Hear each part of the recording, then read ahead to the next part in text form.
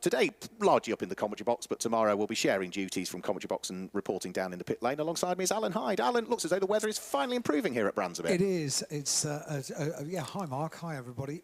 It's been a changeable morning. I think the weather forecast is it's going to be a changeable afternoon and a changeable day tomorrow. But at the moment, we're in one of those rather nice little windows where we've got blue sky that's looking down on certainly the first half of the Brands Indy circuit. The second half is a little bit gloomier over towards the Cooper Straight and the conclusion of the lap. The start of the lap's got blue sky, bit of sunshine, and hopefully, fingers crossed, there's not going to be any rain for a little while. It's a bit blustery. It's not too chilly.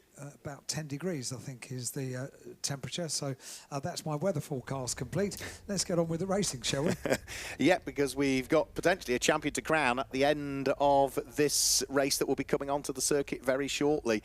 In terms of the championship for the Miata Trophy, there's 50 points for a race win. There's 47 if you're second, 44 if you're third, 42, 40, 38, and so on. It diminishes from there. However, if there are less than 10 starters in the class, which there are for the Mark 1 category, which is Class NA, for the Class NC cars, which are the Mark 3 cars, then we are on full championship points. So whereas the winner of the Mark 1s would only get 40 points because there's less than 10 in that class. We've also got to factor in the fact that we have a qualifying session, but then we also have a super pole session for these. And if you manage to secure pole as a result of that super pole session, you pick up an extra 3 championship points. If you were second, you pick up an extra 2. If you were third, you pick up an extra 1, which means that Declan Lee, who starts from pole position in this one, who is already the championship leader, is now on 477 points coming into this race. Second in the championship is Alex Miller, who did not get through to super pole, so he remains on 415 championship points. So for Alex Miller, he really needs to go well in this race, and he almost needs to, he wouldn't wish it in that respect, but he almost needs to keep his fingers crossed that misfortune goes in the direction of Declan Lee, because he's 62 points adrift in the championship, and if Declan Lee simply adds to the tally reasonably, then he's going to be out of sight even with one race to go. So it's all still to play for in this one. Damp circuit conditions, Alan, we've seen throughout the course of qualifying this morning, which has caught a few cars out, and whilst it has sort of gone from damp back to wet, it's sort of back to damp again now, isn't it? And it's those conditions in the middle that drivers just don't like. They like it either dry or wet, but the bit in the middle is not ideal. It is. Let's have a look at the track and just pop outside the commentary box and have a look at just how much of a dry-ing line appears down on the Brabham Straight. Well, it is a dry-ing line, and it's not raining at the moment, so this is good news. It'd be great if they could have a circuit that was drying out over the entire course of this race, because 20 minutes, it's not that long, but it could be significant as far as getting a much better track by the end of 20 minutes if it doesn't rain. Yep, so they've already had plenty of racing. This is the 11th round of the brand new for 2023 MSVT Trackday's Miata Trophy Championship that's coming up. They started the season here at Brands Hatch, but that was on the Grand Prix circuit on that occasion, and the wins there went the way of Aidan Hills, who is not in the entry list for this weekend. He won both of the races. Then it was on to Anglesey for the next rounds, which were rounds 3 and 4 of the championship, the very picturesque circuit in North Wales. Declan Lee, who starts from pole position, won the first of the races there, and the second of the races there was won by the Miller Motorsport car of John Langridge. Well, John Langridge starts third on the grid for this one at the wheel of the number 5 car. Then it was on to Donington Park for the next 2 races, round 5 and 6 of the championship. Declan Lee again won the first of the races there, so that was his second win of the season at that point after 5 races. And the second race of the weekend was won by Alex Miller, who is the only other driver in mathematically touch for the championship, but say Alex missed out on getting through to Super Pole and has got a 62-point deficit to try and make up, with only, what, 103 available over the course of the weekend, and now there only being 100 of those available. He did win the second of the 2 races there. Then Snetterton, which was in August. Declan Lee won both of the races there, so he clean sweeped both of the races. And last time out, it was Alton Park on the 30th of September, where the first race was won by the man who lives on the doorstep of Alton Park, really, Paul Sheard, who's not present this weekend. Declan Lee finished second, but I think Paul Sheard was in the guest class for that weekend, so Declan Lee might have finished second but picked up the full championship points in reality. And he did win the second of the 2 races overall. So he has, Alan, by far been the most winningest driver over the course of this season, with 4 wins in total, 3 seconds and 2 fifths. He's finished in the top 5 in every single race so far this season. And impressive this morning as well in those mixed conditions that you described during qualifying. We're waiting for the cars to make their way out onto the grid, and we've got a slightly later lunch break today before we have an afternoon of racing and qualifying right at the end of the day. But we've got 3 races before lunch, so we've got this race which we're waiting for to appear on the grid. Then we go to single-seaters. We've got the Formula Ford C this weekend and the Champion of Brands, so we're looking forward to single-seater racing following this opening race of the day, and then a slightly longer race with pit stops for the MSVT Trackday Championship. That's going to be a race over 3/4 of an hour before we get our lunch break. Yep, so the cars now making their way onto the grid. They qualified in similar conditions to they'll be racing in, so there shouldn't be any requirement for anything other than a single formation lap for these cars. And for the Miata Trophy, it is going to be 2 20-minute races that they will have to finish off what's been a brilliant opening season from them. So onto the circuit they will come, and as ever, the marshals doing a grand job of just making sure that they are positioned where they need to be on the grid. So up onto pole position comes the green car of Declan Lee. So he's just slightly forward of his mark. So we should be able to guide you through the full grid then. When they head off on their formation lap, we should quickly be able to rattle through the full grid. So it's a green car that sits on pole position. Michael Nibbs is the sort of darker car, but he's got the red rollover hoop, so that's how you can tell who he is. So let's confirm the grid for you then. Declan Lee starts from pole position, and alongside him is Michael Nibbs. Row 2 of the grid is John Langridge and Aidan Hills, who sits on the outside of row number 2. Row 3 of the grid, we'll see on the inside John Langridge. Row 3 of the grid, we'll see Will Morris line up on row 3 of the grid. And alongside should be Alex Miller. We've only seen the front 2 rows of the grid on our graphic there, so it should be Will Morris and Alex Miller that are there on row number 3. And then row number 4 is Simon Fleet and Drew Fletcher.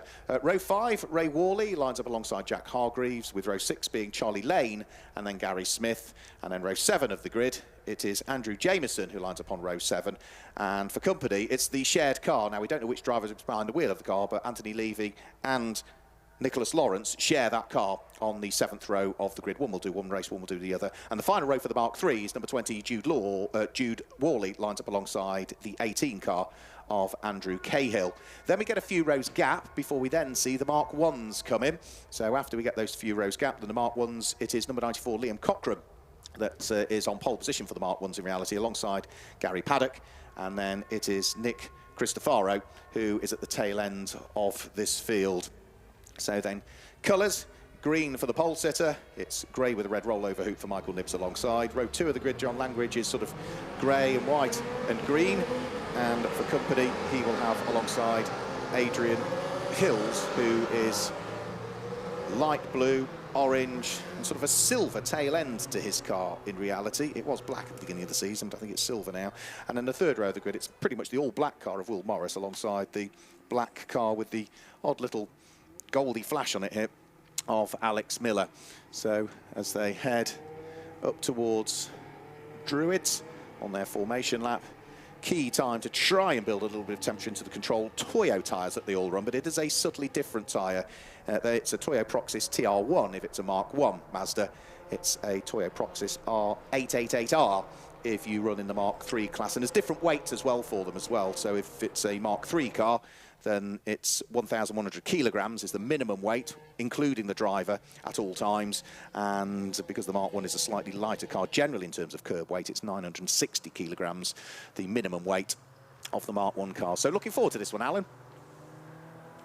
Certainly, and the ultimate meeting of the year for an inaugural season of a championship. It's quite right that we've got full live streaming and we've got quite a few camera angles around the circuit. It's really good news, really good coverage that we've got today to bring you this final meeting of the year as they very, very slowly bring themselves up towards, goodness me, that's quite a wide angle of weaving. I thought Declan Lee was going to spin, if so I'm honest. Yeah. Yeah, sort of weaving halfway and quite aggressively halfway across the track to just get that last little bit of heat into the tyres. I was undecided if it was going to be a spin or a clatter into the side of Michael Nibbs. So he just looked over to Michael Nibbs as if to say, was that a bit close? Yes, it was. Yes, it was rather. So first half a dozen rows are into position. Just waiting for the final couple of rows of the Mark 3s to come into position. And then we just need the Mark 1s of Liam Cochrane, Gary Paddock and Nick Cristofaro to come into position, and then we're good to go. Nick Cristofaro is a Mark 3, but he's running in the guest class. He goes to the very back of the field. So 20 minutes are on the clock. Round 11 of the 2023 Miata Trophy is about to get going here at Brands Hatch, because we are going to see the 5-second board held aloft. The red lights are already on, and on a damp circuit, who's going to counter the wheel spin when the lights go out? It looks as though it's a terrible start from pole position from Declan Lee. Michael Nibbs is going to lead the pack away, and a brilliant start from John Langridge from the second row of the grid. Start. Yeah, absolutely the best start. Got all the traction. Everything was absolutely right. Brilliant off the line and brilliant into Paddock Hill Bend. However, he started third, he's fourth now, so it didn't quite work for him in the end. It's quite perplexing, really. So in towards the braking area, it looks as though Declan Lee is second at the moment. Michael Nibbs is leading the way, but then Declan Lee runs out a little bit wide coming out of Druids, which allows Aidan Hills in the number 8 car to squeeze his way up into second place, and Declan Lee is down into third, remember, our championship leader at the moment. There goes number 5 down the straight as well, which is John Langridge, the fast starting car, losing a place, which is very counterintuitive. And have we had a change for the lead? Well, we tried to. Aidan Hills went to try and grab the lead of the race from Michael Nibbs, and if anything now he puts himself under pressure, and he might drop down from second to third as Declan Lee tries to squeeze his way through.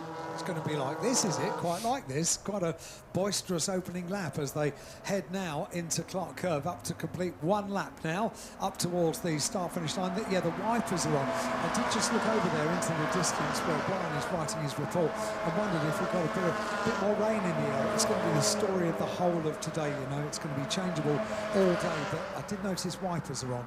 Yep, so it does look as though, a few more spots of rain on the and you can camera. see the spray already, can't you, in the cars? So that, again, it's a case of trying to seek out corner by corner, lap by lap, where the grip is, because the circuit is evolving. The conditions are deteriorating now as they charge their way downhill and in towards the braking area for Graham Hill Bend. Just wondering if our journalist that stands outside, Brian, has got a waterproof head, because it looks as if it's raining over the Cooper Straight, but not necessarily over here.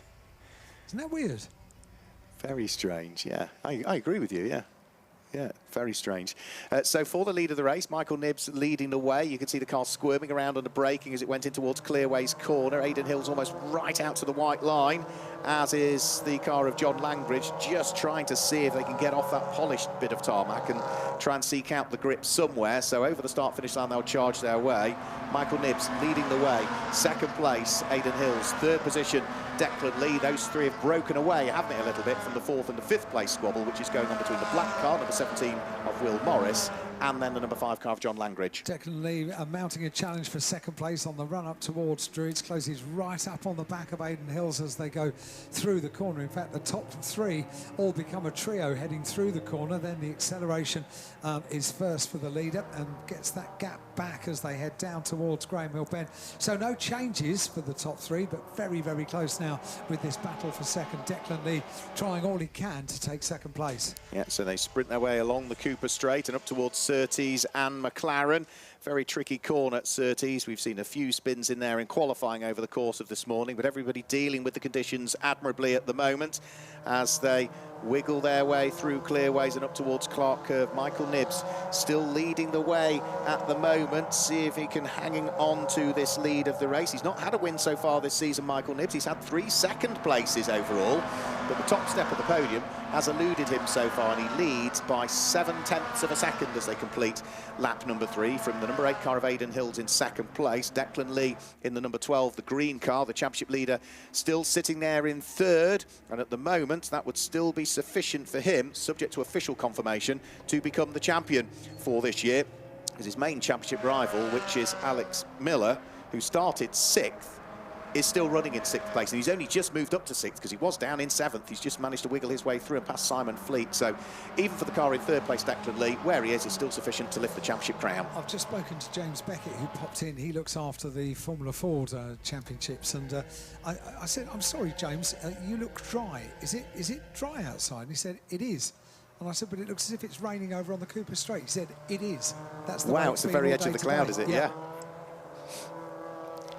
So Simon Fleet pushing hard in 7th place at the wheel of his light blue and Dayglow pink machine. Over the start-finish line, though, come what is now an ever-extended margin. So it was 0.7 of a second, Michael Nibbs back to Aidan Hills. It's now come out to 1.2 seconds as Michael Nibbs sets the fastest lap of the race that we've seen so far. 1 minute 4.863 from Michael Nibbs. This is exactly what he needs. He's got the break on those behind, Alan, but it does look as though that cloud has just blown over this way a little bit. It is now raining on the Cooper Straight. Yeah, Brian has gone inside. He's gone down the steps. So what a weird thing to be right on the edge of the rain. Not just weird for us to watch, but for the drivers on the circuit. They come onto the Brabham Straight, they complete Clearways and Clark Curve, and it's not raining. In fact, you can see it's quite dry down on the tarmac in certain areas, and then they head up towards Druids. From that part of the circuit onwards, it's raining. What a peculiar thing. Very strange, very strange. The UK weather has been that all summer, hasn't it, really? We ought to pick up on who's leading. Summer? There was. If you blinked, you missed it, okay. That was for sure. We ought to pick up on who was leading the Mark 1s as well. It is the number 94 car of Liam Cochrane, just to pick up on that leads the Mark 1s. But for what is going to be 4th and 5th position, together up towards Paddock Hill Bend, still trying to hang on to the place is the all-black car of Will Morris, who takes a big wide sweep across the nose of John Langridge heading round through Paddock Hill Bend. Has to be careful that he doesn't run too far out wide. As soon as he hit that wet painted curb, Alan, you could see the tail end of the number 17 car there was already struggling with grip. Yeah, and they need to be extremely cautious on that half of the circuit, pretty much from the bottom of Paddock Hill Bend on the run up Hellwood Hill towards Druids and all the way back to the exit of Clearways. That's where it's really, really slippy. And another point as well, you just saw a good picture of that if you're watching the live stream. Avoid the curbs. It's going to unsettle the car massively and potentially throw you into a spin. Look at this, the battle for second place still rages, doesn't it? So too do the windscreen wipers. Absolutely. Aidan Hill still trying to palm away the aspirations of the number 12 car of Declan Lee. A few times I've seen the cars under power just squirming around, and yeah, lots of arm twirling to try and keep the car under his spell there, Declan Lee, who last time through set the fastest lap of the race, 1 minute 4.299. He can't better that this time through, but that could be important again because he runs in 3rd place. He is the championship leader. He'd pick up 44 points for 3rd, and he might be through into 2nd here as Aidan Hills makes a mistake at Paddock Hill Bend. He's got the inside line. He's through. Can he get the car stopped and turned in? Yes, he can. So that would give him 47 points now, plus the extra point for fastest lap, 48, which would see him more than enough to secure the championship in this race. Is that the masterclass in being so close to the back of another car that you just force the tiniest of errors, and that's all you need to let the door open to take a place. So really well done for Declan Lee. 2nd place secured. Can he now pull away from Aidan Lee's and close up on the back of the race leader Michael Nibbs? Yeah, they've got traffic to deal with in the meantime, so they dive one way and dive the other on Andrew Cahill. Hello. And that is the opportunity, possibly, to try and work his way through and past. There's another car that they need to deal with as well. So the traffic coming into play there as they go past Jude Worley. And now they've got the Mark 1s to deal with, which is Gary Paddock's car.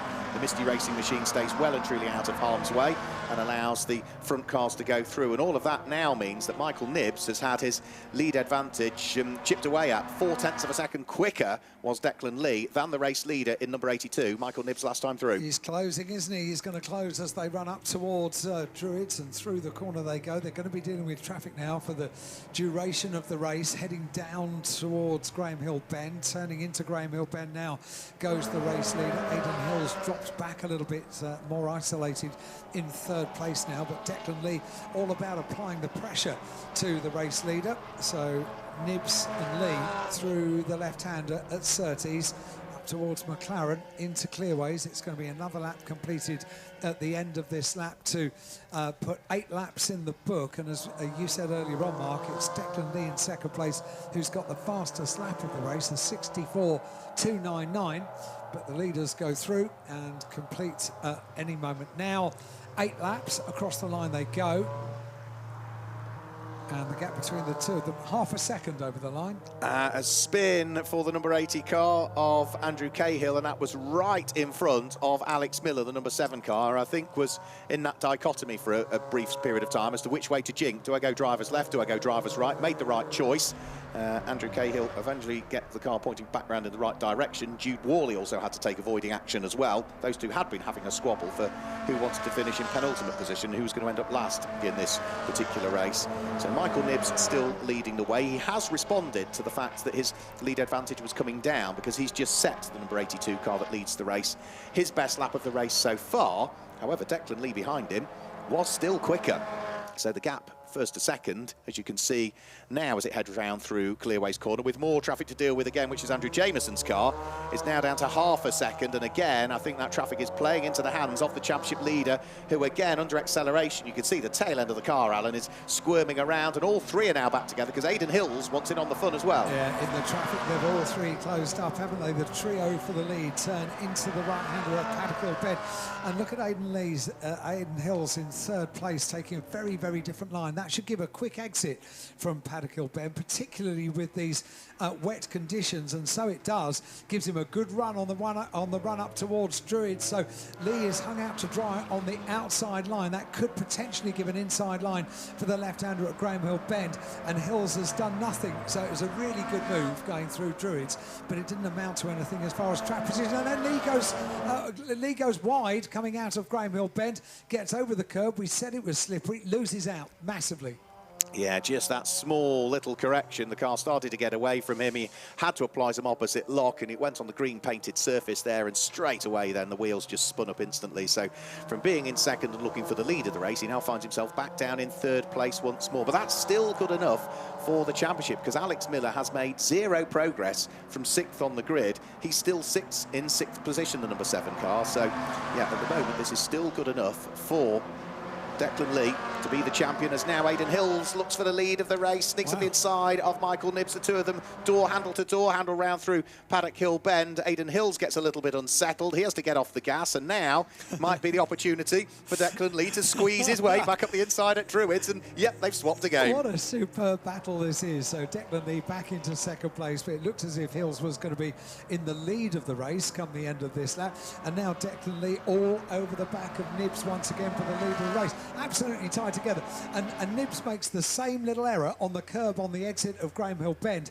as Lee did on the previous lap. So advantage now Declan Lee. Yeah, absolutely. Is he going to be able to hang on to it though? Yes, he does. He was third over the start-finish line. He's now leading the race 3/4 of a lap later. Still 8 minutes to go. Still more traffic up the road as well that we'll need dealing with before too much longer. So I think there's a twist or two still in the tail of this one. And that next car that they're going to come up against, is it Simon Fleet maybe? Is that the next of the cars that they're going to come up against? So they go over the start-finish line? No, I don't think it is. I think it's the Anthony Levy and Nicholas Lawrence shared car is the next back marker to deal with. Declan Lee has got an advantage already, having got into the lead for the first time during this race. Now the battle rages for second place. He's been able to get himself a little bit of an advantage, which he's going to need in the traffic, because then he can pick his place to get past. It's past the number 15 car, so the 15 car at Druids gets neatly out the way and allows him through.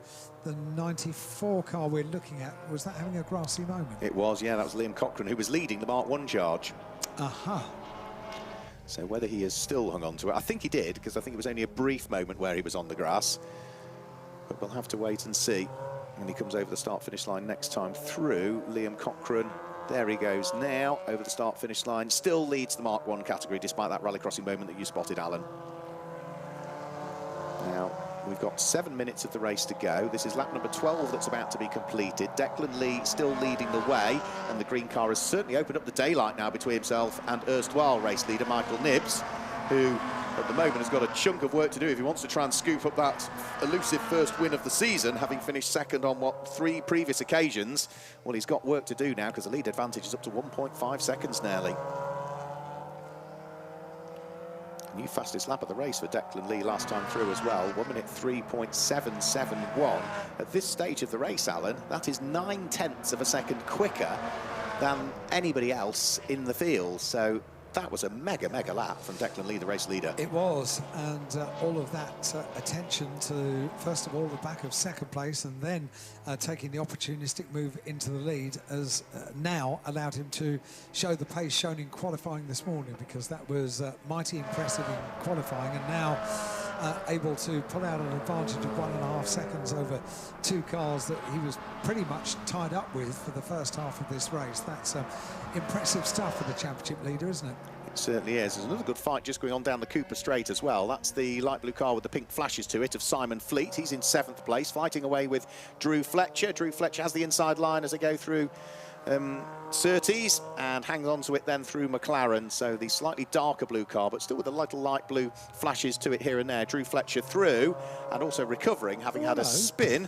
Andrew Jameson. Yeah, gets back on the circuit, just appears into view as we continue to watch the battle between the two of them. Meanwhile, the race leader has been across the line and further substantiated the advantage, 1.561 of a second, the advantage for Declan Lee over Nibbs, and still with the close attentions of Aidan Hills just behind, 2/10 separated the two of them. At the end of 13 laps now, Mark, completed, and 5 minutes remain. Yeah, I need to keep an eye on what's going on for second and third as well, because Michael Nibbs and Aidan Hills still aren't that far away from each other fighting over the final 2 podium spots. They've also got some more traffic to deal with, which will be Jude Worley's car that they're going to meet just as they get onto the Brabham Straight. So through and past it goes the number 82 car of Michael Nibbs, followed shortly thereafter by Aidan Hills. So there's still just 0.6 of a second separating second from third in this race. More traffic to deal with will be the Gary Paddock Misty Racing Mark 1, which they carve their way past on the run up in towards the braking area for Druids Corner. So they are still locked together. And if they squabble, Alan, it's just going to further play into the hands of our race leader, Declan Lee, who is already 2 seconds clear anyway. It totally will, and it's the battle for second place that's allowed that to happen, in combination with the raw pace that Declan Lee has been showing so far today in the changeable conditions on the Brands Hatch Indy circuit. He's been pretty impressive in qualifying and pretty impressive now in the lead of the race as well, consolidating that advantage. 2 seconds at the end of 14 laps, and this the battle for second place, with the erstwhile race leader Nibbs leading from Hills, but only just 0.2 of a second between the two of them on the last but 1 lap, and 0.6 of a second between the two of them on that last lap. So once we've gone through the top 3, it's still John Langridge who sits there in 4th place, a number 5 car. Then it's 17 Will Morris who's in 5th place, and 6th is completed by Alex Miller at the moment. Another spin, and that looked as though Andrew Cahill again, that's the second time he's spun at that part of the circuit. He had a spin there earlier on, didn't he, right in front of the front runners. He spun very much on his own with nobody around him this time through, but recovers.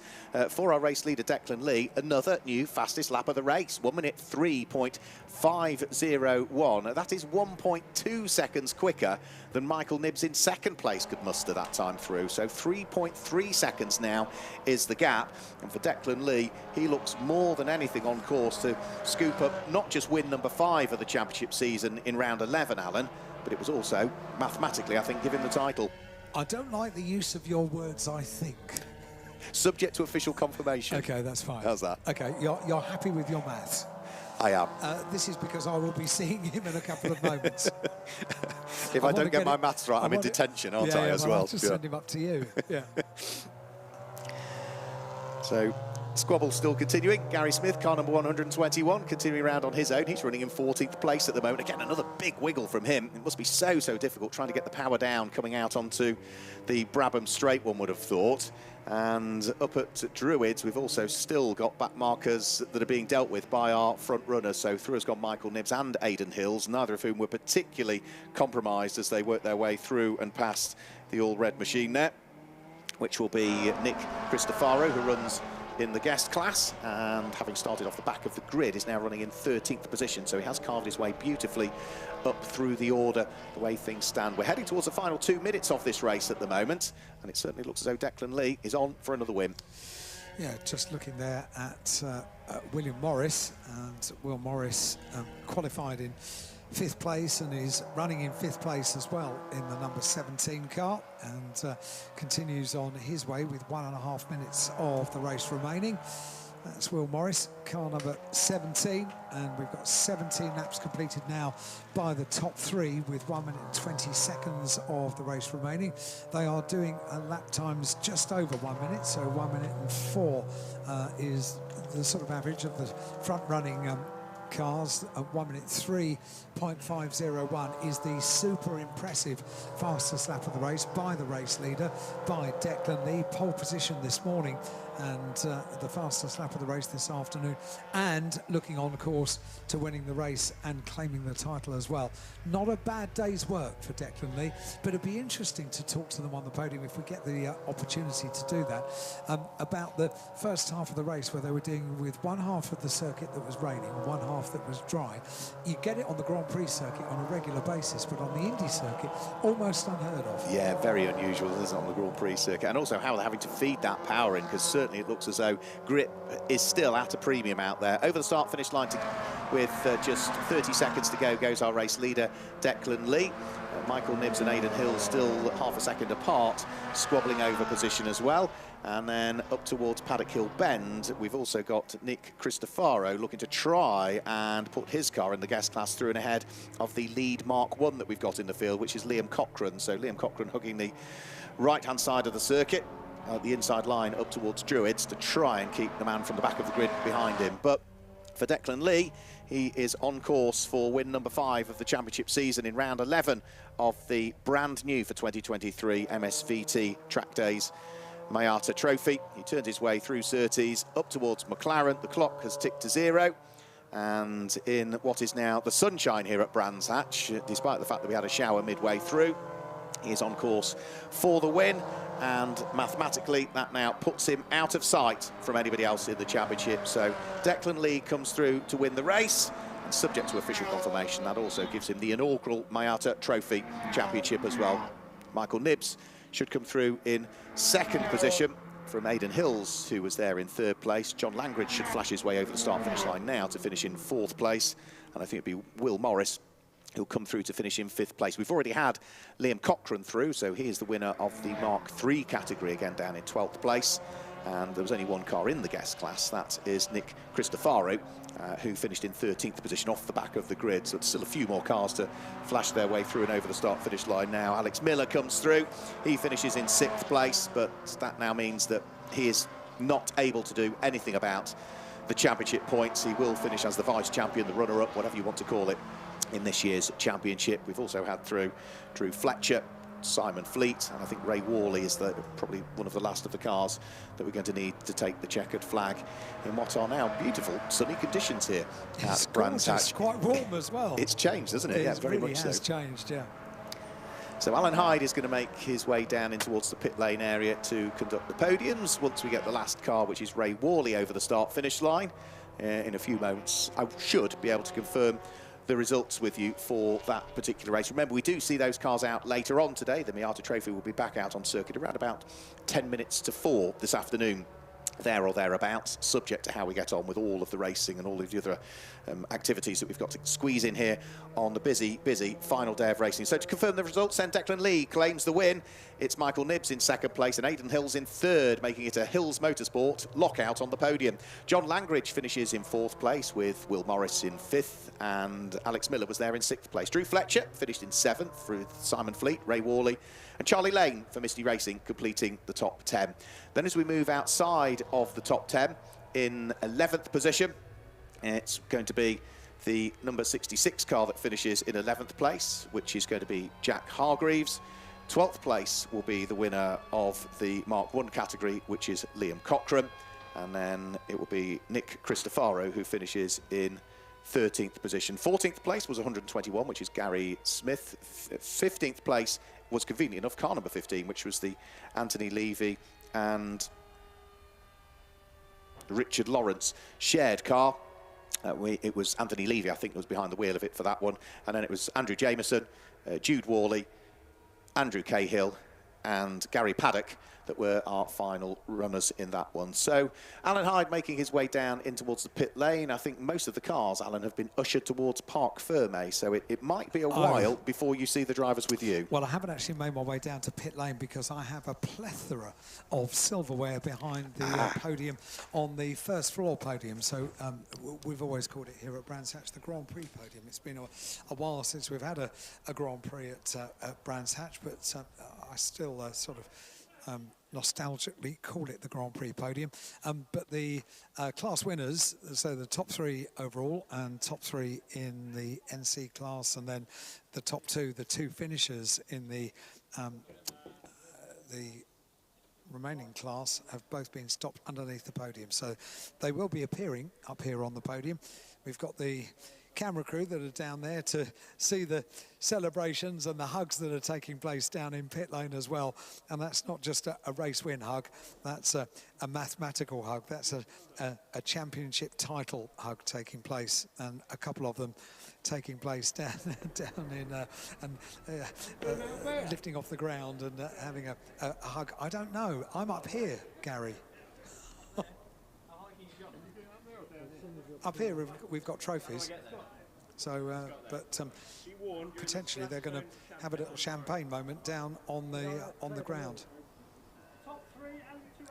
Top 3 and the 2 NAs, yeah, would be great. So we are going to enjoy the moment up on the podium. And even if I'm in the wrong place, if you say confidently enough that you're in the right place, then everyone else will come. And that's the plan. And they are going to come up. And, well, the clue was the fact all the silverware is here. We'll only need 2 in the NA class for Cochrane and Paddock, and then the overall top 3 as well. So Gary Paddock and Liam Cochrane, having been stopped down in the Parc Fermé area, which is just underneath the podium, and the top 3 as well, Aidan Hills, Michael Nibbs, and the winner, Declan Lee. And Declan has got a bottle of bubbly, and he'll be celebrating in a couple of moments as the television crew, they make their way up towards the backstage area. Declan Lee is still, have you taken the cork out of the bottle? No, well, it's a nice bottle. Are you sure you want to spray? Warn people of the splash zone down below the podium. It's open your mouth because it's nice champagne. That was quite a celebration you had down there. Tell me about the start of the race, because that was a little bit peculiar when half of the circuit was wet, half the circuit was dry. That's right, and unfortunately for me, the wet part of the circuit was actually where you start from. And if you're on P1, if you've raced at Brands Hatch, you'll know you're on an incline, so it's tricky. So I thought I was going to fall back a few places, and I thought I might try and keep in 3rd, but then my mind just said, come on, let's win this, we can do this, and I went for it, and here we are. Carry on this conversation in a couple of moments, because we need to have our podium. Are we going to do the... first of all, the NA class, we're going to get the 2 onto the podium. So, in reverse order, in 2nd place, Gary Paddock onto the podium, please. Gary, well done. Many congratulations. We've got 2 trophies in the class to present, and they're making their way out onto the podium. And to the winner in the category, Liam Cochrane. Well done, Liam. Congratulations onto the podium, silverware in hand, and the 2 of them take the class podium and will pose for the cameras, and the television cameras down there as well. That's our first category podium. Thank you, guys. If you want to make your way back here and posing for the cameras, they are, and then we'll dress the podium and get it ready for the overall top 3, and of course top 3 in their category as well, that we will get onto the podium in 3rd place. And a great battle led the race as well. 3rd place, Aidan Hills. Well done, Aidan. Congratulations onto the 3rd step of the podium and receiving the award on the 2nd step of the podium to Michael Nibbs. Well done, Michael. Again, great battle between the 3 of them. But on the top step of the podium, and mathematically already spraying the champagne. Well done to Declan Lee. He makes his way onto the podium, smiling away. He's not letting go of that bottle of champagne, is he? Absolutely determined that he's going to enjoy this moment on the podium. All 3 of them pose on their individual podium step. He can't wait to get the cork out the bottle, can he? Okay, well, we're going to go away then, because it's going to be a champagne moment on the podium, and hopefully a big cheer down in pit lane for the champagne celebration. And both Michael and Aidan taking evasive action. And I think that's a very wise decision, as I'm going to carry on my conversation with Declan, who has now had a swig of the champagne, and that tastes sweet, I guess. It does. I would also like to clarify for everyone else, I'm not doing race 2, so that's why I'm having a drink. No. Absolutely fine, and fully understood. You've got a bit left as well. I do. If I can interest anyone, they can find me in box P13. I just want to thank mainly my parents for getting here. They've been looking after the sponsors and just doing everything to get me on the grid. Supplying the champagne? Well, actually, the champagne's been supplied by many people. So Alan Baldwin of many people, Ashley have all supplied champagne for me, which is very nice of them. And mainly Covers as well for getting me on the grid for 2024, and hopefully a couple of other partners too. How determined were you to take the title with a race win? Well, there's this feeling, when you put on the helmet, you don't worry about anything else. Life doesn't really matter. What matters is being at the front, and you just get this drive, which is only racing drivers will be able to tell you what it's like. It's fantastic. Aiden knows it, we all know it. Thanks to Hills Motorsport for getting me here, and I couldn't have done it without all of the team effort. Absolutely superb, Declan. Many congratulations. Go and enjoy the moment. I certainly will. Thank you very much. Thank you. Go, Declan Lee, everybody, on the top step of the podium and claiming the title. Thank you, Alan. So we've got another race coming up for you that's already on the grid, and it's about to very shortly head off on its formation lap, the United Formula Ford Championship, featuring the champion of Brands. So as they head off on their formation lap, should be able to guide you through the grid and the way that they line up for the first of their 2 races over the course of the day. And we'll also give you an idea as to what's happening with the champion of Brands points as well. So the cars head around the circuit. Lucas Romanek starts from pole position, number 73 car, and alongside is 16, which is Jacob Toffs. Row 2 of the grid is 40. That's Andrew Rackstraw, and number 2, Ben Powney. He has for company on row number 2. Row 3 of the grid, on the inside of the 3rd row of the grid, it's the number 17 car of Neil Toffs alongside 27, which is Sean Macklin. And row 4 of the grid, it's number 13, Simon Pruce, and 4, which is Mark Adkins. The next row of the grid sees number 19, Innes Hickman, line up alongside car number 52, which is actually being driven by Richard Earle, not as it says there on the graphic. And the final row of the grid is number 7, which is Matthew Smith, who sits there at the tail end of the field on his own. So in terms of the United Formula Ford Championship, that is already resolved in favour of Lucas Romanek, who has already stitched up that title quite substantively. And in terms of the champion of Brands and the point scoring there, coming into this one, Rory Smith, who is an absentee this weekend, is leading the championship on 14 points in the champion of Brands running for those races that form part of the United Formula Ford Championship but are only here at Brands Hatch. Lucas Romanek is second, but the drivers that are jointly in 3rd are not here, so we can discount them, which means that you have to look all the way down then to 6th place, Richard Earle, who is on 9 championship points coming into this one. So for Lucas Romanek, he is pretty much, as long as he has a reasonable day, pretty much secured, surely, with scooping up not just the United Formula Ford Championship title, but also the champion of Brands title that goes with it as well. So in terms of colours, it's black with little bits of white and red flashes to it. Lucas Romanek, the Van Diemen JL13 that sits on pole position, the Medina, the blue and yellow car of Jacob Toffs sits alongside.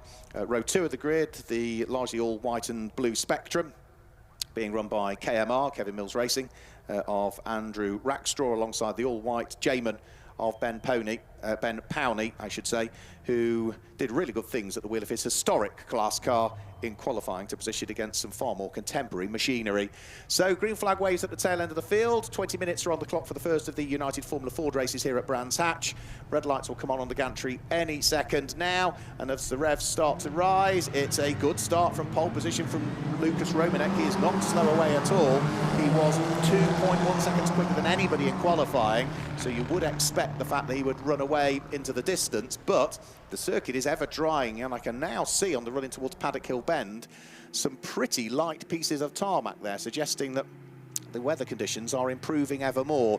The difficulty they'll have, though, is that because of the gradient of the circuit, the undulations, when they get down towards Graham Hill Bend, that being the lowest point of the circuit, that's going to take the longest to dry as things currently stand. So sweeping our way through that point of the circuit now, it is Jacob Toffs in 2nd place, Andrew Rackstraw in 3rd, and as we expected, Lucas Romanek, who was so dominant in qualifying, Alan Hyde, he is already starting to gap those behind. Yeah, when you say so dominant, it was a class of his own, really, wasn't it? hasn't it, during qualifying, which has been a little bit of the story of the year, hasn't it? Very, very impressive year for Lucas Romanek, car number 73.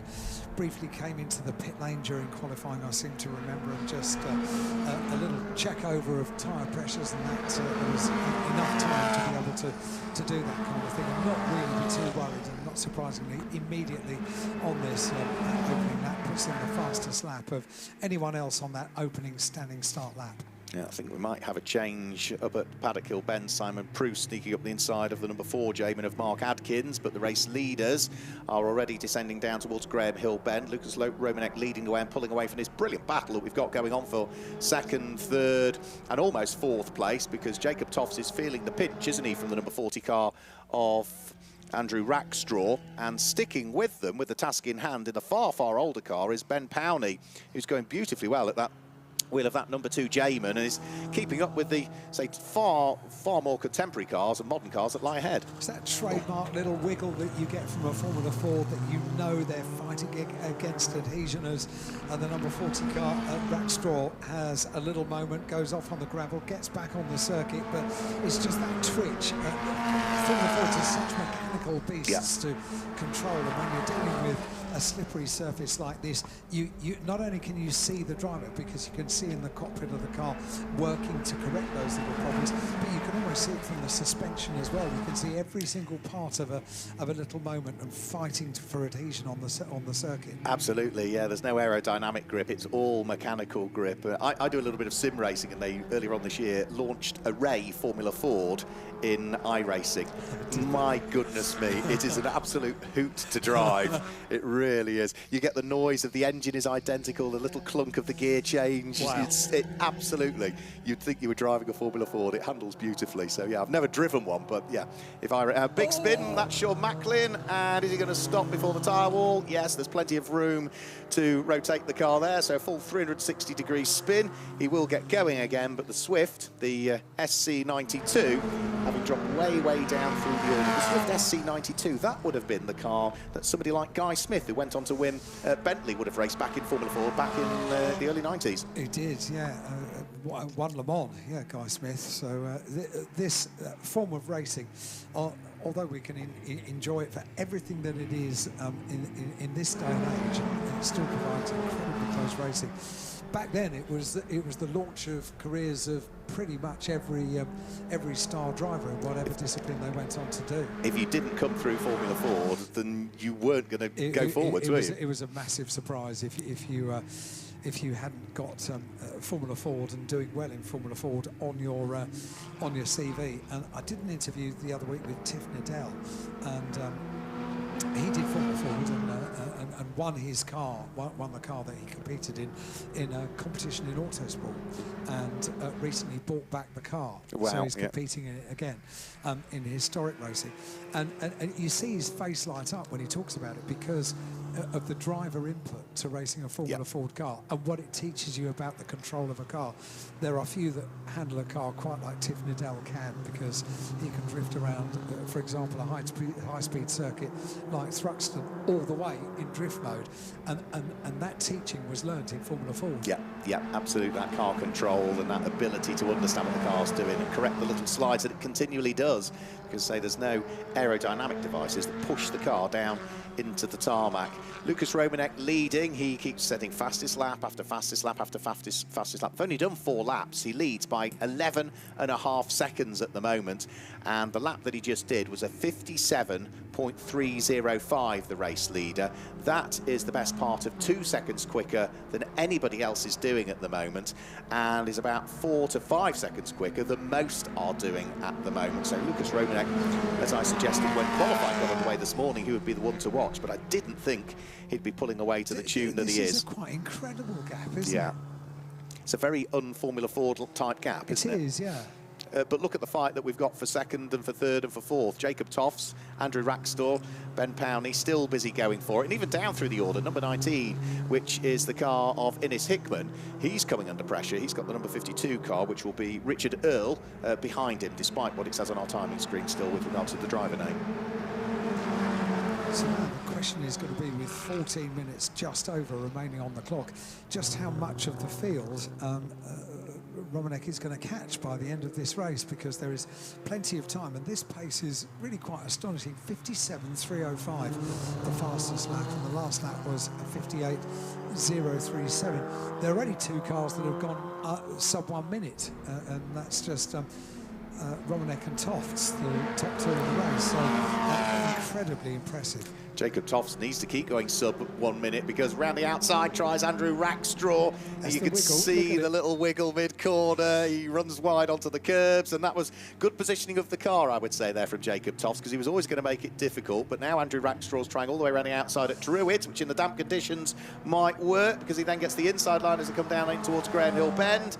And with lots of patience and plenty of hard work, Andrew Rackstraw is finally through and up into second place. Jacob Tofts in the number 16 car is down to third. Determination pays off. Yeah, if you can hold that outside line all the way around Druids, and then be brave enough to hold it on the exit of Druids, it does give the inside line to Graham Hill, doesn't it? It's easier to do in a single-seater, because you're less likely to get pushed wide because of wheel entanglement, whereas in a saloon car you would just usher the car to the outside, wide and onto the curbs. You can't afford to do that in a single-seater. And wheel entanglement is so vulnerable, isn't it, on a Formula Ford car. And look, he's still staying with them. Really impressed with the pace that the Jamin of Ben Powney is showing here. That's the number 2 car that sits there in 4th place, albeit he met the back marker in the wrong place there and couldn't quite get through and past Matthew Smith's Van Diemen. So the number 2 car losing a little bit of ground to the Spectrum and the Medina. Is this a gorgeous autumnal day we've now got, because we've got sunshine all the way around the circuit, and look down towards Graham Hill Bend just out of the commentary box window, and it is not just a drying line but a dry line around the corner. Yeah, absolutely. So that is going to work beautifully well for them, and it will just continue to dry ever more. So over the start-finish line shortly will come our race leader. Lucas Romanek goes through. That was a 59.5 from him on that occasion. Very impressive, that. So Lucas Romanek continues to lead. 8 laps completed now. Last lap was a 59.5, and the best lap is a 57.2. So not just consolidating the advantage, but also controlling it as well. With a gap like that, you can afford to not take too many chances. See the dry line as the number 2 car in 4th place of Powney. Ben Powney makes his way around the corner. You can see the dry line heading round Paddock Hill Bend up towards Druids. They go a bit damper there. It's in the shade of the trees up at Druids, down the hill towards Graham Hill Bend, turning into the left-hander at Graham Hill Bend, avoiding the curbs. That's still damp, that's still wet. Looking at the car of Jacob Tofts in 3rd place, and that is the battle for 9th place. Yeah, battles all the way down through the order. The only one that doesn't really have anybody to play with is Lucas Romanek, because he is so dominant in... Well, he's only got himself to blame. He has. He's just too good. That's the problem. 57.214 being his best lap of the race. Up towards Paddock Hill Bend goes another of those fights that we're talking about, which is the car of Mark Adkins, who is busy fighting away, looking to see if he can manage to get himself back through and ahead of Richard Earl. Has a quick little nibble on the run in towards the braking area for Druids, but it's still the Van Diemen at the moment, the number 52 car that leads the Jamin. It's scary to think, isn't it? You think about the age of these cars there. You know, the car of Mark Adkins, the Jamin M92, it's 30 years old, Alan, now. It doesn't seem like 5 minutes ago, does it, since they were modern? Well, so that's more of a reflection on you and I, I'm afraid. But it does. When I watch Formula Fords and racing at Brands Hatch, Formula Ford festivals of the 1980s and 90s feel very, very recent history, and of course they are not, and particularly when you've got a car that is all liveried up in Duckham's livery. It's very simple to think that. There's no motor racing circuit like that though, because the furniture and the layout pretty much stays the same. So you can remember 20 years ago, 30 years ago, sitting there at Paddock Hill Bend and watching this thing happen or that thing happen.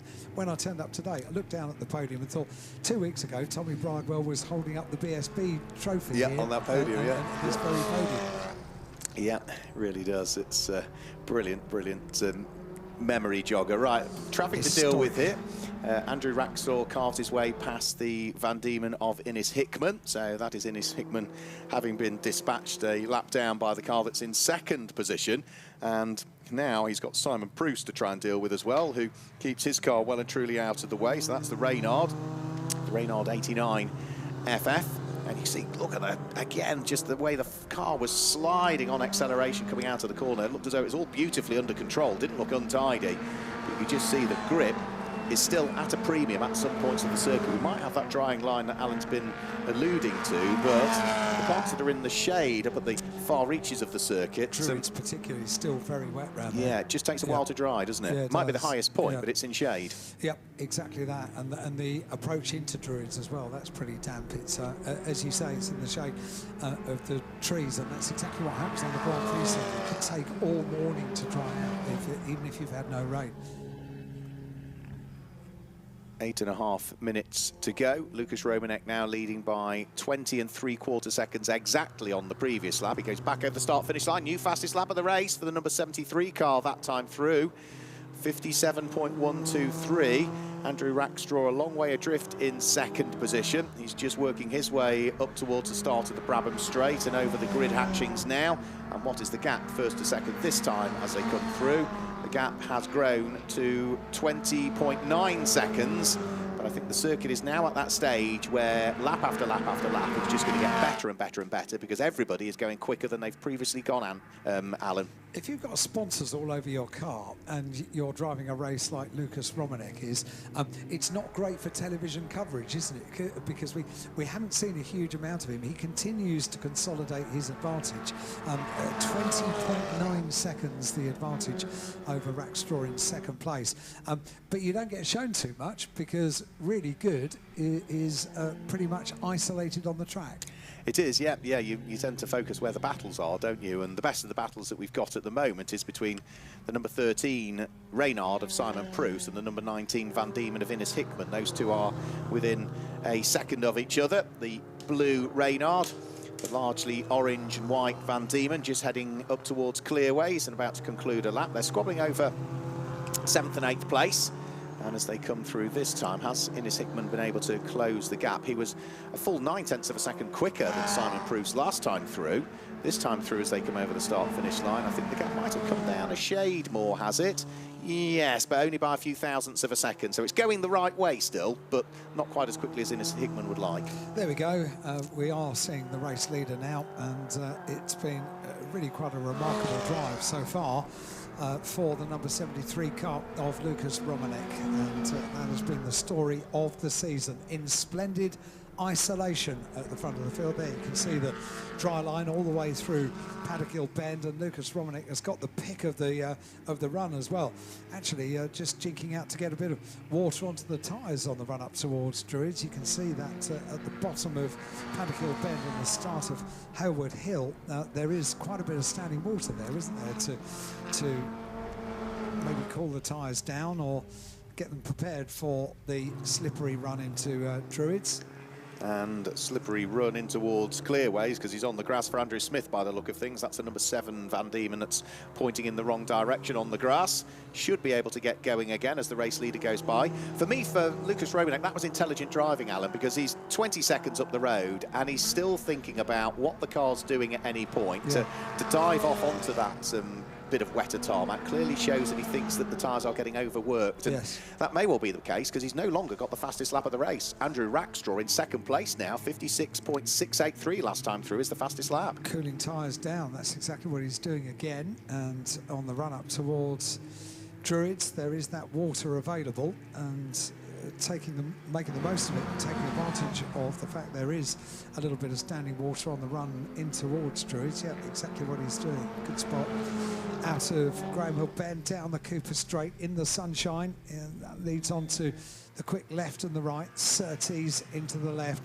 It's quite an exhilarating part of the circuit in any bit of machinery, that change of direction into McLaren, immediately onto Clearways, slightly greater change of direction, Clark Curve, and the conclusion of another lap. There's traffic to be dealt with, but with an advantage of 20, almost 21 seconds. You can really pick your point and look after the tyres as well. Yeah, I think it's Neil Tofts that he's going to want to try and dive his way through. He deals with one of the back markers. He's still got Neil Tofts to deal with, I think, on the exit of Paddock Hill Bend, and comfortably he's able to squeeze his way through, and equally as much the way he overtakes it means he puts himself on that wetter piece of tarmac anyway, which he would have headed to. Now it clearly has worked, Lucas Romanek, cooling those tyres down, because they've come back to him again, and all of a sudden now he's popped in the fastest lap of the race. The lap that was just completed by the number 73 car that leads was a 56.306, so with 4 minutes to go, that's another new fastest lap of the race. We've still got the good fight also going on for 7th and for 8th position.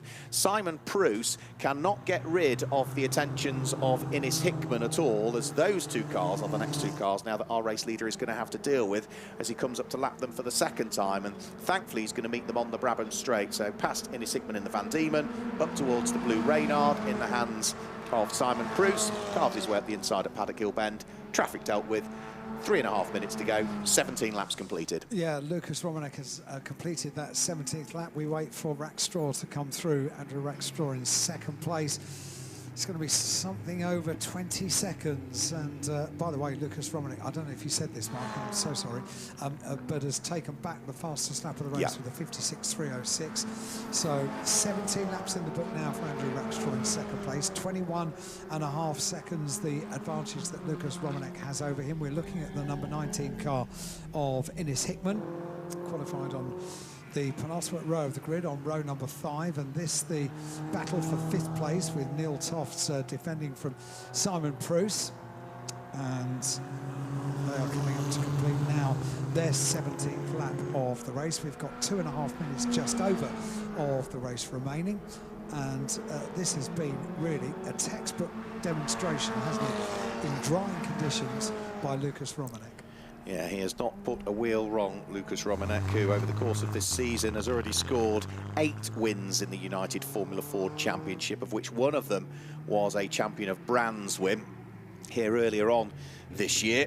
The Formula Ford Championship started at Donington Park, Silverstone, Snetterton. Its first Brands visit was here on the 2nd of July, and then it went to Snetterton, Alton, and then the final 2 race meetings, both on the 17th of September and this one here, both back here at Brands on the Indy circuit. So 3 race meetings out of the 7 are here at Brands Hatch, and those are the ones that count towards the Champion of Brands. All of them together count towards the United Formula Ford Championship. Still this good fight going on between Simon Pruce. The Blue Reynard has not as yet allowed any opportunity for Innes Hickman in the number 19 Van Diemen to wiggle its way through.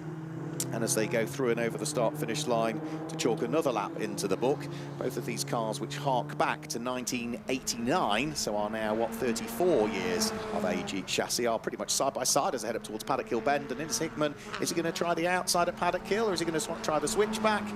He tries the outside going in, but can't manage the switchback on the way out. The order remains the same.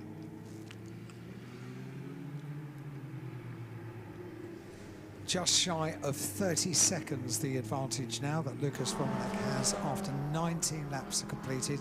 So the gap between first and second between Romanek and Rackstraw, 29.145 seconds. We will have a podium. Trophies are standing by. We'll get a chance to speak to Lucas about maintaining the tyres, keeping everything absolutely in tip-top shape. But this has been a great performance, not only in qualifying this morning, taking pole position with a 1:00.242 around the Brands Indy circuit, but going sub 1 minute in the race, and getting the fastest lap at the 56.306, and with an advantage of 30 seconds. We've got 26 seconds remaining on the clock until the checker flag comes out, and quite rightly we are now focusing on the race leader, and Lucas Romanek has had a quite superb race. He really has. It has been, as you alluded to earlier on, an absolute textbook race. He did ease his pace off a little bit midway through the race, but other than that, there's not been any hint at all of even a slide from the car. Beautifully controlled race from Lucas Romanek in conditions which will have changed as well. You know, the circuit was damp to start with. It's pretty much dry now all the way around, but Lucas Romanek is on course for win number 9 of the season in the United Formula Ford Championship, win number 2 of his career here this season at Brands Hatch in the Champion of Brands. So Lucas Romanek claims the win and sets the fastest lap of the race on the very final lap as well, a 56.1 second lap. Who is going to finish in 7th and 8th place, because they've had a race-long battle. It does look as though Simon Pruce at the wheel of number 13 Reynard is still going to hang on to it on the charge to the line.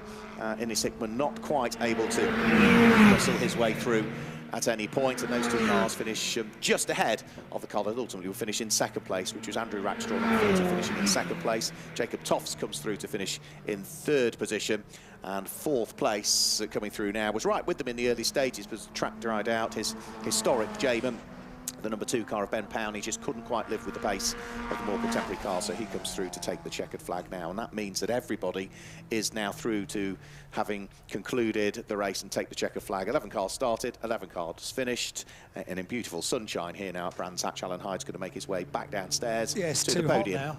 I've got winter clothes on, it's way too hot. Let me guide you through confirm the results then. Lucas Romanek concludes the win and claims the win with 21 laps completed. Andrew Rackstraw was in 2nd place and Jacob Toffs was there in 3rd place. Ben Powney was 4th, ahead of Neil Toffs, who was there in 5th place. Sean Macklin and Simon Pruce had a good battle actually for what was 6th and 7th in the early stages, but then Simon Pruce, who finished 7th, was then involved with that battle for Innes Hickman for the tail end of the race, who finished in 8th place. 9th place, it says it's Noah Allaire, but it's not. It is going to be Richard Earle that finishes in 9th place. That's a gremlin in the timing system rather than our graphics. And Mark Adkins finishes in 10th place, with then the only car that finished just outside of the top 10 was Matthew Smith. So that gives you the results then for the first of our United Formula Ford Championship races featuring the Champion of Brands. They will be back out on circuit and on our live stream again at around about 3:15 this afternoon. But we've got another podium to slot in a few moments. You can see the cars and the drivers are down there in the pit lane,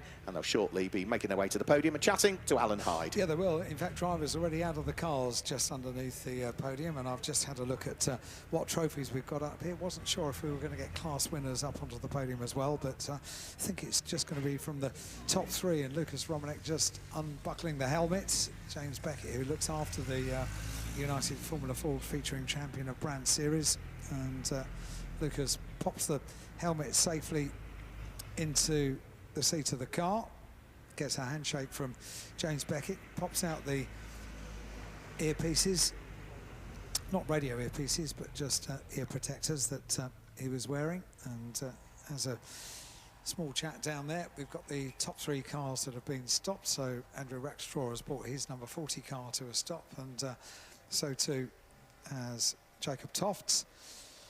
Just getting their gloves off, getting their helmets off, having a quick chat to their team. Handshakes all around, and 3 silver trophies are standing by on the individual podium steps. Still pretty slippy underfoot here on the podium, but once we get the drivers up, hopefully we will get the chance to have a word with them when they appear backstage on the podium. And as I say, we've got an absolute plethora of trophies. Silverware is predominant, but also this quite remarkable trophy, which is the Martin Down Trophy, which is going to be presented over the course of this weekend, and already has 4 names engraved on it since 2019, and there'll be a 5th inscription after this weekend. Lucas Romanek, who has already put his name on the trophy in 2021 and 2022, and is going rather well this weekend at Brands Hatch once again. He's proving to be a dominant force in United Formula Ford here at Brands Hatch and across the seasons as well. So drivers make their way up to the backstage area for the podium, and we are ready with our podium presentation for James Beckett is here to present the trophies. We are ready with our presentation. Race 2 of the weekend for the United Formula Ford featuring Champion of Brands. Let's get the drivers onto the podium in reverse order, starting with 3rd place, number 16, Jacob Toffs onto the podium. Well done, Jacob. Gets congratulated by the other 2 drivers that are standing by backstage, receives the trophy. In 2nd place, Andrew Rackstraw. Well done, Andrew. Well done. Congratulations. Smiles as he makes his way onto the podium. And then a really remarkable dominant performance for the number 73 car, Lucas Romanek. Well done, Lucas. Congratulations. Onto the podium he goes. and will receive the award from James Beckett on the podium, and no stranger to receiving an award, having engraved his name on this beautiful large trophy that stands by backstage. And maybe if they all want to bunch up together on the top step of the podium, we can get a photograph of all three of them posing with their trophies, and the chance to grab a quick word with Lucas, I think, in a moment, once the pictures are complete, and they are complete. So let me dive in and speak to Lucas. Lucas, pop down and have a talk to me. Talk to me about the conditions, because changeable as the race went on, you were diving out into the wet parts of the circuit just to keep those tyres cool. Yeah, just trying to keep the tyres cool and not overheat them, really. There are a lot of dry patches around the track, especially like turn 1. Yeah. But when you got to Druids and especially the last corner, it was really sort of still damp. So it's all about keeping those tyres cool and keeping it on the track, really. Fastest lap and a dominant performance, winning by 30-odd seconds, which is pretty rare in Formula Ford racing. What's the secret? Your name is engraved on the trophy back there twice before, gunning for it for a third time consecutively. What is the secret for you? Well, I think it's just consistency and confidence. I think this is definitely a confidence track, like in the wet. But yeah, just keeping consistent and staying confident, that's the secret. Well, you did both of them, well done. Many congratulations to Lucas Romero. I wonder if Andrew is going to come through and have a word. Andrew, do you want to come over here and have a quick word with us? It can be a bit soul-destroying when somebody's 30 seconds ahead, but you had a great race. Yeah, we haven't practiced at Brands Hatch yet, so qualifying was my practice to see the circuit. And then race 1, it's just about having fun and learning the car again, because obviously doing Walter Hayes. So yeah, just looking more in the distance. Today's just about having fun and getting used to the car again. Having fun in very changeable conditions today. Yeah, very. And I mean, from South Africa, you don't get rain. And if it does rain, race 1 will be dry. So this is very different conditions to what I'm used to, but that's why I love coming here and racing Formula Ford. It's my favorite series by far. It's an amazing way of racing as well, isn't it? It's very mechanical. Driver input is everything. You can feel everything. We watching can see everything happening. No, completely. And there's no downhill, so it's just mechanical grip. And the H-pattern gearbox just makes it so much fun. No ABS, no traction control, just pure racing, which is what I love. Superb, Andrew. Many congratulations. Well done. Jacob, do you want to come forward and have a chat to me as well? And I'm sure you're going to say similar things. You've got a big, broad smile on your face that I've seen for many years after a Formula Ford race, because in whatever conditions, they are just incredibly driver-friendly, aren't they? Yeah, I struggle in the wet just because I lack experience in it, but even then I still come out of it enjoying it. There's only one way for experience, and that's to gain it, and you have done today. Exactly, yeah, I'm just trying to keep going, pushing, gradually finding the limit and getting closer to it. So for somebody that hasn't got a huge amount of experience, where is really tricky around the Brands Indy circuit today? Well, I'll be honest, I was struggling in the corners, which is quite a big problem. Every corner? Yeah. Right, that is a problem. Paddock was all right because it had a dry line, but Druids and clearways are especially slippy, especially clearways. It's worse than what it was a few weeks ago. It's very hard to get the traction down. But Graham Hill and Paddock are okay. Yeah, okay, yeah, we saw the dry line. And then up to Druids, the next corner, really wet. Yeah, so under the trees on the inside, it's going to stay damp there for a while, almost as you go under the bridge and exit the corner to get the power down. Okay, Jacob, thank you for talking to me and Andrew, and well done to Lucas as well. We'll be speaking to Lucas again. That's our second podium of the day for the United Formula Ford, featuring Champion of Brands. Thank you very much, Alan. Yeah, it shouldn't be too many more moments before we see our next race heading onto the circuit. This is our final race before the lunch break, but it's a slightly longer one. It's a 45-minute race. We'll have a mandatory pit stop in the middle of it, and this is also another champion potentially to crown in this one. There's a lot of maths that need to go on when this race goes on, because it's the MSVT Trackday Championship that will be heading out onto the circuit very shortly. So let me tell you a little bit about the championship. If you've only just joined us on the live stream, maybe you weren't here for qualifying when we went through it all. You have 6 race meetings over the course of the year, but you drop your worst score from those when you come to the championship totting up, which means gross score. The championship leader is Stuart Donovan. at the wheel of his Toyota Celica. He is on 149 points as a gross score, but if you take his worst score at the moment into account, Stuart has won his class, Class C, which is for cars with between 126 and 150 brake horsepower per tonne. He has won his class on every single occasion, but his worst point score was at Snetterton, where he scored 25 points. So that's what he's going to drop off, 149. So that would put him on a net score of 124. Steve Summers, who is second in the championship, he's in a Class B car, so his car has between 150 and 175 brake horsepower per tonne. It's a more powerful car. Steve has had 2 class wins. One of those was an overall win at Silverstone at the start of the year, but his worst score so far this season is 19 points. So take his gross score of 143, take 19 points off it. That also puts him on 124 points, exactly the same as Stuart Donovan. The car that's third in the championship is also a Class B car, so it sits in the highest class. And that's the car that Adrian Pottinger and Charlie Polk have both driven over the course of this season. Adrian Pottinger is driving the 89 car today. That car has not had either a class win or an overall win, but it has finished on the podium in 4 of the 5 races. Last time out at Alton Park, it retired, so it just scored 1 single championship point. It is on a gross score of 126.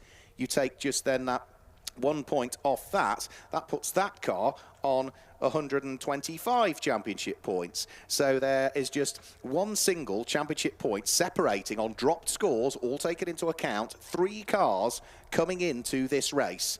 And the way that it works is that regardless of the class that you're in, if you win the race, you will pick up 30 championship points. If you finish second, it's 27. If you finish third, it's 24, and so on. It diminishes from there. However, 1 point is awarded for each competitor you beat in your class, up to an extra 5 championship points. So that could mean you could pick up 35 points potentially if you win the race overall and 5 of the people in your class are beaten by you. But we also need to consider there is also 1 extra championship point awarded for each competitor beaten in a higher class. So that helps the Class C cars. That is up to a maximum, again, of 5 additional championship points. So for somebody like Stuart Donovan, if he can beat 5 other cars in his class and also beat 5 cars in Class B, which is the class ahead of him, he could actually scoop up 40 points potentially if he were to win it. We've got the extra point as well that we need to sort out for pole position. That will go the way of Adrian Pottinger, and the extra point for fastest lap as well. So they're on the grid, and we can shortly then guide you through the grid and the way they'll line up. We don't necessarily know the starting drivers for these ones, but Adrian Pottinger starts from pole position, and his teammate Charlie Polk starts alongside. Row 2 of the grid is the Dan and Ben Abbott shared Honda Integra, and alongside is going to be the car of Justin Roberts and Michael Heath. Then as we move on to the 3rd row of the grid, the 3rd row of the grid sees Jack Goes line up alongside John Line, and row 4 is Stuart Donovan and number 3 Lotus in the hands of Steve Summers, who sits there on row 4 of the grid. Row 5 of the grid on the inside of the 5th row of the grid, starting the race in 9th position, will be the next of the cars, which is Chris Reed, and alongside is Wayne Cockrell. And then next up will be the car of Jack Kemp and Louis Harvey, who ended the session in the gravel trap, but with no damage done at the wheel of their Renault Clio. They've got Alistair Eason in the Mazda for company. Then we move on to row 7 of the grid. Paul McHugh and Matt Swaffer sit there on row 7. And row 8 of the grid is going to be the Henry Wright and Kevin Glover shared car. They also have another shared car for company, which is Dave Connell and Alex Wilkinson Hughes, that line up alongside them on row number 8. Row 9 of the grid, Sam Pearce and the Lower and Long shared car, which is Barney Lower and Dean Long. And then it's the Horny Golds, which will be Ashley and Robert Hornigold lining up alongside the car of Colin Wells on the 10th row of the grid. Then as we move on to row number 11 of the grid, it's Ollie Owen and Mick Presland, another Lotus, that line up there on the outside the 11th row of the grid. David Evans is there on the inside of the 12th row of the grid, and he's got the Elgars for company, which is Ben and Trevor Elgar on row number 12 as they head off on their final formation lap. John Dundee and David Alexander are next up on row number 13, with row number 14 being Andrew McInerney and Ben Grewcrock, who has qualified for me a long way down from where I'd expect him to be, so I'm expecting good things from him to carve his way through the order. Michael McKeegan and Chris Wonthenspool line up on row number 15, and it's Lee Forington and Mark Russell that line up there at row number 16, and that is the last row of the grid. So off they go on their formation lap. This is a 45-minute race. I mentioned there is a pit stop in the middle of it. Each car will make a mandatory pit stop, which must be a minimum of 2 minutes in length. Now, that is timed from when the car breaks the beam at pit lane entry to when it breaks the beam at pit lane exit. So the car isn't stationary for 2 minutes. It needs to be in the pit lane area for 2 minutes. And the pit stop, that mandatory pit stop, must be taken between the 15th and the 30th minute of the race. So in other words, it is the middle third of the race where that mandatory pit stop has to take place. Now, if it's a driver that's just on his own in the car, there's no requirement for the driver to get out of the car or do anything. As the rain now really starts to come down again from a dry track, we're going to a very wet track again all of a sudden. And if it's a shared car, it's going to be one of those days, It's isn't it? like a summer's day on the podium. Yeah, if it's a shared car, change your drivers as quickly as you can, but then you can't just, as soon as you've got the driver change done, trundle down the pit lane, because remember, you've got to be in that pit lane area for 2 minutes.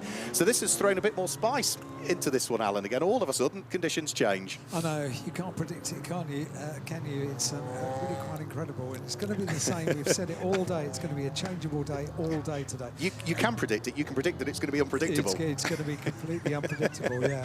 It's weird because we're looking just over the other side of the Bradman Strait, because see blue sky. It's quite bizarre. We've got blue sky over as well. We've just got this little cloud which has done its damage, and it's certainly going to change the start of this race. Yeah, the two unique teammates, Unique Racing on the front row of the grid, and I noticed none of them have sort of angled the car either up or down the track. Usually they don't know what to do. I mean, usually if you tend to angle the car down the track, won't you? So you can utilise the gravity to give you a bit more momentum off the start. But I noticed the front few rows of the grid are all absolutely pointing forwards. I think they're all a bit surprised. I'm not sure we knew this was going to happen, did we?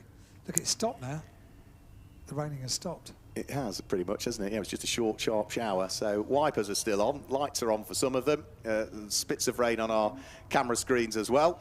And let's just have a quick look at the final couple of rows of the grid, just coming into position now at the tail end of the field. And then we are going to get our final race of the season underway for the Trackday Championship. Remember, 3 cars separated by just 1 single point in the championship, so there's going to be lots of maths going on towards the end of this one. And let's just wait and see as the lights go out. It is a brilliant start from the rear-wheel drive BMW of John Lyne. I thought he might get a good start. He carves his way through the field past Justin Roberts and Heath-driven car, but we've got a couple of cars off. 2 Lotuses have made contact. Mick Presland is one of them, I'm afraid, that has had a spin and has clocked the barriers. And the other car, I will try and work out exactly whom that is as and when I can see the number of it. But we've got a couple of cars in the tyres at the start here, and John Lyne getting a bit of a tag in the background. And just as an update, one of those cars has not got going. One has, but one hasn't. Yeah, Mick Presland was one of them. His car is not going, and so that's been covered by localised yellow flags at the moment, but with that car stricken at the very edge of the circuit in a very dangerous place on the approach towards Paddock Hill Bend, I suspect I know what the next thing that's going to happen is. Race continues for the meantime, though, and it is still the 2 Renault Clio teammates busy squabbling away as things stand. Adrian Pottinger and Charlie Polk are pretty much matched for pace in qualifying. They are matched for pace at the moment, and with the stricken car there finally getting going, looks as though we are going to avoid having to go safety car by things. Really good work. However, it's very slow, and the leaders are coming up towards the back of it at the top of Paddock Hill Bend, so not a highly desirable situation there, but it's offline. It's going very slowly, but not a great moment for the leaders then. No, not at all. The cars are having to jink around that Lotus, which is trying to get out of harm's way. It's staying right on the curb line, but yeah, scary moment for the drivers behind when all of a sudden you see the yellow flags probably in the periphery of your vision, and then you see the white flags being waved, which is what indicates that the car is travelling slowly, and then you have to alter the trajectory of the car in damp conditions. Adrian Pottinger leading the way from Charlie Polk in 2nd place, and it looks as though Mick Presland has got front suspension damage and might ultimately end up parking the car up on the runoff area up at Druids, which is still less than ideal. He tried to get it out of the way, but couldn't quite get round Druids to get the car fully out of harm's way. So, begs the question as to what might need to happen again now with that car stricken elsewhere now around the circuit. It's a busy field, isn't it? With 19 rows having taken the start of the race. It's going to be busy for for a 45-minute race, pretty much from the start until the end. It is through and over the start-finish line they'll go. So we've got Pottinger from Polk, then Jack goes, followed by the Justin Roberts and Michael Heath shared number 70 Honda. The best of the fights at the moment is John Lyne at the wheel of the BMW. He's got Wayne Cockrell queuing up behind him, looking to try and weave his way through, but in a straight line the Beamer has more power than the Toyota behind. As you would expect, it's a Class B car fighting away with a Class C car, so in a straight line the BMW just edges away again from the Toyota, but right behind the Toyota of Wayne Cockrell we've also got more cars squabbling away, and one of those will be Chris Reed at the wheel of the Mini, who has got right on his bumper the number 12 Renault Clio, which is the Jack Kemp and Louis Harvey car, which had the off in qualifying and arguably is a little bit out of position and trying to make its way through the order. So it's picked off the silver Mazda of Alistair Easom on this lap, and is now the Renault Clio looking to see whether it can sit on the coattails of the Mini and gain another place there. So through go the leading pair. 0.6 of a second separates the two Unique Racing teammates at this stage, but still Adrian Pottinger that leads the race from Charlie Polk in second, and we've still got that stricken car of Mick Presland stationary up there at Druids. In fact, he's trying to get going again, isn't he? He's now right on the apex curve at Druids. I think the best bet for Mick Presland now will be exactly what he's doing, pulling the car off onto the grass on the inside, right at the exit of Druids, and if he can get the car right up against the barriers there, might have taken a couple of laps for him to get the car out of harm's way, but he's done it. Yeah, brilliant driving, brilliant forethought from Mick Presland. He has averted, I think, a safety car there with that driving. Yeah, which was ultimately, I was just wondering, because it was just beyond the pit lane exit, so if the stricken car had finally got going and then gone the wrong way into the briefly, pit lane exit, yeah. what would that be allowed? Because that would be the ideal route. You would think it would be frowned upon, but on that occasion it might have been the best thing to do. It might have been okay. Yeah. I was just wondering that when I was trying to second guess what he was going to do. Matt Swaffer's being kept busy as well at the wheel of his number 45 BMW. Matt, who's been racing BMWs for donkey's years. This is a Class B car. He's got the Ford Fiesta right behind him, which will be the Henry Wright and Kevin Glover Class D machine at this stage.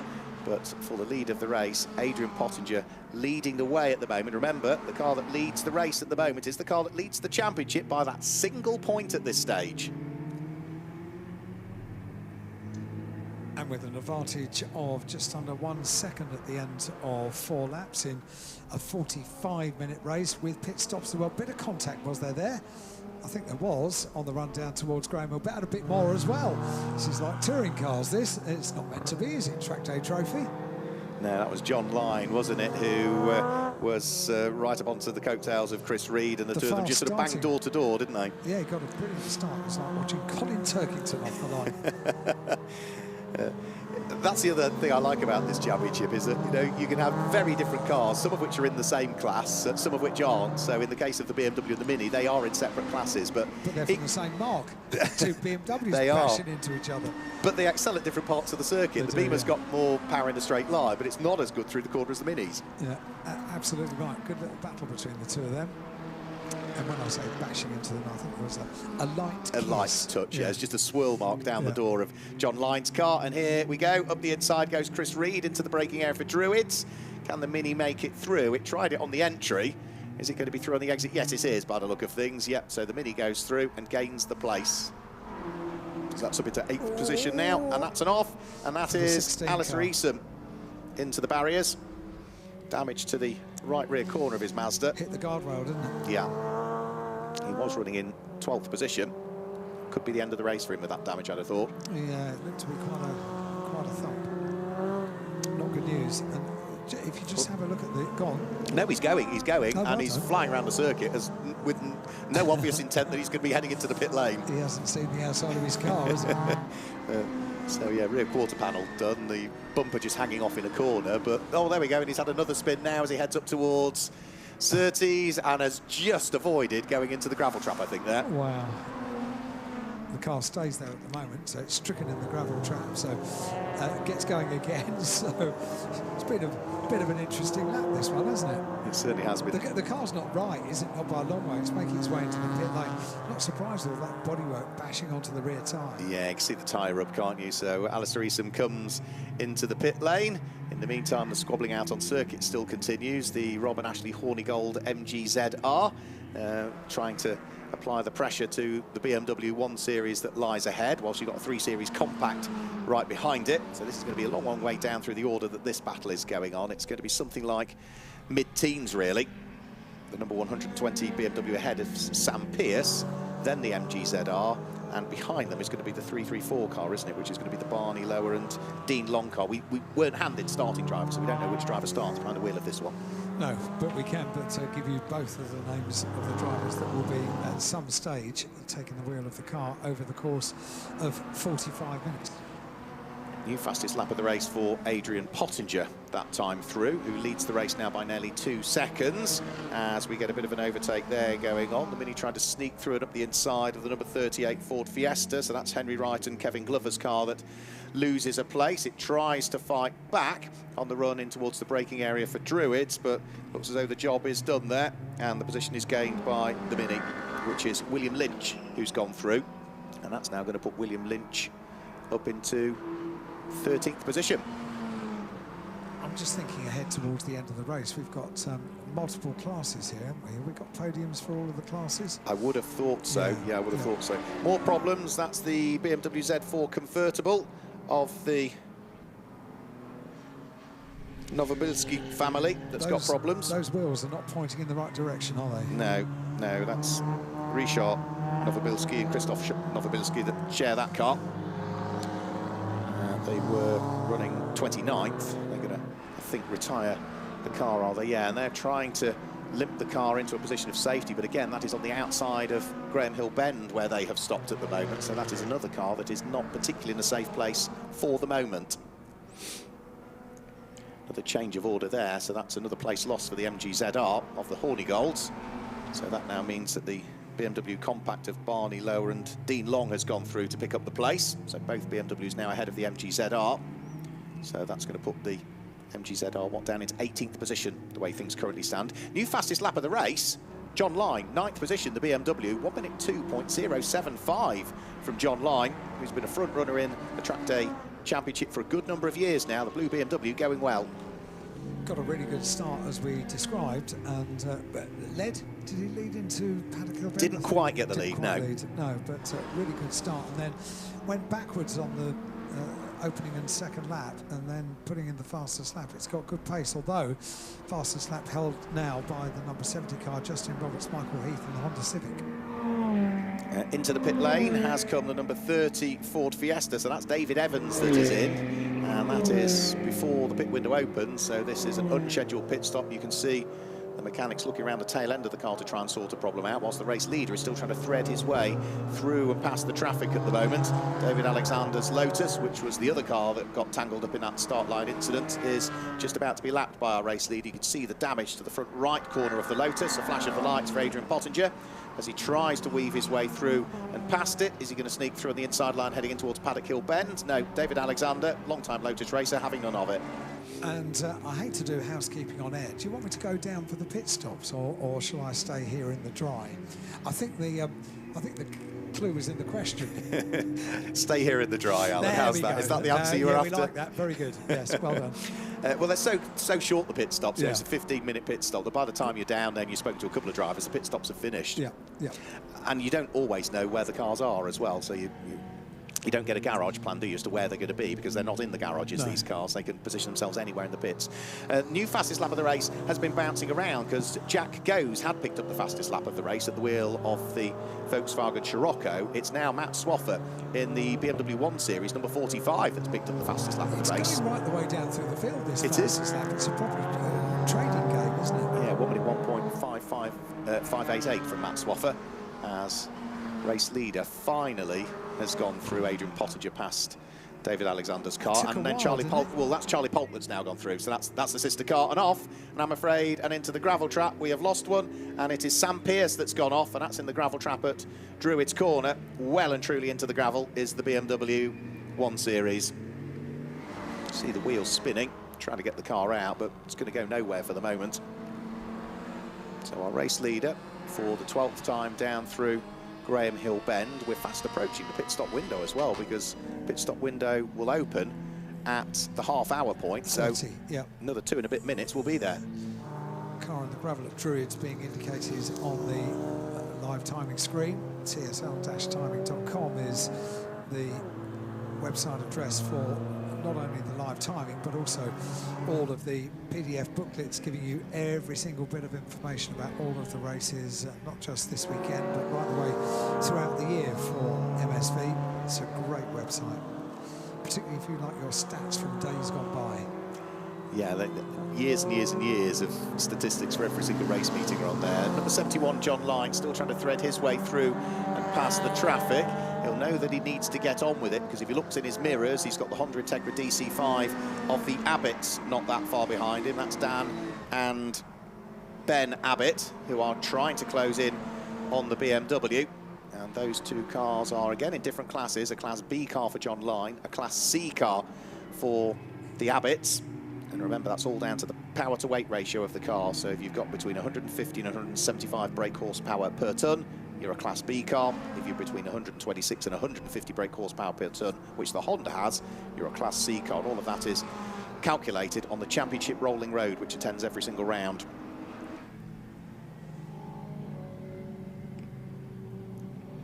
Right, okay, safety car, I'm afraid to say, is coming out. That's because of the stricken car of Sam Pearce in the gravel trap.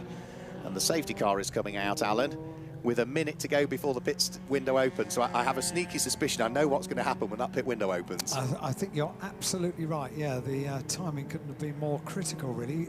With just 1 minute to go now until the pit stop window opens. Safety car being deployed, being shown around the circuit, and it starts to get a bit more gloomy as well here. Don't forget, we had about 20 minutes ago a little shower before the race got underway. Looks as if it's darkening down, that we might get another shower as well. So how much drama do you want over the course of this? We've got another one that's gone off just as the safety car's coming out. The number 79, Chris Wolfenspool, Ford Fiesta. Brief trip into the gravel. Yeah, got back going again, didn't it? So it maybe the only reaction of that is to pull a little bit of gravel out onto the circuit. We can see that stricken BMW in the gravel trap on the outside of Druids. Safety car deployed, and 15 seconds until the pit stop window opens. Do you think it's going to get a bit busy down there, Mark? I think it might get rather busy down there. Right. In the meantime, I'm trying to do some maths just to see if I can understand as to what might happen at the end of this one. Very much the Carol Vorderman that we have this weekend in the commentary box. I've been called worse things. Yeah, no, I fully understand that. I think Steve Summers, we can pretty much discount from the equations. They all file their way into the pit lane, so they're all trundling their way down the pit lane, Alan, as expected, right at the sharp end of the pit stop window. You've got the safety car out there. Why would you not come into the pits and pit under safety car? Well, a few of them haven't, and coming up towards the line and now crossing the line is the number 38 car. So that car, Henry Wright and Kevin Glover in their D-Class Ford Fiesta, elect to stay out on circuit. But yeah, you're quite right. You would imagine that most of them will come in. We don't know how long this safety car is going to be in order to pull the BMW out, but to give an idea, there we are, we can see it. The telehandler has pulled the car backwards, is now almost entirely on the tarmac.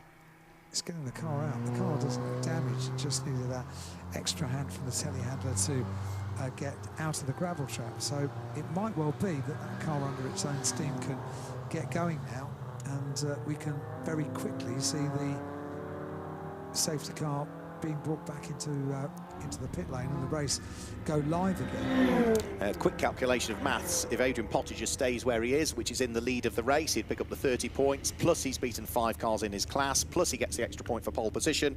He would pick up 36 points in this race. Remember, that's the car that leads the championship by a single point. Stuart Donovan, he would get 24 points at the moment because he would get, let's have a quick look, not 24 points, it would be less than that. He would get 12 points, plus 5 points for beating 5 cars in his class, plus 5 points for beating 5 cars in a class above him. So he would end up on 22 championship points, which means at the moment, the way things are, the championship is going the way of the number 89 car of Adrian Pottinger, which resides down in the pit lane at the moment. And it looks as though Unique Racing have pitted both of their cars at exactly the same time. One car that didn't pit, though, was the number 92 Honda Integra DC5 of the Abbotts. So they go through to pick up the lead of the race at this stage. So they are on lap number 16, 27.5 minutes remain. And what of the recovery of the car at Druids? Well, in answer to that, Sam Pearce's car already dealt with up there very effectively by the marshals and the telehandler. The car's out of harm's way. Just the legacy of the marks in the. It was quite deep, wasn't it? It was, you yeah. can see from the legacy that's left in the gravel that it was quite a deep furrow that it dug into the gravel trap. Work of the telehandler is complete. Goes back to station, and with the Abbotts leading, we've got 16 laps completed now, but the Abbotts did not come into pit lane. No, and we go it's green. The only car that didn't. It was, yeah, I think every other car came in, yeah. We've gone green again now as well, so we're no longer under safety car conditions. So the race is back underway in reality, so those squabbles can resume again. John Line trying to thread his way through and past John Dundee's Ginetta G40. Matt Swaffer just behind as well at the wheel of his BMW 1 Series, the number 45 car of Matt Swaffer, still with the fastest lap of the race. He's down there in 13th place, or was at least at the start of the previous lap. This time as he comes over the start-finish line, we'll have to work out exactly where Matt Swaffer is. There's a whole chunk of cars which I don't think have quite realised that the race is back underway, because we've got some cars going over the start-finish line very, very slowly, and other cars going back through at full racing pace. That's peculiar, isn't it? It's got, again, a little bit darker once again, and umbrellas have gone up, so I think we are back under wet conditions for this race. It's going to chop and change, isn't it, as far as conditions are concerned, looking down at the pit lane into one of the stops. And that's the car that's in the gravel.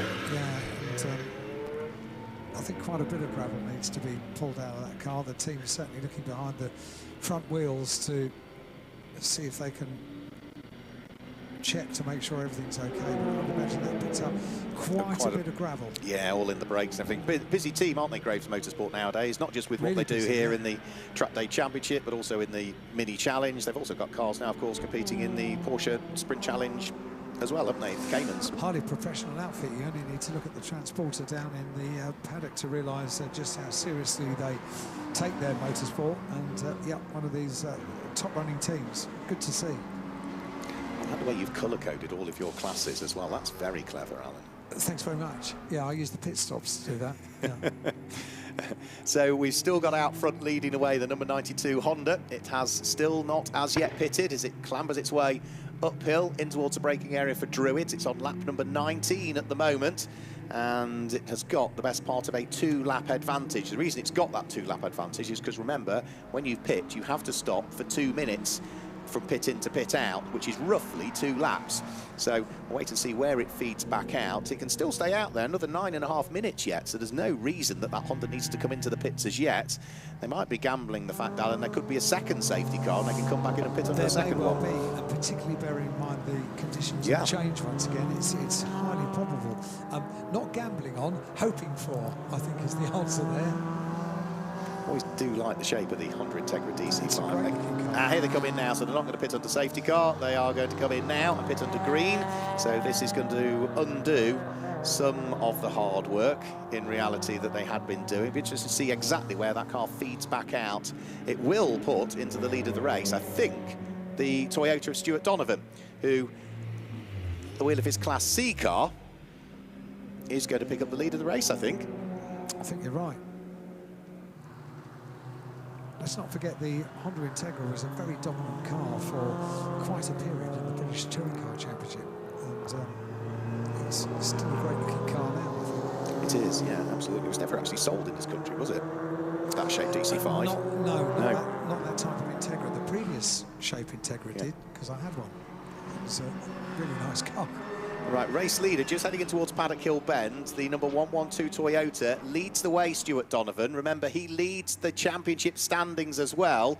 Look in his mirrors, who's right behind him? The Renault Clio of Adrian Pottinger, who is only 1 single point adrift of him in terms of the championship standings. So my maths that I had done during the pit stops, I can screw those up straight away and get rid of them, because all of a sudden... Did you do them in pencil? I did them in pen, Alan. Oh, no. dear, oh dear. All of a sudden, we've got some more maths to do again. So Stuart Donovan is leading the race overall, leading his class. He'll pick up 5 extra points for beating 5 cars in his class. He'll pick up 5 extra points for beating 5 cars in the class above him, Class B. How's he getting on with fastest lap in Class C at the moment? 1 minute 2.009 from him is probably going to be the fastest lap in Class 2 as well. So we'll have to try and work out this one. No, not quite. We've got 1 minute 1s in Class C, so he's not going to get the extra point for that. So I'll be doing some maths whilst you're heading to the podium, I think, Alan, because this is going to be a complex one. I think it was always going to be, wasn't it? Yeah. So Mark's in charge of the mathematics. We've got 22 minutes of the race remaining. Everybody has taken their pit stops now, which is good news. So no more activity down in the pit lane on the scheduled part of the race. Potentially we could see cars coming in, but isn't it good to see such a remarkable cross-section of motors all competing alongside?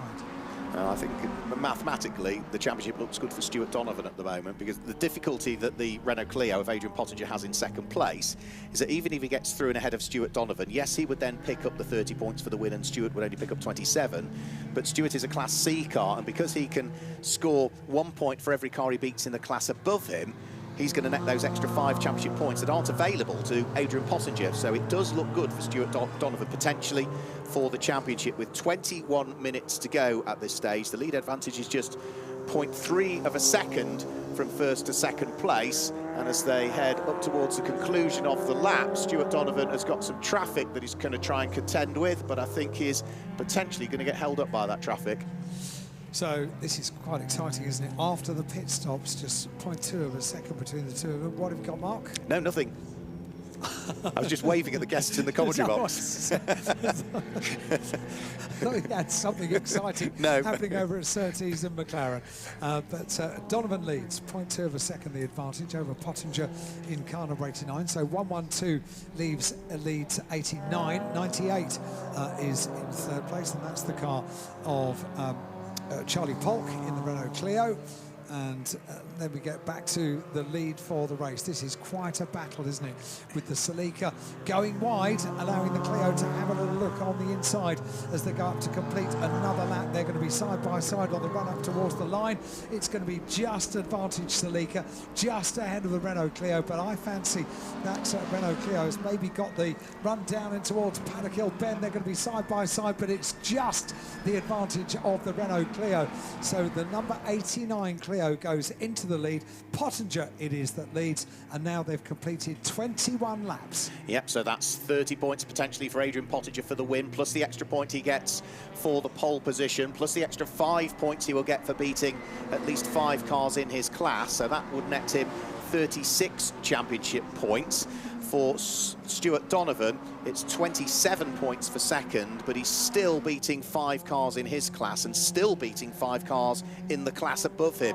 So mathematically, Stuart Donovan is still in a good position for the championship, but he doesn't really want to risk dropping from second down to third or third down to fourth, so he's got to keep going if he wants to try and lift the title. Well, again, that's a really different line going into going through clearways. In fact, a really wide line, very much on the wet part of the circuit for the Celica in second place. But you're right, it can't afford to lose anything more, can it?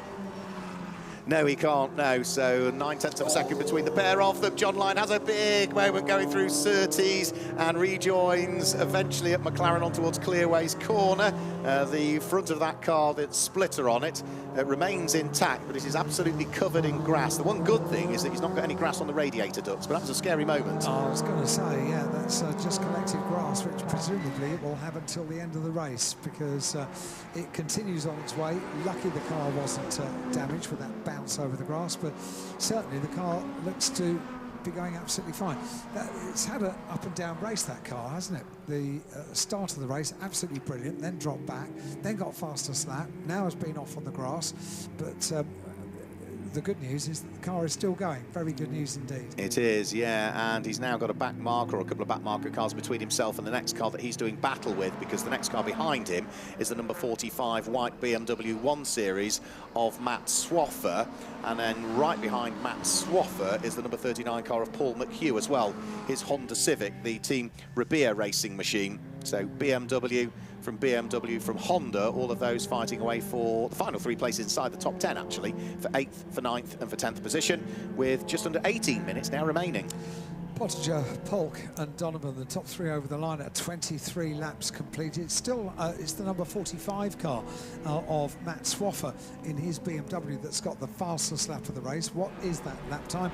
61.201 is the fastest lap of the race, and that is the car that holds the fastest lap of the race, looking to be circulating in reasonable isolation in front of the car and picking the lines as it goes through Paddock Hill Bends up towards Hellwood Hill and then run up towards Druids, with the wipers on all the way around the circuit, the umbrellas up all the way around the circuit as well. It's gone from wet to dry, not a dry track, but certainly not raining, and now back to wet again.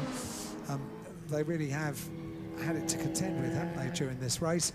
45-minute race, just under 17 minutes remain. Yeah, and when you haven't got that consistency, you're having to adjust your, not just the speed you carry into corners and how you modulate the brake and how you modulate the acceleration as well, but you're also having to potentially pick different lines, because once it starts to get wet, you don't need the usual racing line again. You'll have to go offline that little bit more. So it's lap after lap after lap, feeling the car, looking at what the cars around you are doing as well, and seeing whether they're getting quicker off the corner because of the line they're taking, or whether they are slower, and evaluating all of that and trying to press on as best as you can. Now, Adrian Pottinger still continues to lead the way at the moment. The sister car to it of Charlie Polk is now up into 2nd place, because Stuart Donovan has now slipped down into 3rd position at the wheel of the black and the light green Toyota. Now, he is 5.8 seconds up the road from the next car that would take a place away from him, which is Chris Reed, but that does now mean that Adrian Pottinger leading the way. Again, I'll have to do a little bit of maths at the moment. It's 30 points, plus he qualified on pole position, plus 5 would still net him 36 championship points. For Stuart Donovan, he's now slipped to 3rd, so it would be 24 plus 5 plus 5 at the moment, which would be 34 championship points, which now means Adrian Pottinger is in position to win the championship, if I've got the maths right, at the wheel of the race leading Renault Clio. We trust your mathematics. It's very impressive the way you do this, and all without the aid of the calculator. The phone looks to be in a very precarious position there. I'm not sure I trust you on this one. I think I'm right. Okay. As I've said before, Miss Quarmby always told me maths was never my strong point. No, Mr. Toulon said much the same to me. So, fights continuing around through the order. This is the number 97 car, Dave Connell sharing that car with Alex Wilkinson-Hughes. Over the start-finish line goes Stuart Donovan. Is he the champion-elect? Is he not? Again, we'll double-check the maths at the end, but for the moment, I don't think he is. He ideally needs to try and see if he can close back up onto the Charlie Polk car that overtook him, but no, he's falling more away from it. And remember, I did say that Stuart Donovan had got 5.8 seconds in hand between himself and the next car behind him, which is the number 114 Chris Reed driven Mini Cooper. Well, that's now down to 4 seconds. So 5.8 seconds from 3rd to 4th becomes 4 seconds. Stuart Donovan cannot and can ill afford to lose time, let alone places. Pit window has now closed. Matt has not everybody that is still circulating has pitted. Up towards Druids goes the number 2 Caterham of Ben Grucock. Remember I said I thought he'd qualified a little bit out of position, that number 2 car? He did, yeah. Yeah, I did. Well, where did he start? Because he was a long, long way down the order. 20th position, was he, on the grid? Something like that. 29th position on the grid. Yeah, well, I did say I thought he'd make progress. He's 18th now. That's not bad, is it? And still 13.5 minutes remain to make up more places as well. Yeah, to have Caterhams and Saloons all competing together. Every time I see the Caterham, it's the number 2 car, isn't it, of Ben Grucock, and Saloon cars in the background as well. It's just great. It's a great endorsement of the fact we've got sports cars, we've got saloon cars, all competing together in Trackday Trophy, which essentially is a great representation of just what Trackday Trophy has been for MSVT. Yeah, absolutely. Yeah, and we've had a Caterham has won the Trackday Championship in the past as well. That was 2017 Frugal Racing with Ben Simmons, who doesn't race in it nowadays. He's racing in the Caterham Championship generally.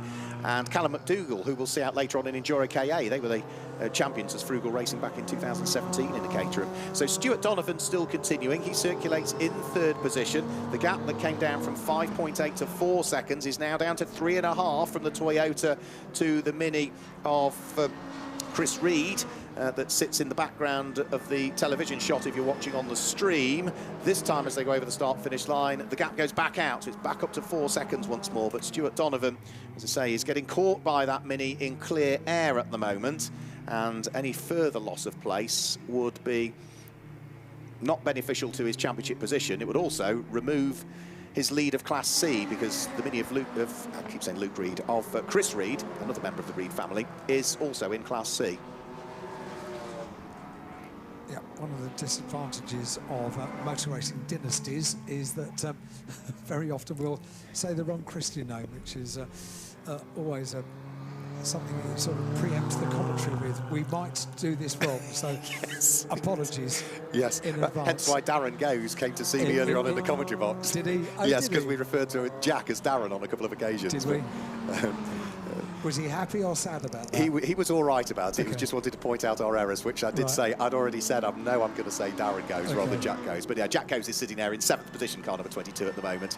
Class leaders then at the moment. Leading the race overall, leading Class B is number 89, which is going to be the car of Adrian Pottinger. Look right behind him, his teammate Charlie Polk. Now, surely Charlie is not going to try and overtake his teammate, because if he were to, I think that would swing the championship back in favour of Stuart Donovan. That would not go down well, would it? Well, he won't be doing that, will he? Surely not. Leading Class C is Stuart Donovan, the number 112 Toyota, who's there in 3rd position. And leading Class D at the moment, it's the number 38 Ford Fiesta of Henry Wright and Kevin Glover.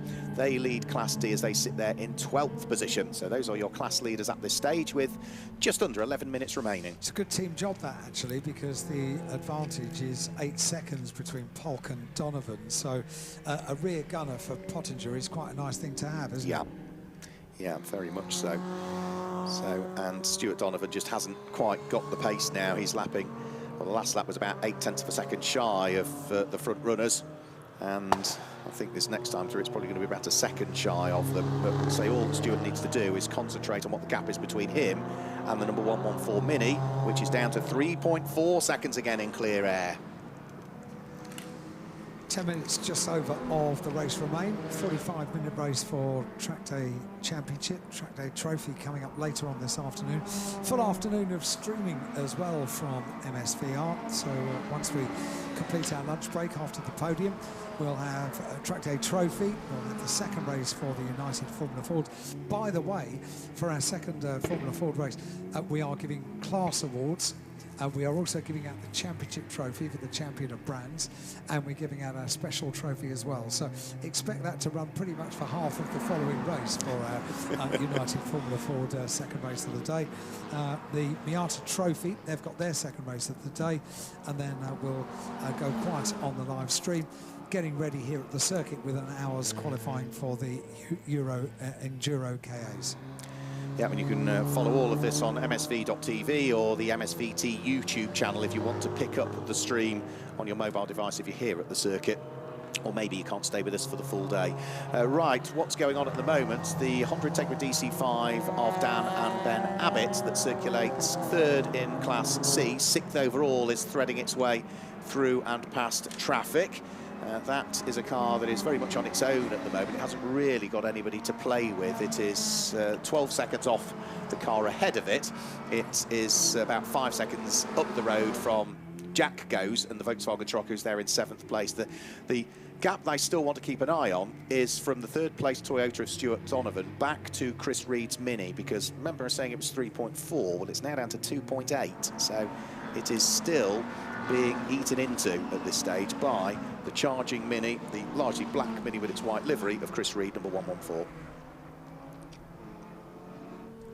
So as far as class leaders are concerned, we're thinking we might get podiums for all of the classes, but it might just be the winners in each of the class or the top 3 and class winners. We shall wait and see for the end of the podium. It depends on that very much who we're going to get to talk to at the end of this, but I've got a feeling if things continue the way they are at the moment, we're going to have a pretty happy celebration when number 89 car of Adrian Pottinger comes to a stop underneath the podium, because championship positions wise this is looking pretty good for the final race of the year.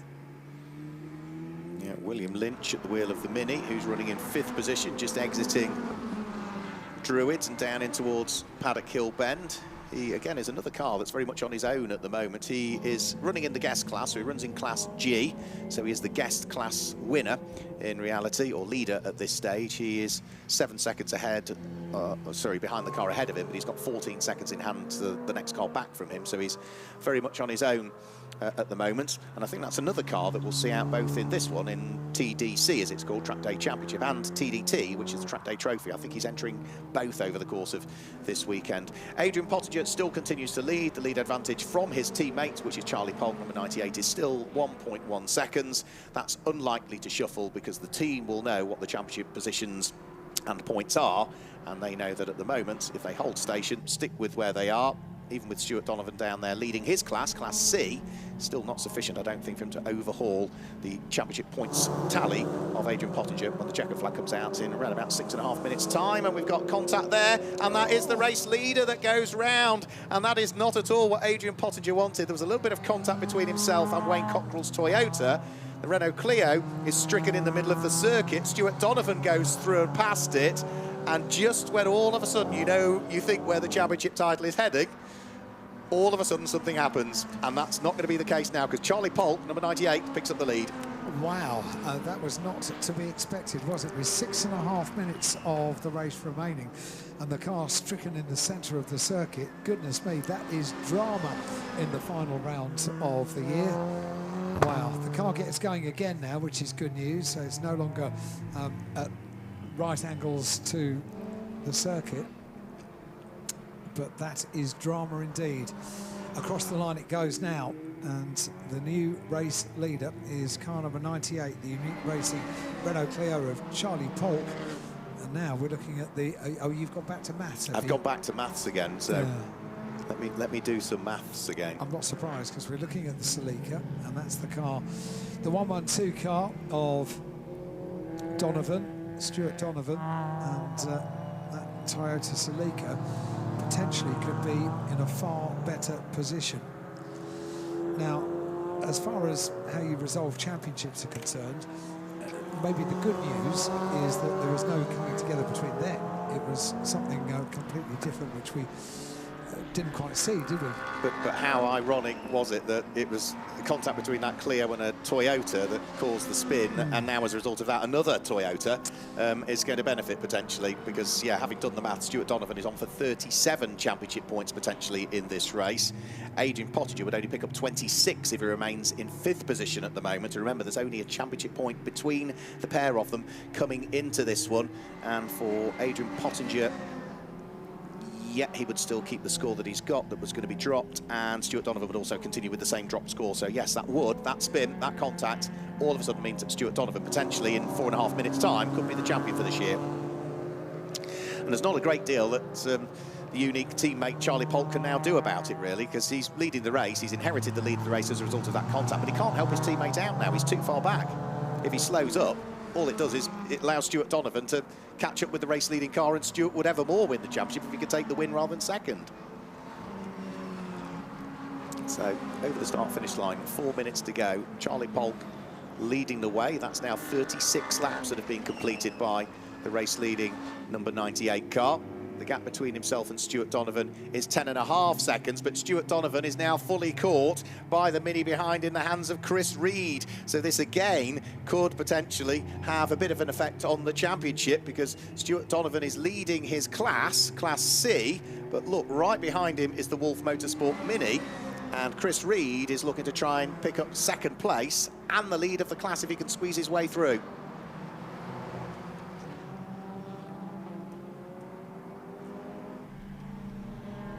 Those two head along the Cooper Straight. At the moment, it's still Toyota ahead of Mini. If Stuart Donovan dropped a further place, that would put him still on 34 championship points rather than 26 of Adrian Pottinger. And is this going to be the change for the lead of the class here? Chris Reed got very close, but was not quite close enough, and now he almost runs out of room coming out of Clearway's corner, right onto the curb line and almost into the gravel there, but just about avoided it. You can see the orange spray of water that came up just as he got so close to the edge of the gravel trap there. Onto the brakes, in towards Paddock Hill Bend. Work to do here, and there's a little puff of smoke there, and that's because the Mini has now gone off into the gravel trap by the look of things there. That must have been a big plume of spray actually as it ran wide. So Chris Reed knows the task in hand, is working extra hard to try and work his way through, but there was a chink in the armour there, Alan, as he nearly put the car on the gravel. Yeah, Donovan took a wide line going through Druids as well, and that's the wet part of the circuit, but it gave really good run down towards the left-hander at Graham Hill Bend, so the Toyota is running really, really well. What sort of lap times is the Toyota doing? A 1:04 on the previous lap compares to the last lap for Charlie Polk of a 1:02.781. So in the closing stages of this race, it's all getting a bit frantic, isn't it? It is rather, isn't it?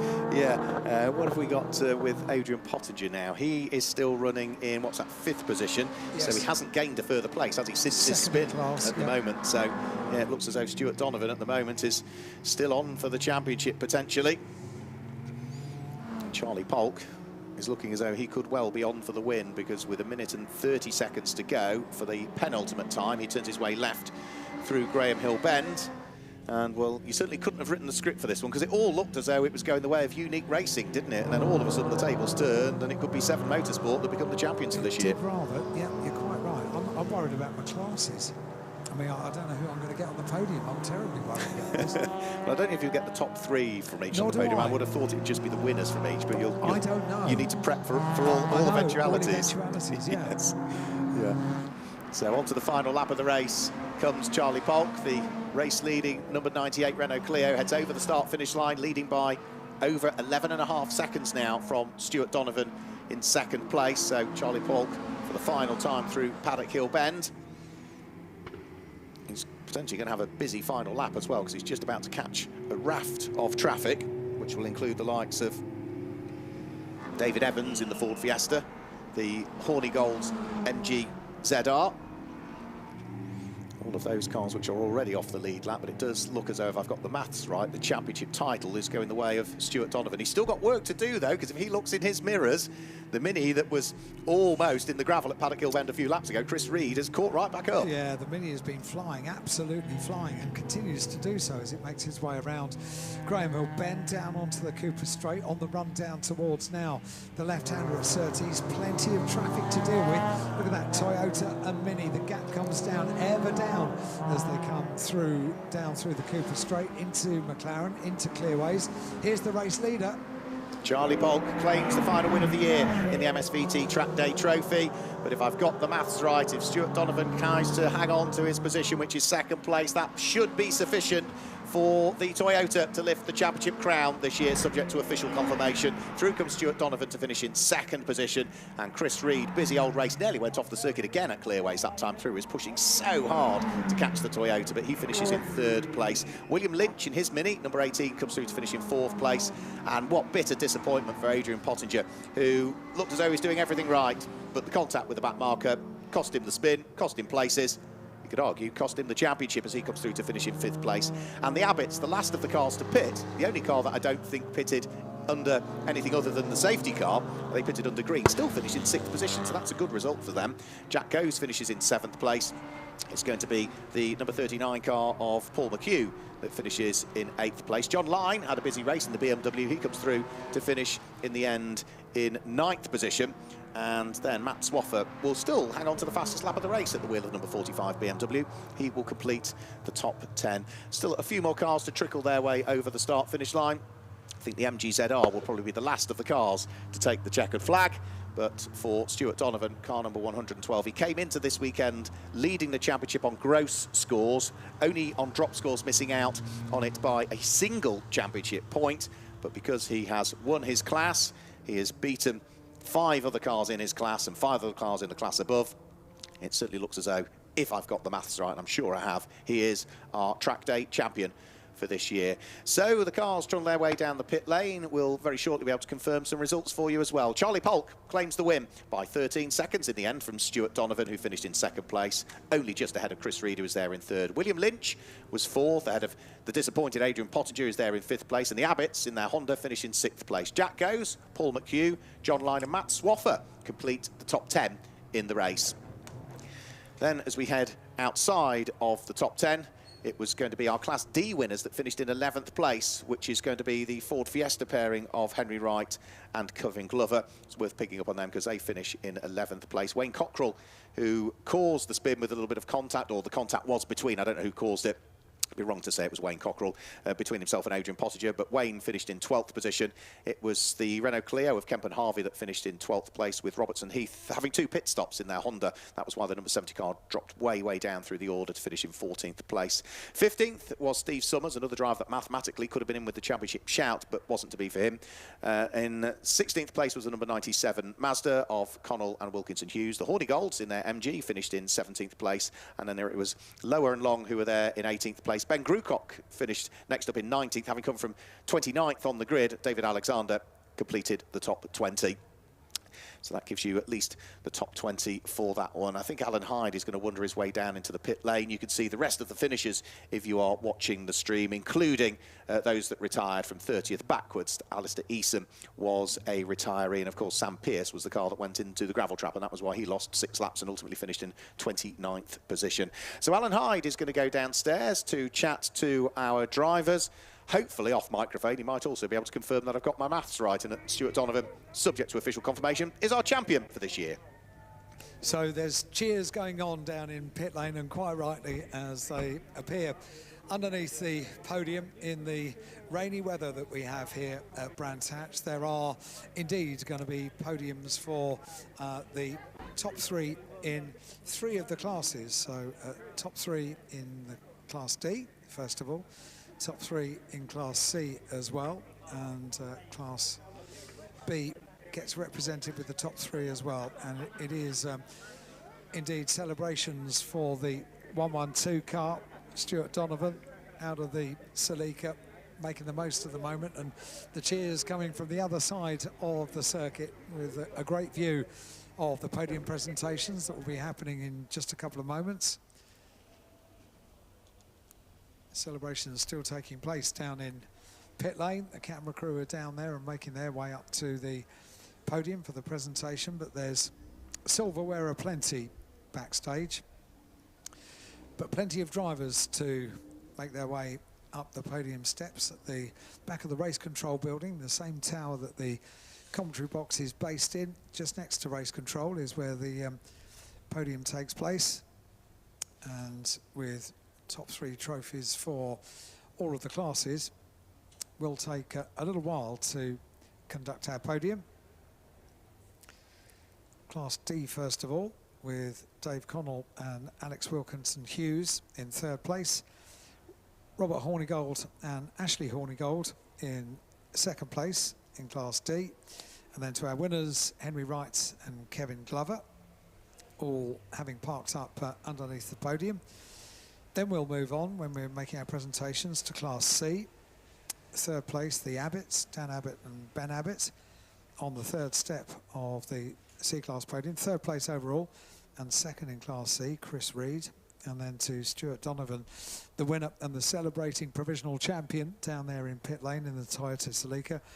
And then we'll move on to our presentation for Class B with our overall winner, Charlie Park, finishing up, winning the race and winning in Class B as well. Hello, Gary Hawkins, our ever-present photographer here at Brands Hatch. Is it raining out there? No. Sunny and waiting for drivers. We will also have Adrian Pottinger, and who no doubt will have something to say, and Jack Goes as well. Complete the remaining 2 steps of the Class B podium. Hopefully we've got all of those class positions correct. I'm sure they'll tell me if I haven't when they make their way up to the podium. And with multiple cars down in pit lane, all queuing up. I can't see many of them being ushered up to the podium as yet, but hopefully they will be. Not too long to wait. Of course, as the afternoon goes on, we've got plenty of racing this afternoon and qualifying as well to look forward to, with the 1 hour qualifying from 5:30 until 6:30 this afternoon here at Brands Hatch for the Enduro cars, and of course the 8 hour 20-minute race to look forward to at Brands Hatch into the dusk. It won't be just dusk, will it? It'll be full darkness tomorrow with the clocks going back tonight. So Enduros to look forward to tomorrow. That's the only racing on the programme for tomorrow, getting underway at 10 o'clock tomorrow morning. And I think drivers are beginning to make their way up towards the podium. And see Alex Reed down there, the father, and who looks after the Alex Reed motorsport shop here at Brands Hatch. Ever-present dad, and about to celebrate the moment that Chris Reed takes the 3rd step of the overall podium and 2nd step of the Class C podium. So once we've concluded this podium, we will have a lot less silverware back here, and we're going to start the presentation as the drivers make their way up here with Class D, and then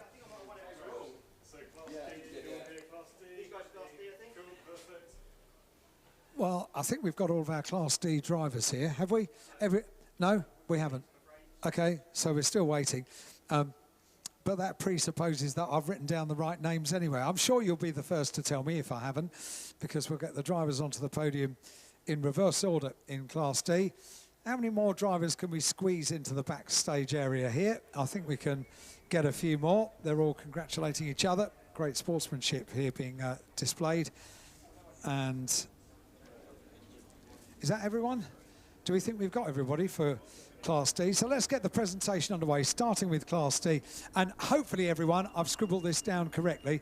Am I correct in saying that 3rd place in Class D is the number 97 car of Dave Connell and Alex Wilkinson Hughes? No? 2nd. Right, I did wonder if I'd scribble this down a little bit too. Okay, the Hornigolds are in 3rd place. So 3rd place are the Hornigolds, Robert Hornigold and Ashley Hornigold. Well done, congratulations, taking the trophy and making their way onto the podium. So that means that 2nd place, is that right? Am I correct now in saying that 2nd place is the 97 car? Yes, very good. So 2nd place onto the Class D podium, Dave Connell and Alex Wilkinson Hughes. Well done, congratulations, well done.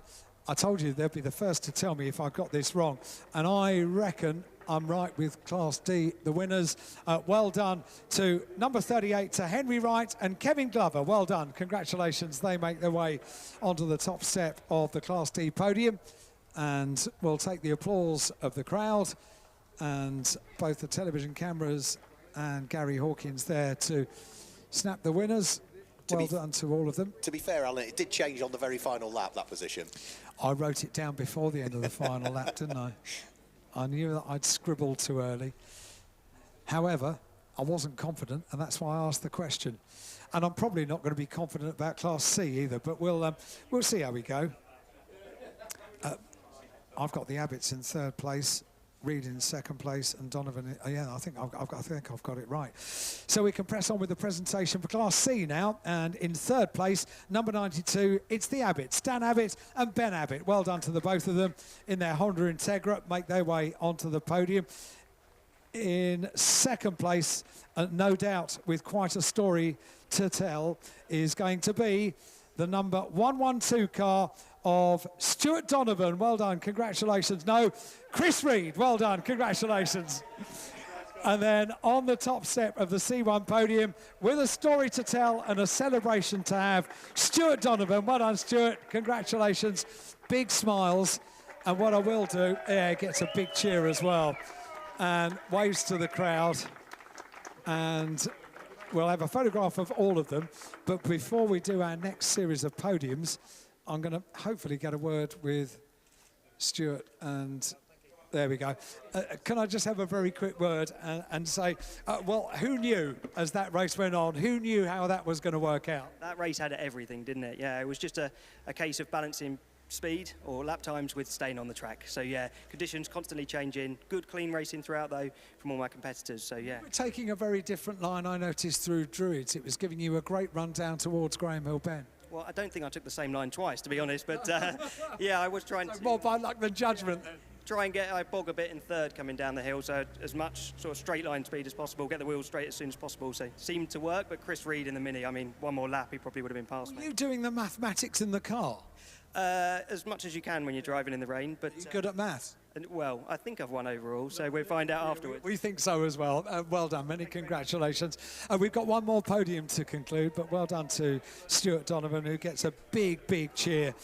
We are about to have our final podium, which is for the B class, and let's see, we might have got this right. In third place, the number 22 car of Jack Goes. There we go, it is Jack smiling away, gets the third place trophy on the second step of the podium, and he's going to have a story to tell. My goodness, the number 89 car of Adrian Pottinger. Well done, Adrian. I'm sorry, he's not taking the trophy. I know, he's got his sunglasses on. Naturally, he's not happy, but the overall winner and the winner of Class B, Charlie Polk. Well done, congratulations to Charlie. Makes his way smiling onto the podium. And I think you can understand who I'm going to want to have a chat to, but on the second step of the podium, Adrian Pottinger is now about to climb onto the top step with all of them. Charlie gets called from the other side of the pit lane, and Adrian, I'd like to have a chat to you if I may. I mean, to be honest, I've done many conversations like this over the years. It doesn't make it any easier. Goodness me, 6 minutes from the end of the race. Yeah, it's one of those things, isn't it? But here's the tail enders are always... They were waving blue flags. I have got a protest in, but there was 3 blue flags for that car, and unfortunately didn't leave me space. Should just ease off the throttle, let me through. There's no point in holding me up. But yeah, it's one of those things. I think I've still got the B chat. I don't know yet. I think I might have won Class B. So the overall championship obviously would have been won, but it's motor racing, isn't it? We feel incredibly sorry for you. I always try and look for the positives in a conversation like this. The car was running superbly. Yeah, both the KAs we got were superb today, and yeah, we no one could touch us today. But yeah, unfortunately, you can't predict other cars around you, and they can spoil your day, can't they? So sorry for you, Adrian, I really am. Thank you so much for having a chat to me. So, Adrian Pottinger, and really good sportsmanship to have a chat to me. And am I going to get the chance to speak to no, we're not. Okay, so that's our final interview. We're going into the lunch break now here at Brands Hatch, and then we'll be back with all of the races live streamed this afternoon. Thanks, Alan. Yeah, so that wraps up this morning's activities here at Brands Hatch. We'll be back with our 3 races this afternoon, the MSVT Trackday Trophy, and the second of the races for the United Formula Ford, featuring the champion of Brands, and of course our final race of the day, which will be the Miata Trophy. All of those will be on the live stream. If you're here at the circuit, we've also got EnduroKA qualifying to look forward to at the end of the day. So from Alan Hyde and myself, for the moment, enjoy your lunch break if you're here at the circuit. The Kentagon remains open with a range of hot and cold food and refreshments in there. If you're watching the live stream, thanks for joining us. Make sure you're back this afternoon as well. So for the moment, it's goodbye.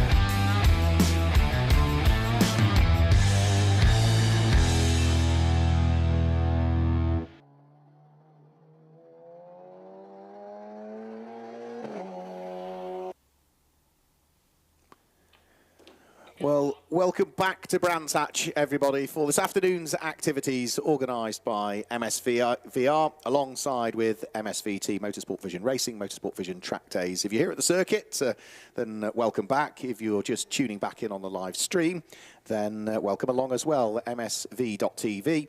MSVT YouTube channels are the places to go if you're maybe here at the circuit but also want to pick up on some of the live stream footage. Mark Werrell and Alan Hyde that are here in commentary, and we've got 3 further races to come for you this afternoon. The MSVT Trackday Trophy will be heading out onto the circuit very shortly indeed. Then our second race of the afternoon will be the second race today for the United Formula Ford Championship, featuring the champion of Brands. And our last race of the day, the last action on the stream, will be the Miata Trophy, which is for the Mazda MX-5s. That's not our last track activity of the day, but you won't, if you're watching on the stream, be able to pick up on the qualifying for the EnduroKA. However, you will be able to see their full 8-hour and 20-minute race tomorrow here at Brands Hatch. So, beautiful sunshine. The weather has been more than changeable over the course of the day. It's gone from being a wet track to a damp track to almost a dry track, and then as soon as it literally got to a dry track, it went back to being wet again. And I think we're in for maybe a bit of the same this afternoon, albeit Alan Hyde, who joins me in the commentary box, it does look as though we've probably got more sunshine now than we've had at any point of the day, which, fingers crossed, bodes well for a good afternoon. Summer's here, everybody. Let's make the most of it, shall we? We've been waiting for long enough. It's gorgeous now. And just looking at people over on the other side of the circuit, sat on deck chairs, ready for the afternoon's entertainment, making the most of it. Hello. They're waving. Very good. Yes, getting ready for the afternoon's entertainment. And it looks very comfortable, very nice out there, because it's not been cold. All day it's not been cold. No, it's a bit of a breeze, but it's not too bad, is it? For this time of year, really it could be nice. far worse. Let's hope it's equally as good next weekend when we have the trucks and fireworks, which you're not here for, but 4th and 5th of November. If you've not been before, come along. That's if there's any tickets left, because it usually sells out. So, yeah, brandshatch.co.uk if you want to buy some advance tickets for the trucks and fireworks next weekend. If it's not already a sellout, it will be very, very soon, because it's just a brilliant family day out. It's such a feel-good meeting, isn't it, to finish the year on? It's always a great way to end the season, isn't it? Superb. Can't guarantee the weather, but we can guarantee some good racing on track and the best fireworks display you'll ever see. Superb firework display, yeah. Well, last year, because you missed it last year, you know, each year when we've done it, there's always a new firework that we've never, ever seen. Yes. Last year's was staggering. It almost, as it exploded and then it exploded again, it almost formed like petals of a flower. Just something, again, I've never seen before. Wow. Well, it's one for the whole family. The youngsters love the trucks. They love the parade of trucks at the end of the day. They love the fireworks. It is just the best family day out. Do you remember when we had the Coca-Cola truck? We did. That was some years ago. That was a one-off, wasn't it? You were promised, well, you suggested it. Somebody promised that it would happen, Steve Horn, and it happened. Right. Yeah, it did. And it was such a thrill watching the excitement for young kids all the way around the Holidays circuit. are coming. Yeah, it's exactly that. It was lovely. Absolutely lovely. Whereas today, of course, it's largely saloons and sports cars and our single-seaters that we'll be looking forward to, as well as the EnduroKA, the 8-hour and 20-minute race that takes place tomorrow. The IndyCar 500 as its badge, because it's a 500-minute race. It involves Ford KAs or Ford cars, depending on how you want to pronounce it, and it takes place on the Indy circuit. And the other good little thing I like about that, Alan, as well, I saw Brands Hatch post on social media about it yesterday, is that when we get the podium, because it's the IndyCar 500, they get trophies on the podium, but they also get an engraved glass bottle which is filled with milk. Do they really? As the winner of the Indianapolis 500 drinks. They don't pour the milk everywhere, do they? I don't think they pour the milk everywhere. And it's not fizzy milk either. You can't spray it everywhere. Right, good. But it's that little attention to detail that I quite like with MSVR. Yeah, I don't like the idea of being covered in milk. It's not a good idea Might at be all. a bit pongy by the time you got home. Yeah. I've got a milk intolerance. You you have now as well, yes. Yeah, you have. Keep that stuff away from me, please. Right, we're waiting to get our cars onto the grid for the first race of the afternoon. And the first race of the afternoon is the MSV Trackday Trophy. It's a 45-minute race. We have the Trackday Championship before our lunch break. Then we've got the second race of the day for the Miata Trophy. And then, I beg your pardon, for the United Formula Fords. And then the Miata Trophy, both 20-minute races. And then we'll have an hour of qualifying, not on the live stream, but certainly here at Brands Hatch for our Enduro cars, which are racing tomorrow. So all of that coming up. And now, if you look right the way around the circuit, we've got certainly a dry line around the circuit, which, bearing in mind how many little short, sharp showers we had this morning, is pretty impressive. But also impressive, blue sky, sunshine, and we are set to go racing. What's also impressive for me is just the colour of the trees when you look down towards the outer paddock. Absolutely beautiful. Yeah, the colour of the trees, from greens and browns and a few oranges in there as well. Real autumnal feel to it. The cars haven't arrived. Do you think we've started early? I think we have started early because we were told to start, and now the cars haven't arrived, he says, padding still. So, yeah, if you're not familiar with the MSVT Trackday Trophy, then it is split by class structure. Very similar to the Trackday Championship, in that Class B caters for cars between 150 and 175 brake horsepower per tonne. You're wondering why I've not said Class A. That's because there isn't a Class A nowadays, so Class B is the highest class. Class C is for those with between 126 and 150 brake horsepower per tonne. Class D is for up to 125 brake horsepower per tonne, and Class D is for any production or production-based saloons, hatchback and sports cars that the organiser have given permission to enter the series that hasn't necessarily been on the championship rolling road, because all of the vehicles in the series are power tested prior to their first event. That's done at Total Track Limited, who run the mini challenge actually. And when we talk about the power for the cars, it's measured at the hub. It's not measured at the flywheel, it is measured at the hub, at the wheel itself. Mandatory pit stop in this one as they head onto the grid now needs to be made. It needs to be 2 minutes in length from when you break the beam at pit entry to when you break the beam at pit exit. So the cars aren't stationary for 2 minutes, they have to be in the pit lane area for 2 minutes. And if you're a single driver, you can remain behind the wheel of the car. If you're changing drivers, you can change as quickly as you want, but you still can't leave the pit lane anything less than 120 seconds after you entered it. And that pit stop must take place in the middle third of the lap, so between the 15th and the 30th minute of the lap. Tyres are free in this one as well, so as long as it comes from the Motorsport UK list of eligible tyres in free choice A, B or C, yep, you've got a free choice of tyres. No slicks, of course, so they are not permitted at all. It has to be a road-based tyre, so it can't be a motorsport wet or a motorsport slick. It has to be a road-based tyre that is on the car. Now, sometimes we don't get a formation lap for these, Alan, so we might need to get through the grid quickly, because not always do they get a green flag lap, do they? Good plan. Yeah. No, you might be right. So we'll wait and see. Normally it takes us by surprise. Usually, so we'll give you the grid now anyway. Adrian Pottinger starts from pole position, man who missed out on the... In fact, the grid looks as though it is different to what I'm seeing on the graphic on the stream. So it is Charlie Polk and Adrian Pottinger that line up on pole position, and alongside is the Justin Roberts and Nicole Drought car, which is not the grid that you're seeing on the stream at the moment. That is what I'm seeing in front of me on the circuit. Row 2 of the grid is the Caterham of Ben Grucock, and alongside is Jack Goes, the number 22 Volkswagen Golf. Row 3 of the grid, apologies if you're watching the stream that the graphic would not appear to be right for this one. Row 3 of the grid is Jeremy Evans and Phil Hart, the number 37 car, and it is Nathan McPhail, the number 90 car, that is next up on the 3rd row of the grid. And row 4 of the grid is 21 Wayne Cockrell and 144, which is Sarah Hobson. Row 5 of the grid is 39 Paul McHugh and 16 Alistair Easton, with row 6 being number 4 Ollie Moss and 79 Alex Baldwin. The 7th row of the grid is Martin and Rob Adams. The number 3 Mazda sits alongside number 101, which is Alex Wilkinson Hughes and Dave Connell. Row 8 is number 6 Colin Wells and number 88, which is Jamin Shruchalski. Row 9 of the grid is 175, that's Adam Taylor, and for company he's got 45, which is Benjamin Curran. Row 10 is 20, David Smithram, who shares with Thomas King, and alongside him is number 166, which is Richard Clark, who has partnered up with Stephen Rosario.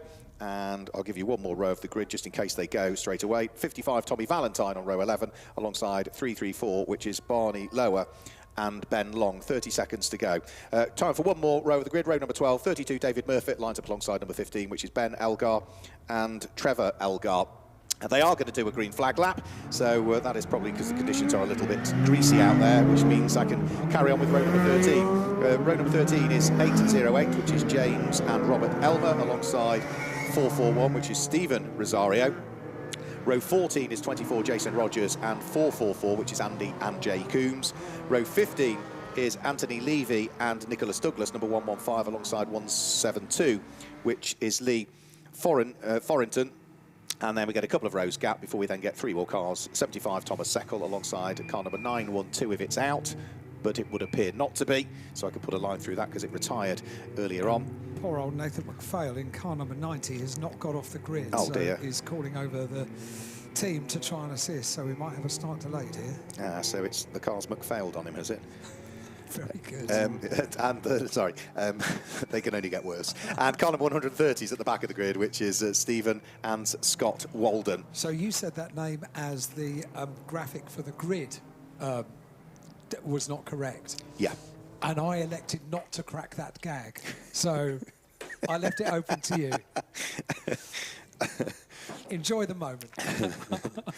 So Nathan McPhail's car being pushed off the grid by a couple of Brands Hatch marshals, he says when he puts his teeth back in properly. If you want to become a marshal here at Brands Hatch, maybe next season, because it's pretty much the last race meeting of the year, really, other than the trucks next week, then marshals.co.uk, marshals.co.uk, the official website for the British Motorsport Marshals Club, is the place to go. So 45 minutes are on the clock. We saw the Renault Clio of Charlie Polk and the other Clio of Adrian Pottinger going well in the Trackday Championship, Alan, when they were 1 and 2 together. They were racing separately earlier on. They're partnered up in the car today for this one, and we know they've got some pace because we've already seen it. Yeah, and I thought it was a very sportsman-like interview that Adrian Pottinger did on the podium. He just missed out on the championship title through no fault of the driver that took the championship title. But he was clearly disappointed. He wore his sunglasses on the podium, which I don't think he would normally have done. You kind of are able to hide your emotions behind that, aren't you? But he did a sportsman-like interview. And considering what had just happened, he said all the right things. Absolutely, he did, really top work. So we've got that gap then on the 3rd row of the grid. So it's the white Renault Clio that sits on pole position, the largely white and red and black Honda Civic alongside. It's the grey Caterham on row number 2 alongside the green Volkswagen Scirocco. And it's the largely blue and green Honda alongside the Gap that's there on row number 3. And it's 2 Hondas on row number 4. White and red is Wayne Cockrell. Largely white and yellow is Sarah Hobson. So we've got the final row of the grid into position now. And we're about to get 45 minutes of racing underway. The red lights are on, and when the lights flash their way out, which they do, it's a good start from the rear-wheel drive Caterham, but there's no real gap for Ben Grucock to go into, so he has to cheat to the far left to try and work his way through. But it's going to be the Charlie Polk and Adrian Pottinger Renault Clio that has the lead and has its nose ahead going in towards Paddock Hill Bend. Trying round the outside was the Justin Robertson Nicole Drought Honda Civic, and that left the gap open for Ben Grucock to try and sneak his way through, and the Caterham up into 2nd, but I don't think he's going to do it by the time they get towards Druids. I had a little look on the run up towards Druids, but he's still there in 3rd. We've got a car off which has just hit the barrier on the inside of Druids, and I think that was just a little kiss with the barrier. I think he missed it. It was Colin Wells, I think he missed it. Quite how, I don't know, and everybody missed him as well, so that was very fortuitous. And then the car came across the circuit, got back on the circuit, almost as if nothing had happened, so back on the track. Yeah, the Caterham was really good off the line, as you expect. When you see it compared to a hatchback car, a modern-day hatchback, it looks tiny, doesn't it? Absolutely tiny, yeah. Taking the lead of the race is the Honda, so it's the Justin Robertson Nicole Drought Honda that leads the way. Ben Grucock draws himself alongside the Adrian Pottinger and Charlie Polk car, but can't quite muster his way through. Caterham just runs out of puff that little bit more, doesn't it, in a straight line, but it's got all of the handling you could ever want. It looks so nimble, doesn't it? Particularly when you put it alongside a saloon car. Jack Goes is going well, isn't he? Again in 4th position at the wheel of the Volkswagen. Yeah, going really well. He had a small problem at the start of qualifying for this race earlier on this morning. We never really got to the bottom of what the problem was, but the bonnet was up in pit lane. Clearly the problem was resolved because once it got out, very, very quick indeed, as we expected, really. So here we go, Ben Grucock again, looking to try and sneak up through into 2nd position, looks at the inside of the Charlie Polk and Adrian Pottinger car and makes it stick this time. So Ben Grucock, is he there? No, he's still nipping at the heels of it. He's got the inside line, but of course they come off the corner. The extra power of the Renault Clio tells, and the Clio hangs on to 2nd. The Caterham, rather frustratingly for Ben Grucock, back down in 3rd place, and the gap keeps extending between the pair of them in a straight line. But a great little battle as they come across the line, go down towards Paddock Hill Bend once again. There's the battle for 2nd place, which is, Goes is not too far back as well. That could be a 3-car battle before too long, couldn't it? Up towards Druids they go. Certainly could be. And then you've got Jeremy Evans and Phil Hart in the Semprini Racing number 37 Honda that's also able to maybe close in. And who's the next one off that? That's going to be Paul McHugh, isn't it, who started 9th and is now inside the top 6. Yeah, so good first couple of laps for the number 39 Honda. And still we're focusing on this great battle for second place, because Grewcock was really having a look as they went through the corner, and still having a look now. It is going to be a 3-car train, isn't it, for second place. So the little Caterham is the meat and the sandwich, and that sandwich is quite light on meat because it looks tiny in between the two saloon cars, the two hatchbacks, as they are about to complete another lap out of Clark Curve onto the Bramham Straight. Look how dry it is now down on the Bramham Straight, pretty much dry right the way across the circuit, on the run down towards Paddock Hill Bend.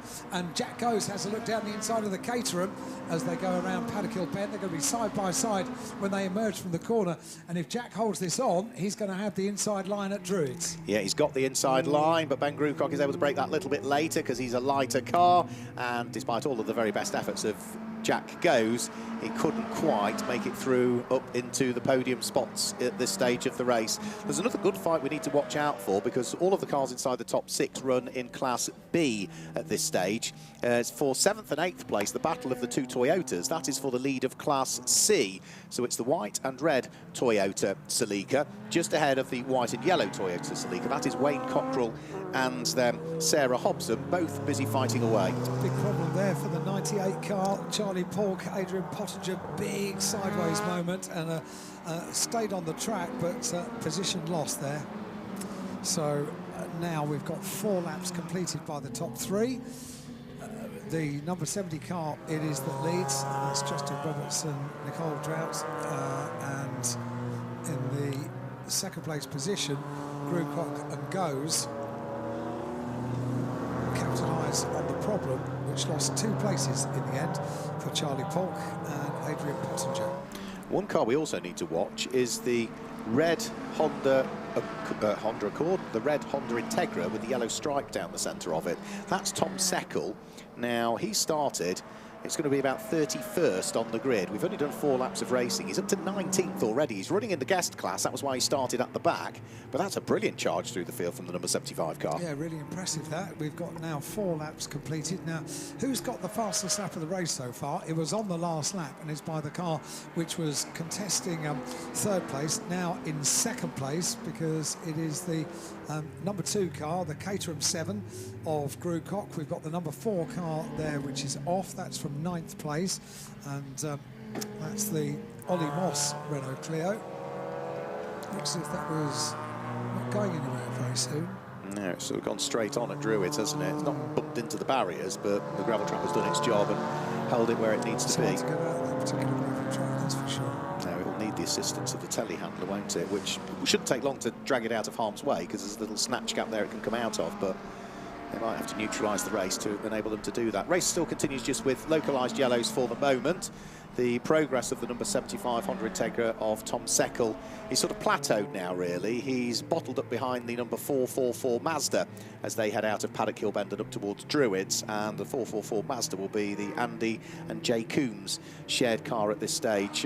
Class leaders, well, leading the race overall and leading Class B is the Justin Roberts and Nicole Drought Honda Civic. Class C is still being led by the number 21 Toyota of Wayne Cockrell.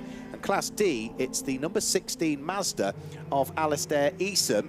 But we've got another car in the barriers, and that's Jason Rogers, I think, who's run wide coming out of Paddock Hill Bend, has clunked into the rector cell, light damage to the car, but we're now with 2 cars off, neither in a safe place. Safety car comes out. Yeah, so safety car deployed with 6 laps complete. Fastest lap of the race is still held by Ben Grewcock with a 58.204.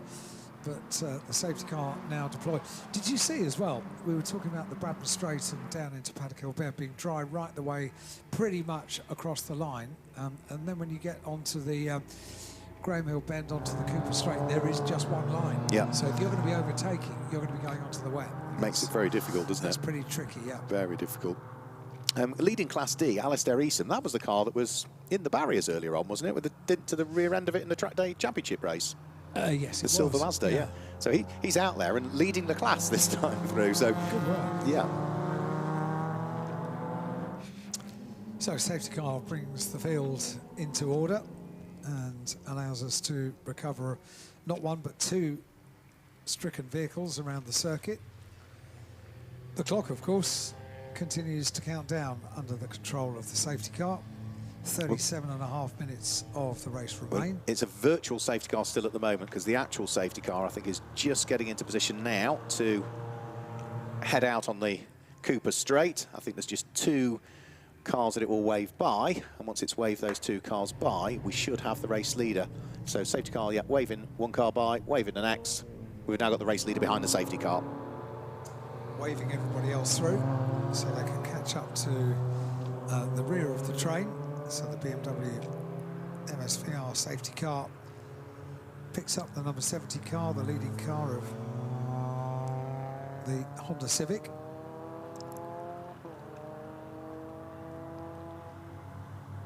And gives plenty of time for recovery. We've got closed circuit television as well up here in the commentary box, so we can see there's just the front two wheels still in the gravel up at Druids.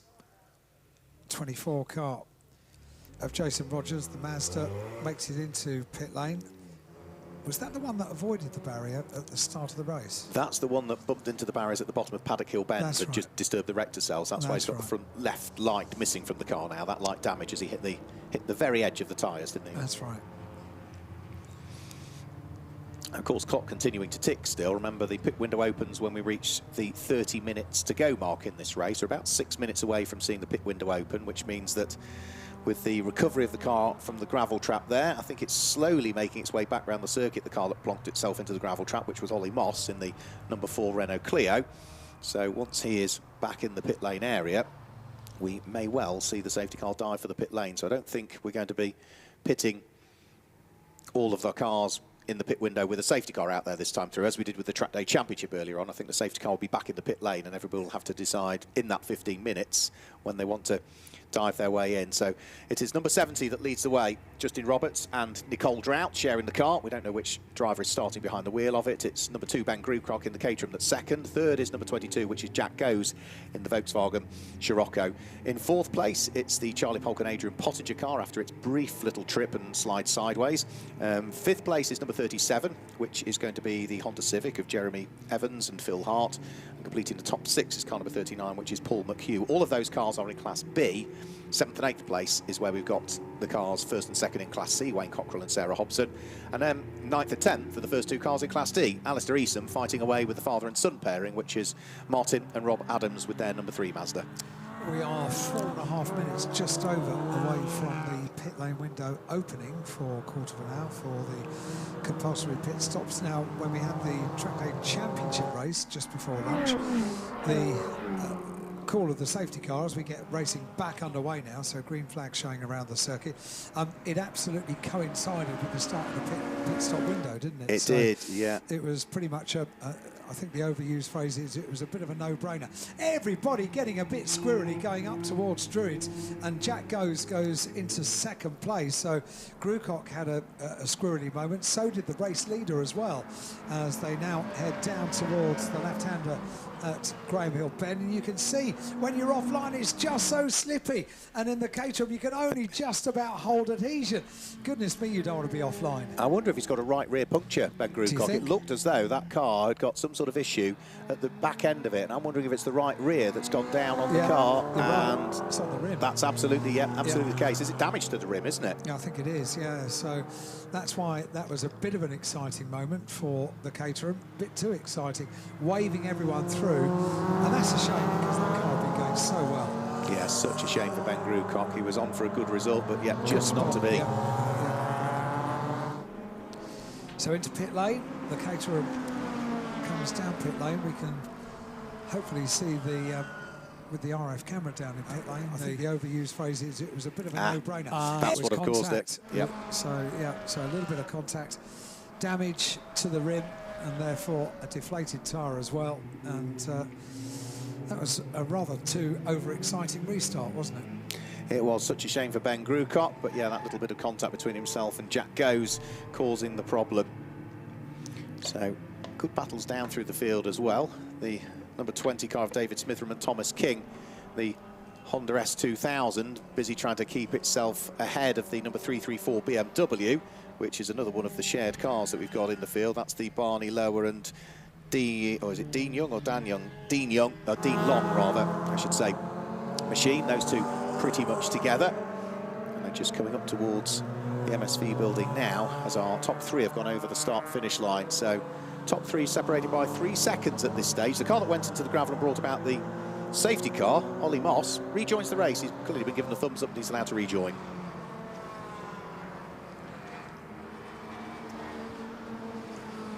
Fastest lap now, and it was done just after the restart by Jack Goes in second place at 57.8. It was held slightly ironically by the number 2 Caterham of Ben Grucock, but now it goes the way of Jack Goes, second place, car number 22, 57.872. Just trying to keep my eye on what's going on for the Battle of Class C and for the Battle of Class D. The Battle of Class C is just working its way through clearways now. Wayne Cockrell in the white and red Toyota Celica is about half a dozen car lengths ahead of Sarah Hobson's similar example. That's car number 21 and 144 respectively, just coming over the start-finish line now. And then look behind them, you've got 2 Mazda MX-5s together, and that's Alistair Easton together with the Adams family, which is Martin and Rob Adams over the start-finish line. Those are fighting for the lead of Class D. Just got a quick shot there of the Caterham and the rim, and that was not a repaired Caterham and rim. No, but there's no sign of anything at all on the Volkswagen Scirocco, really, is there? So it was sort of a light touch between the pair of them. As Jack Goes heads around through clearways now, it would be this side of the car that got the damage. He's overtaking a back marker at the time, but yeah, it must have been just the lightest of touches in the wrong place that caused the damage. Because even the wheel arch on the Caterham didn't seem to have a scuff, did it? But the wheel is quite vulnerable, isn't it? Yeah, it is, yeah. When you match a saloon against a Caterham, it's the saloon that's going to win, isn't it? Well, Jack Goes, hot on the heels of the race leader, has just posted the new fastest lap of the race, 57.335. The two of them head in towards the braking area for Druids, but it's still the number 70 Honda ahead of the number 22 Volkswagen. But as ever is the case in Trackday Trophy, there's going to be traffic to deal with before too much longer. Jack's going really well today, isn't he? Look at that single dry line through Granville Bend onto the Cooper Straight. You can't afford to overtake on the wet part of the circuit, but sometimes you have to when you're getting past slower traffic. And well done by the top two, by the 70 car and the 22 car as well. It's going to be a feature of the race for race long. But by the way, we have 29 minutes and 50 seconds of the race remaining, which means that was a bit close, wasn't it? Was that Mazda getting back on the circuit? Yeah, they was very, very lucky that number 38 Ford Fiesta didn't collect him there, because that was a pretty unusual rejoin, wasn't it, onto the track. Jack Goes makes the most of that, takes the lead of the race going around Paddock Hill Bend. Defending on the run up towards Druids, and the place is taken back. So, yeah, that all looked a little bit marginal, didn't it? It certainly did. It was the number 444 car, wasn't it, Vandy and Jay Coombs, that came off the gravel trap straight onto the circuit and didn't rejoin at an acute angle, then swung straight across in front of other cars that were at full racing speed. The battle for the lead of Class C has got even closer, so the two Toyotas through the traffic are now bumper to bumper heading out of Druids and starting to work their way down in towards Graham Hill Bend. You'll see them in the background of the shot in a moment. Wayne Cockrell still just leading the way from Sarah Thompson, and yeah, here the two of them come. Yeah, so the two white cars heading along the Cooper Straight. Wayne Cockrell still leading Class C, and we're side by side for the lead of the race. There's a light touch for the lead of the race as Jack Goes just briefly makes contact with the number 70 Honda. That was just a little touch between the pair of them, but it's still the Honda that leads, and through all of that and where they met the traffic, Jack Goes has lost out. Wow, this is close, and unfortunately for Jack Goes, not as close as it was, because all of a sudden the traffic did play a part going through Paddock Hill Bend and dropped back a little bit from the race leader, who has made the most out of the traffic on this lap. Absolutely no doubt about that. Jack Goes has dropped a little way back. He's got more traffic to deal with before he's back on terms with the race leader, but yeah, traffic has pretty much played a part over this last lap for the battle for the lead. One car that is dropping like a stone through the order, unless it's a transponder issue, is car number 39, Paul McHugh, the Honda Civic that was running something like 5th position has now dropped all the way down into 10th place. I can't see it in the pit lane at the moment, but it does suggest that something has happened to it somewhere out on track to lose so many places.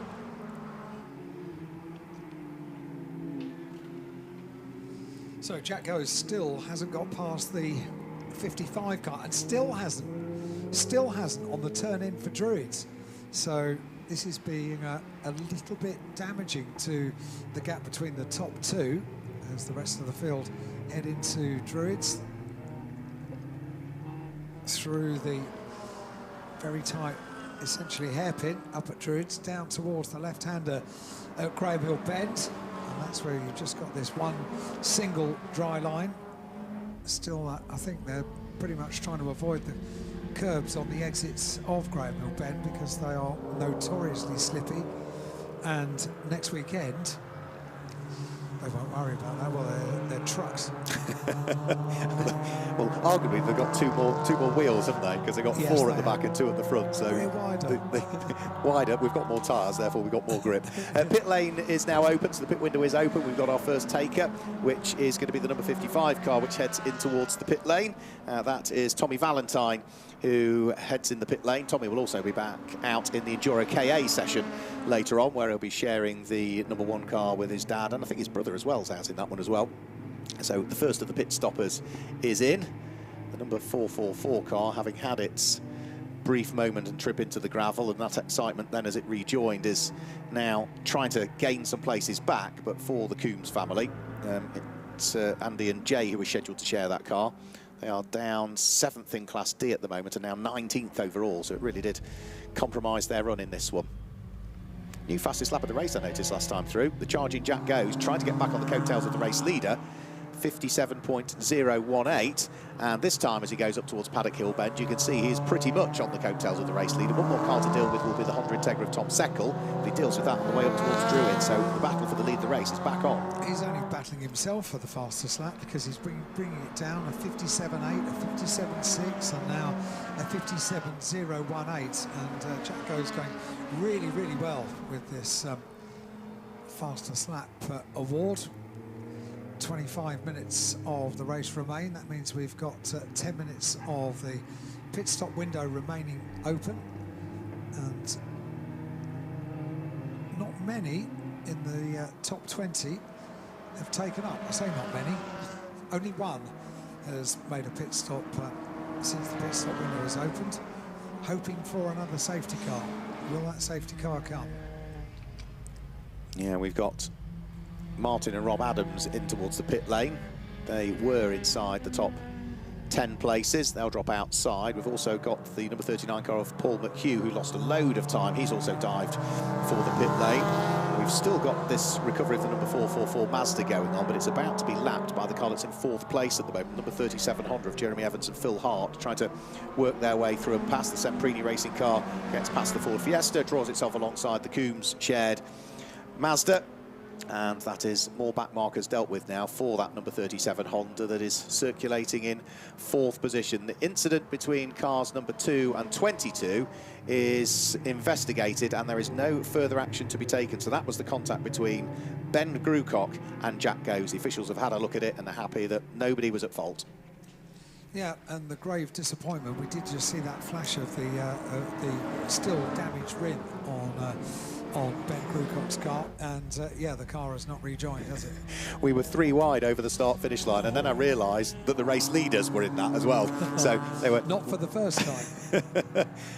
So up towards Druids goes our race leader. We've still got some other battles to be sorted out on track at the moment, and the number 45 car, which is the Ford Fiesta that's circulating, is a fair way down through the order, I think. That's the Benjamin Curran car, which is running in 17th place. Driver change has taken place, and that is the car of Martin and Rob Adams that now rejoins the circuit, and will look to see whether it can get itself back into the strong position that it was in, because it was currently, or was at the time, 2nd in Class D. Alistair Eason was just ahead of them, and the car that was 4th is in as well. So the car we were just talking about, which was Jeremy Evans and Phil Hart, the Semprini Racing Honda Civic, is in as well. Yep, so I think the pit stops are going to begin to come a little bit thick and fast now. We've got 23 minutes just under of the race remaining, And as we watch this pit stop taking place for the Rocket Robert Racing car of James Elmer and Robert Elmer, we'll keep our eye on the timing screen to see the top 3 have been through and completed now 21 laps. And for the first time, I think, for a very long time, the fastest lap of the race is not being held by Jack Goes, although he is still less than 1 second behind the race leader. It's the race leader who has put in the fastest lap of the race. First lap time under 57 seconds, a 56.823 for the race leader, car number 70. So Jack Goes, for the first time, not the hold-up of the fastest lap. Good fight still going on for 9th and 10th position between the Honda S2000, which dives its way into the pit lane. That's the car that David Smitheram shares with Thomas King. It had been fighting away with the 334 BMW that was right behind it for a good few laps there, but as the Honda dives for the pit lane and the Barney Lower and Dean Long BMW can now work its way up into 8th position, but is still as yet to stop at this stage. So the first of the cars that has pitted is way down through the order still at the moment, and that's probably Wayne Cockrell is the first of those that has conducted its pit stop and is back out again. We've got a few others that are in the pits that are showing as having done a pit stop, but they're still in the process of doing the driver change or whatever at the moment. And good shots from these pit stops. Callum, our cameraman down in pit lane, doing a good job of walking and keeping focus on the cars that are taking their pit stops. Still, we've got the top 10, top 12 to come in and take their pit stops with 21 minutes of the race remaining. Only 6 minutes more of the pit stop window. Yeah, and we've got inside what the top of the top 10 cars, only one car has pitted. Yeah, just seeing the gap between the top 2. It's down to 0.2 of a second. So Jack Goes not happy with not having the fastest lap. He's gone an awful lot better, actually. 56.4 now, the fastest lap, and it's held by the car in second place, who has brought the gap down between himself and the race leader to 0.2 of a second. Lee Forrington stayed out of harm's way and allowed the race leaders to go through there. Lee at the wheel of the number 172, slightly newer shape Toyota. As for our race leader there, the Justin Roberts stroke Nicole Drought shared car had to briefly get off the throttle, trying to work its way through a back marker, and now it means that Jack Goes has picked up the lead of the race. So that brief hesitation on the throttle allows now the Volkswagen to go through and pick up the lead of the race. So the Honda is down into second place, but is only 0.4 of a second adrift as the pair of them head round through Paddock Hill Bend, and even through Paddock Hill Bend again there, the Honda just losing out through the traffic. So Jack Goes, the new race leader, and building a very slight margin. We're looking at the third place car, the Polk and Pottinger car. That's the Renault Clio in third place. Across the line, and quite distant from this battle for the lead of Jack Goes and the 70 Robertson Drought car. And we've got 24 laps completed now by the top 3. 19.5 minutes of the race remaining, 4.5 minutes left of the pit stop window, and that is your race leader. Yep. Car number 22, Jack Goes. Who is not going for the pits this time through, so Jack Goes will still continue round. Oh, I've just seen what the logo is on the side. It's J and a G, isn't it? Very yeah. good, yeah. The top 3, top 4 all continue through. Sarah Hobson dived for the pit lane on the previous lap, so that's the car that was looking to try and pick up the lead of Class C. Leader went wide. The Class C leader is about to be lapped by the overall leader here, because Wayne Cockrell's Toyota is just ahead of the Volkswagen of Jack Goes as those two head down in towards Graham Hill Bend. Yeah, Jack just went wide coming out of Paddock Hill Bend, probably a little bit more wide than he would have liked. It's not cost him too much as far as the gap between himself and second place is concerned, because there was a car in between the two of them. There isn't now. No, I think there might be. Is there? I think there is. I think it's Wayne Cockrell's car now, the Toyota's between the pair of them. Yeah, it is. Yeah, so it just comes into view now. And Jack Goes, does that car look as if it might be peeling off? No. So it was hugging the right-hand side of the circuit, but continues on to another lap. And opportunity for the pit stop window is diminishing now. And on that last lap, it was a 57.9. Yeah, it wasn't going to be the quickest of laps with that little wide moment coming out of Paddock Bend and with the traffic as well. However, on the previous lap, Jack did go even quicker, a 56.049. Yeah, Sarah Hobson about to conclude her pit stop. We've had more cars dive for the pit lane this time through, which include the car that had been leading the race and was down into second place. So the number 70 Honda is in of Justin Roberts to hand over to Nicole Drought. I think is the way round that they are doing it based on what I saw from them earlier on today. We've also got Charlie Paulk and Adrian Pottinger in the number 98 Renault Clio into the pit lane. So we've got, what, 1, 2, 3, 4 cars that haven't pitted as yet, and all 4 of those are running in the top 6 currently. And Jack comes into the pit lane this time through, so race leader is in. Where is he going to feed back out relative to the number 70 Honda? That's what we need to try and work out at this stage. So who have we got left to come in? We've got car number 101, car number 6 to come in, and car number 16, Alistair Easton. Those are the 3 cars that need to pit as yet. Alistair Easton, the number 16 Mazda, is now pit to second. And they need to do that with 2 minutes remaining on the pit stop window. So 16 minutes and 57 seconds. Jack goes, he's in, and yep, making the most of this pit stop, and just sending a member of the team to all 4 corners of the car, check the tyre temperatures, pressures, and maybe adjust those tyre pressures before Jack is sent back out onto the circuit. So race leader in pit lane. Race leader is in the pit lane. The car that he's going to be doing battle with in the pit lane as well, the Honda, but the Honda will probably disappear back down pit road about a minute. Yep, so the number 70 Honda gets going now back down pit lane, and Jack will be stationary for at least another 60 seconds or so at the moment. So those 2 cars in pit lane that we see on the live stream now were the 2 that were battling for the lead of the race. Has anybody else dive for the pit lane? Yes, Alistair Easton at the wheel of the number 16 Mazda heads in towards the pit lane.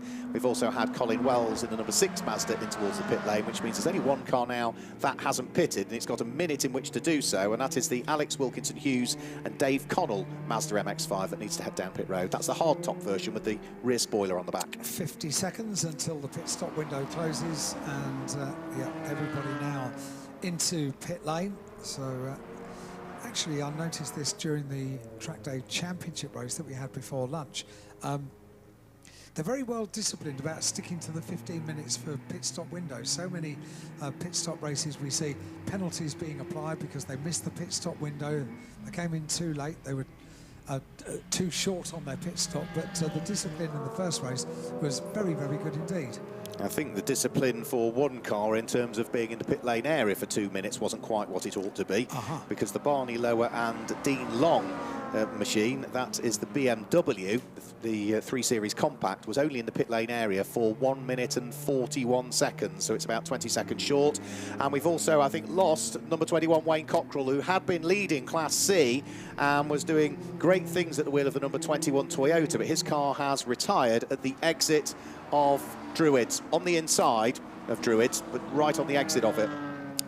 So he has retired the car, so that car is no longer going to be leading Class C. It's now going to be the number 144 Toyota of Sarah Hobson that picks up the lead of the class. We'll wait for all of the cars to have conducted their pit stops, and then we'll run you down through the top 10. We'll also pick out the relevant class leaders, but leading the race overall, number 22 Jack going well. 6.6 seconds now is the lead advantage between himself and the number 70 Justin Roberts and Nicole Drought Honda Civic. Yeah, and he's been flying during this race, hasn't he? Jack the advantage 6.6 seconds. He now has completed 28 laps, have gone in the book as he goes around Paddock Bend, 4.1 seconds at the end of that lap, so the gap has come down a little bit, 2 seconds, and there are 2 cars that need to be lapped before we've got the top 2 together on circuit. Jack heads out of Druids down towards the left-hander Graham Hill Bend, and what have you got there, Mark? Just looking, Adam Taylor, car number 175, that's the Ford Fiesta, just the wrong side of 2 minutes, 1 minute 58.165 in the pit lane area, so that again is a bit too short, that pit stop. Those will be looked at, I'm sure, and it may well be post-race penalties or drive-throughs or something will be allocated to those cars. So do I take back about my pit lane discipline? You do, Okay. you do. The number 3 Mazda was probably about the best on pit lane. 2 minutes, 0 seconds, 0.267. That's pretty much bang on where you need to be. Yeah, really well worked out by the team, and absolutely perfect pit stop just about. As the leaders have gone through and completed 29 laps now. How close are we to the fastest lap of the race? Well, Jack Goes is very close, 56.3 on that last lap in traffic. His best lap, a 56.049, so within 3/10 now of a fastest lap. He's going well. The other car that's still going well is the number 75 Honda of Tom Seckel, the red car with the yellow stripe over the centre of it, heading up towards Paddock Hill Bend now. Remember, he started 31st on the grid and has now rather quietly worked his way up inside the top 10, so he's up into 10th position now. And how far is he off catching the next car? He's about 2.3 seconds back, so the next car that he wants to try and catch will be the number 334 BMW of Barney Lower and Dean Long. That's the black car with the white bonnet, so he can see it. And that is also the car that, remember, stopped for too short a period, 19 seconds short on its pit stop, so that at some point it's going to have a problem. There is a problem, and that looks like suspension issues for Semprini Racing, I'm afraid. So that is Jeremy Evans and Phil Hart that have got a problem. Looks as though that's damage to the front right of the car. That's a shame, yeah. When you say suspension trouble, that's bashed something, isn't it? Because the suspension at the front of the car totally deranged, out of the car and out of the race as well. Great shame, that. Yeah, so that's the car that was running inside the top 10, so that now means Tom Seckel is now up into 8th position at the wheel of the number 75 Honda Integra from 31st on the grid. We don't have a driver of the day. He's running in the guest class, but that's not a bad performance, is it? That's putting a shift in. Not bad by a long way. This car, if you're watching on the live stream, this red Honda going very, very nicely indeed. A very tidy race to slice through the field in the way that it is. It was a great race car, the Honda Integra. Absolutely superb. That shape did race in the British Touring Car Championship, but it was in the production class at the time, wasn't it? Wasn't in the main class. Yep. Yeah, It absolutely was. Was it DC3, isn't it, that one? No. Safety You're car better comes at this out. sort of thing than me. So the safety car comes out, Yeah. which can only be because of the Semprini Racing Honda Civic and the point at which it has come to rest. So that's going to bottle the pack up again, I'm afraid. Certainly looks as though we've got some more rain beginning to... Oh, don't say that. It's well, been lovely. it's blue sky still, but it seems to be bubbling up in the distance again, I'll doesn't be in it, I'm charge of afraid? weather, thanks very much Right, indeed. OK. I'm in charge of maths, you're in charge of weather. It is going to rain. You've Yeah. not... I think it already is. Wipers are on. Yeah. The problem is the commentary box, you just can't tell, can you? No. And we also have sort of darkened windows, don't we, for the lower half of the windows. So sometimes it looks darker outside than it actually is. But it is raining, I think. Yeah, a few spits. I can see the Yeah. puddle on the top of the air conditioning unit outside. Yeah, a few little drips on that. So safety car, that's going to bunch them all up again, isn't it? It is, and has done already as they make their way onto the grid hatchings down the Bradman Straight. The start-finish straight picks up Jack Goes, and the BMW once again deployed for the second time during this Trackday Trophy race. Let me run you down through the top 10 then. We'll pick out the relevant class leaders as well. Leading the race overall with just under 10 minutes to go under safety car here at Brands Hatch is number 22, Jack Goes. Second is the number 70 Honda of Justin Roberts and Nicole Drought. And third, all of these cars are in Class B, is the number 98 Renault Clio of Charlie Polk and Adrian Pottinger. In fourth place, that's the leader of Class C at the moment, which is the number 144 Toyota of Sarah Hobson.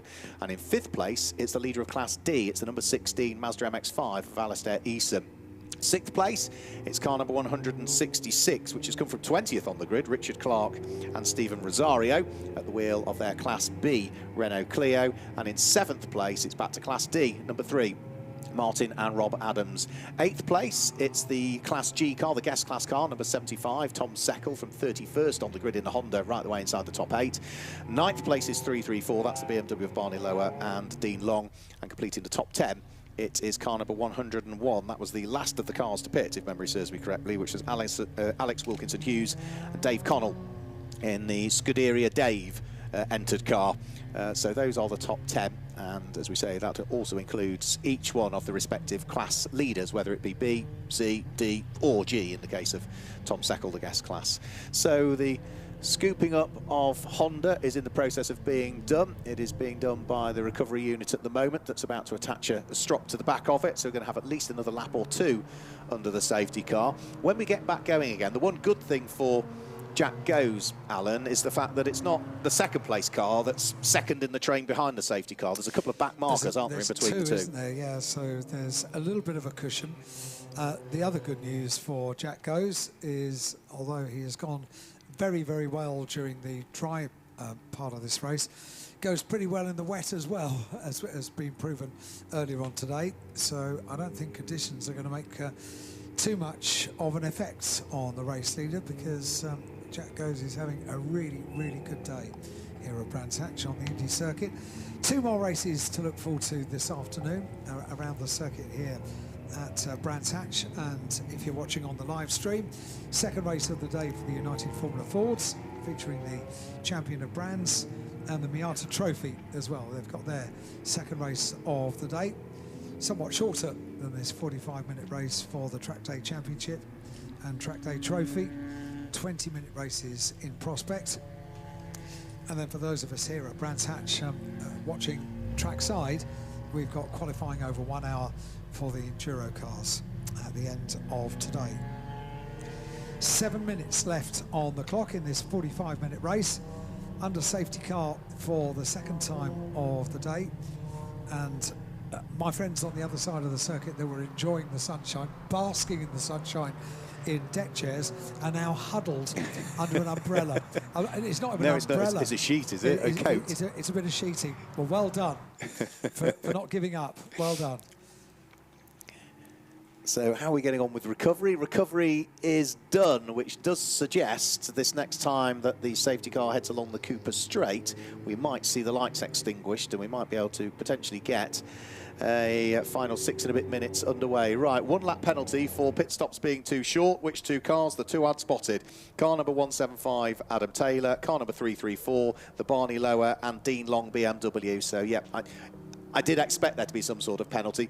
The difficulty, I mean, it must be tough, because one was only a second and a half away from being the right side of the pit stop. The other one was nearly 20 seconds out, but the penalty's the same. It's quite a harsh penalty as well, isn't it? You need to get the pit stop time right to lose 1 lap during the race. Pretty much writes off the race. Well, for what was a 1.5 second mistake, it's a 60-second penalty you're getting. Yeah. So safety car is going to peel its way back into the pit lane, so we do get the race back underway. And as I suggested, because there's no overtaking before the start-finish line, Jack Goes can get on with it. But the car that is holding up the car in second place at the moment is the last car that we've got in the field. So only now can the number 172 car of Lee Forington be overtaken by the number 70 Honda Civic. So all of a sudden, Jack Goes has just disappeared up the road again, but there's nothing that the Honda could have done about that. You cannot overtake a car at a safety car restart until you get to the start-finish line. And it is a nice car as well, the 172 car. It's a Toyota GT86. We've got Celica's in here, but also to have a GT86 in the field is a really impressive, great car, that. So Jack Goes pulling away now in the lead of the race. The Nicole Drought and Justin Roberts Honda there in second place. Charlie Polkstroke, Adrian Pottinger's number 98 Renault Clio has got its hands full as it's trying to carve its way through the order as well. The one car that's got to carve its way through all of the order, the 4th place car, the Class C leading car of Sarah Hobson. I think she was almost the car at the very tail end of the train, so she's got a raft of work to do to try and work her way through the order. And Alistair Eason, number 16, was leading Class D. Is he still leading Class D? Let's have a quick look. There's contact there, and that is contact between car number 444, the Andy and Jay Coombs car, which clattered into the side of Lee Forington's Toyota GT86 there. So bits of bodywork going flying. Yeah, and that bodywork is still on the circuit as well. So that is far from ideal, with 4 minutes and 10 seconds of the race remaining. And still the rain is coming down as well. So with a bit of debris on the circuit and rain as well, this is not going to be an easy final 4 minutes of this race. No, it's not easy, is it? That was the Benjamin Curry Ford Fiesta going a little bit wide on the slippery surface, and it's all getting a bit It's all getting a bit argy-bargy, isn't it, in the final 4 minutes? Yeah, another little bit of contact there by the look of things as Colin Wells and Tom Seckel just brush off each other. That's because the cars are moving around a lot more now. You know, when the safety car came out, it hadn't really started raining, had it? It started raining as the safety car came out. The drivers get back on it. They've lost tyre temperature. They've lost brake temperature. The circuit hasn't got as much grip, and you've got to try and re-evaluate all the time what you need to do. And if you're just making lightish contact with each other there. David is still on the circuit. It's at Clark Curve, just up towards the completion of a lap. Just a couple of bits of bodywork offline, it has to be said, but still on the circuit. So it's a distraction, if nothing else.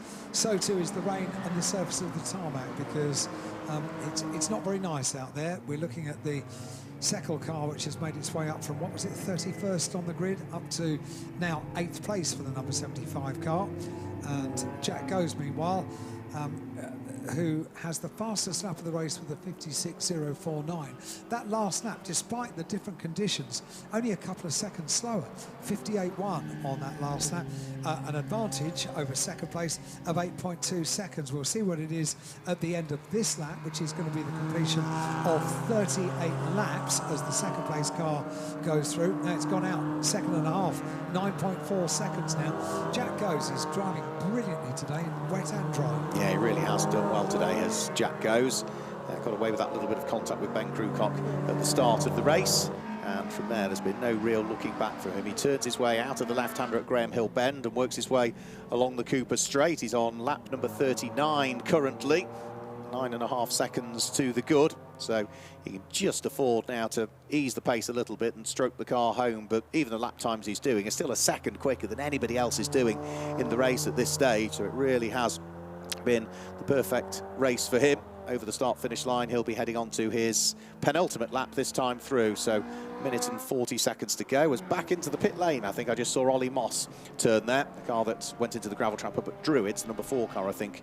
Yes, confirmation on a timing screen, that car has just entered the pit lane area. So lap and a bit to go between Jack Goes and a win, and his first win of the season in the eBay MSVT Trackday Trophy. So we've had a few different winners across the course of this season, with Charlie Polk and Adrian Pottinger claiming a win. We've seen a win for Paul McHugh over the course of this season. We've seen a couple of wins for the Porsche of Colin Tester and Ronan Quinn, who aren't on the entry list this weekend. And we did see a win last time out for Justin Roberts at the wheel of the number 70 Honda when he was partnered up with Heath rather than with Nicole Drought on that occasion. So it would be a first win this season for Jack Goes, but he's still got to try and bring the car home, and there'll still, as ever is the case, be potentially some traffic to deal with. So over the start-finish line, onto the last lap of the race. So that is lap number 41 that he is about to start. Further down through the order, we've still got the number 39 car of Paul McHugh trying to thread his way through the order, and we've got a spin as well, and that is the Elmer's Mini that's had the spin. So that's James and Robert Elmer that's pointing in the wrong direction up at Druids. It's got a long way round the corner before the car's pointed itself in the wrong direction, but for Jack Goes, he's already safely passed that yellow flag zone, and he's turning his way through the left-hander at Graham Hill Bend for the final time along the straight. All he needs to do now is just head through Surtees and McLaren and on towards Clearways. There'll be no traffic that he's met on this last lap of the race, so it's been the perfect finish to the race for him, with nothing to worry about, having built the advantage, and he can just make sure he bides his time and just brings the car home for a win in the final race of the season. Jack Goes claims his first win of the season, may well be his first win ever. Alan will find out on the podium, because he's still got the novice cross on the back, and the fist and the shake of the hand over the start-finish line perhaps tells you that that is the first career win, I think, for Jack Goes, who'll be as pleased as punch with that one, as will his father, Darren Goes, who has been a regular in MSVT racing over the years. The number 70 Honda finishes in second place, Justin Roberts and Nicole Drought. We await the arrival of the Charlie Polk and Adrian Pottinger Renault Clio over the start-finish line. That finishes in third place. And then fourth place should be our Class C winning car, which will be the car of Sarah Hobson. She'll be heading through Surtees and up towards McLaren at the moment in the white and the yellow Toyota Celica. And she will claim the win in Class C. And the win in Class D, in the end, goes the way of Rob and Martin Adams, who get themselves ahead of Alistair Easom in the closing stages. So that's a win in Class D for them. And where is our Class C winner? Here she comes now over the start-finish line. Sarah Hobson wins Class C at the wheel of her Toyota. So I think we've got pretty much all of the cars through. Another couple just come through, and that should be the last couple of cars then to take the checkered flag. Not quite sure why we didn't see car number 130 of Stephen Scott Walden take the checkered flag. That car is being shown as... There we go, it came into the pit lane. That's why it's just come into the pit lane now. So with everybody having taken the checkered flag, Alan will go downstairs to conduct the podium. I think it will be the top 3 again in each class. So it'll be a busy old podium for him to deal with down there. There's a bit of clearing up as well for our marshals to deal with. And once everybody's through and the results are confirmed, we can confirm the way that the race finished for the last race of the 2023 season for the eBay MSVT Trackday Trophy. Jack Goes claims the win from the pairing of Roberts and Drought in a Honda in second place, with Polka Pottinger finishing in third. Sarah Hobson won Class C. She was there in 4th position, and 5th place. It was a car that came from 20th on the grid, which was Richard Clark and Stephen Rosario, who finished in 5th place. 6th place, the Class D winners, Martin and Rob Adams. Alistair Issa finishes in 7th place, and Tom Seckel from 31st on the grid, 8th in the end. What a result that was for him. 9th place goes away of Paul McHugh, and completing the top 10 was Alex Wilkinson-Hughes and Dave Connell that wrapped up the top 10 in their Mazda. Then as you head outside of the top 10, Tommy Valentine was in 11th place, Alex Baldwin was there in 12th place, and 13th went the way of David Smitheram and Thomas King. Stephen Rosario was 14th, ahead of David Murfitt, who was there in 15th. The Coombs family, Andy and Jay, finished in 16th place, ahead of Ben Curran in 17th place. Barney Lower and Dean Long finished in 18th place. Colin Wells was 19th, and the Elgars completed the top 20 with their BMW 325 Compact. That wraps up the top 20. Then as we head outside of the top 20, it was Adam Taylor from the Elmers, and then Jason Roberts from Levy and Lawrence, with the Waldens and Lee Fornington, I think, being the last of the finishers, because Ollie Moss came into the pit lane quite late on, and all the rest of the cars from 27th onwards were all retirees for various mechanical gremlins throughout the course of that race. So Alan Hyde is going to go downstairs to conduct the podium presentations. We've still got 2 further races to come on the live stream: the United Formula Ford featuring the champion of Brands and the Miata Trophy. But if you're here spectating at the circuit, remember, even after that, we've got another qualifying session to come up for the Enduro KA. That will not be live streamed, but we will be showing their full race tomorrow. So the marshals working hard to scoop up those cars that have strewn themselves around the circuit, but down in the pit lane and heading towards the podium will be our drivers, ready to chat to Alan Hyde in a few moments. Certainly will, and we'll have, the top 3 in each of the classes. And Mark, while you've got the timing screen in front of you, I might just check with you that I've got the right order. It's all a bit difficult as we get to the end of the race. So I've got first in Class B, Jack Goes, car number 22. Second, number 70, Justin Roberts and Nicole Drought.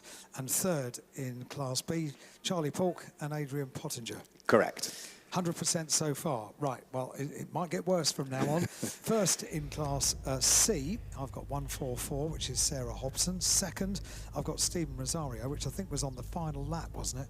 And third, David Murfitt. That's correct. Phew, this is going well. First in Class D, I've got Martin Adams and Rob Adams in car number 3. Second in Class D, I've got number 16, Alistair Easom. And third in Class D, I've got Alex Wilkinson-Hughes and Dave Connell. 100%. Right, OK, well, don't hold your breath, because it's I thought I was right last time, and it all went horribly wrong. I have every confidence in you. Yeah, well, I don't. So thanks very much indeed for helping me through that. As the rain comes down, so it really is pretty wet out here on the podium. So we wait for the drivers. We've got 9 trophies, of course, 3 winners on the podium from each of the classes, so top 3 in each of the 3 classes, excluding, of course, the guest category. We had just 2 entries in the guest category.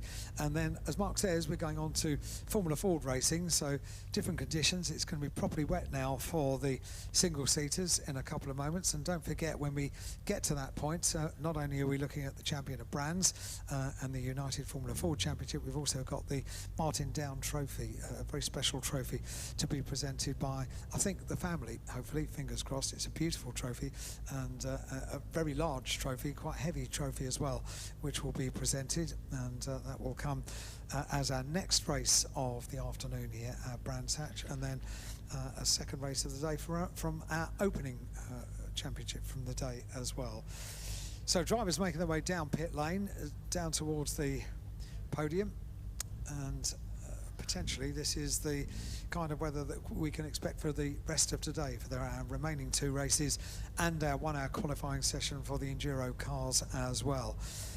8-hour, just over race in prospect for tomorrow, with changeable conditions possible tomorrow as well. So as drivers make their way up to the podium, we've still got a lot of silverware to give out over the course of this weekend. Maybe 2 halves of 2 different tables out of 3 have been able to have their trophies relieved of the table and presented over the course of today. And we are going to present Class D first of all, when we've got the drivers. And I'm interested to know what's in the bag. What's in the bag? Detailing products from Dodo Juice. So detailing products as well as the winner's trophy for the winners in each of the categories. And Class B, we have 1 set of takers so far behind the podium. It's going to take a little while before we get all of our drivers on the podium for our 3 podium presentations. And they're probably working out who finished on the podium, looking at the TSL timing screens, but it'll take a little while to get everybody up here. And the door opens and more drivers make their way towards the back of the podium, and stories exchanged behind the backdrop of the podium. More drivers making their way up, and the rain has eased off just a little bit now here at Brands Hatch, which is good news for everybody. Class D will be the first podium that we conduct, and we don't have enough drivers as yet. We need to speed them along. So if you are part of a driving team for any of our 3 classes for the race that we've just had here at Brands Hatch, then make your way down to the podium, please, as quickly as you can. Not the downstairs podium, the upstairs podium. So come into the building, make your way up the stairs at the rear of the building, and then make your way onto the podium when called out. But yeah, we're not close enough yet to get our first class podium underway, which will be for Class D. And just making sure that we've got all the trophies in place. We have. And yep, the rain has eased off to just a light drizzle now here on the podium, down in the pit lane and on the grid as well. So that's going to be good news for the Formula 4 drivers. Hearing from them this morning that some of them were learning the circuit in the wet, very, very different to dry conditions. And as you can hear from the hubbub in the background, I think we're getting more and more drivers appearing. So very soon we will be able to conduct the first of our podiums, which will be for Class D. And as soon as I get a thumbs up, are we good to go? Are we good to go for our Class D podium? Right, now, fingers crossed, everybody, I've got this right this time. I have tried my very best. So 3rd place in Class D. I hate it when they all look at me and go, no, that's not right. 3rd place in Class D, number 101, Alex Wilkinson-Hughes and Dave Connell onto the podium. Well done. Congratulations. They get the 3rd place trophy in Class D. So far, so good. 2nd place in Class D, the number 16 car of Alistair Easom. Well done. Congratulations, Alistair. He gets the trophy and steps onto the podium.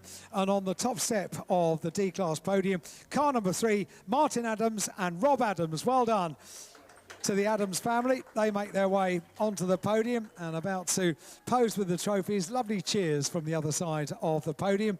And they will pose on their individual steps of the podium. A wave to the crowd and trophies up, gents. There we go. And a round of applause from the crowd in the pit lane. And that is our Class D podium. They will make their way off the podium to make way for Class C. And once they've finished their photographs, they'll make their way backstage with their spoils of victory and those car care products as well for our winners. And we will move on to Class C. And once again, we'll get the Class C drivers onto the podium in reverse order. Wish me luck. Here we go, 3rd place in Class C, number 32, David Murfitt. Well done, David. He gets a big cheer from the pit lane, takes the trophy and makes his way out onto the third step of the Class C podium. In second place, this was on the final lap as well, car 441, Stephen Rosario. Well done, Stephen. Congratulations. He gets the second place trophy, makes his way onto the second step of the Class C podium. And the winner in car 144, Sarah Hobson. Well done, Sarah. Congratulations. She gets the winner's trophy and the car care products as well. And oh, the rain is coming down a little bit heavier now, so a big cheer from the pit lane. Heavy rain now falling down in pit lane and on the grid as the Formula Fords make their way onto the grid. And then we've got one final podium for the Trackday Trophy, and that's going to be for the B class, and it is also the top 3 places overall as well. So as the C class drivers pose for the cameras, they will make their way off the podium any moment now. There we go. That's our C-Class podium, everybody. Drivers can make their way off the podium to make way for the B-Class drivers and the top 3 overall. They're enjoying the moment on the podium, that's for sure. And as Formula Fords go off, we haven't got too long to conduct our final podium. So third place overall and third in Class B, number 98, Charlie Polk and Adrian Pottinger. Well done. Congratulations, just Charlie onto the podium, Adrian not making it on to the podium. On the second step of the podium, car number 70, Justin Robertson, Nicole Trout. Well done, congratulations. Nicole takes the trophy and a handshake for Justin. And the winner, what a super race for Jack Goes. Well done, Jack, smiling as he goes. Look at the smile on his face, absolutely superb. And makes his way onto the top step of the podium. I want to talk to Jack in a couple of moments because that was a super race. Wet or dry, didn't matter. He went very, very well indeed. Let's get you bunched up together, please, as close as we can. And a photograph of all of you posing for the cameras. There we go, tight as you can towards the top step of the podium. Am I going to get a chance to speak to Jack Goes before the Formula Fords take the start of the race? I am, because I need to speak to him, because you cannot wipe the smile off his face. Is that your first race win or not? Yeah, well, fourth other race, so... Absolutely superb. I mean, wet or dry, you made that car sing today. Yeah, no, it was very difficult because constantly changing. It was just everywhere, really. But it was absolutely superb. What were your thoughts when the safety car came out? Oh, well, I was initially worried because I'd built a gap and then I thought I was going to lose it all, but... And then you saw 2 slower cars behind. 2 cars and then just legged it a bit early, So 4th ever race? Yeah, well, 5th race, but 4th, yeah. Absolutely superb. Jack, many congratulations. Jack Goes takes the race win, and Formula Fords are on the grid. Thanks, Alan. Yeah, the final race of the season for the United Formula Ford Championship, which also includes the champion of Brands. I don't think we're going to get a great deal of time to go through the grid, but Lucas Romanek starts from pole position. It's based on how they finished earlier on. Andrew Rackstraw alongside Jacob Toffs and Ben Powney sit there on row number 2. Row number 3 of the grid, it's Neil Toffs and Sean Macklin, with row 4 being Simon Pruce and Innes Hickman. And then the 5th row of the grid will be the car of Richard Earle and Mark Adkins, Matthew Smith. And light blue car starts at the tail end of the field. 20 minutes are on the clock. Lucas Romanek was dominant, won by 30 seconds earlier on. And what might he be able to do in this one? He is already the United Formula Ford champion for this year.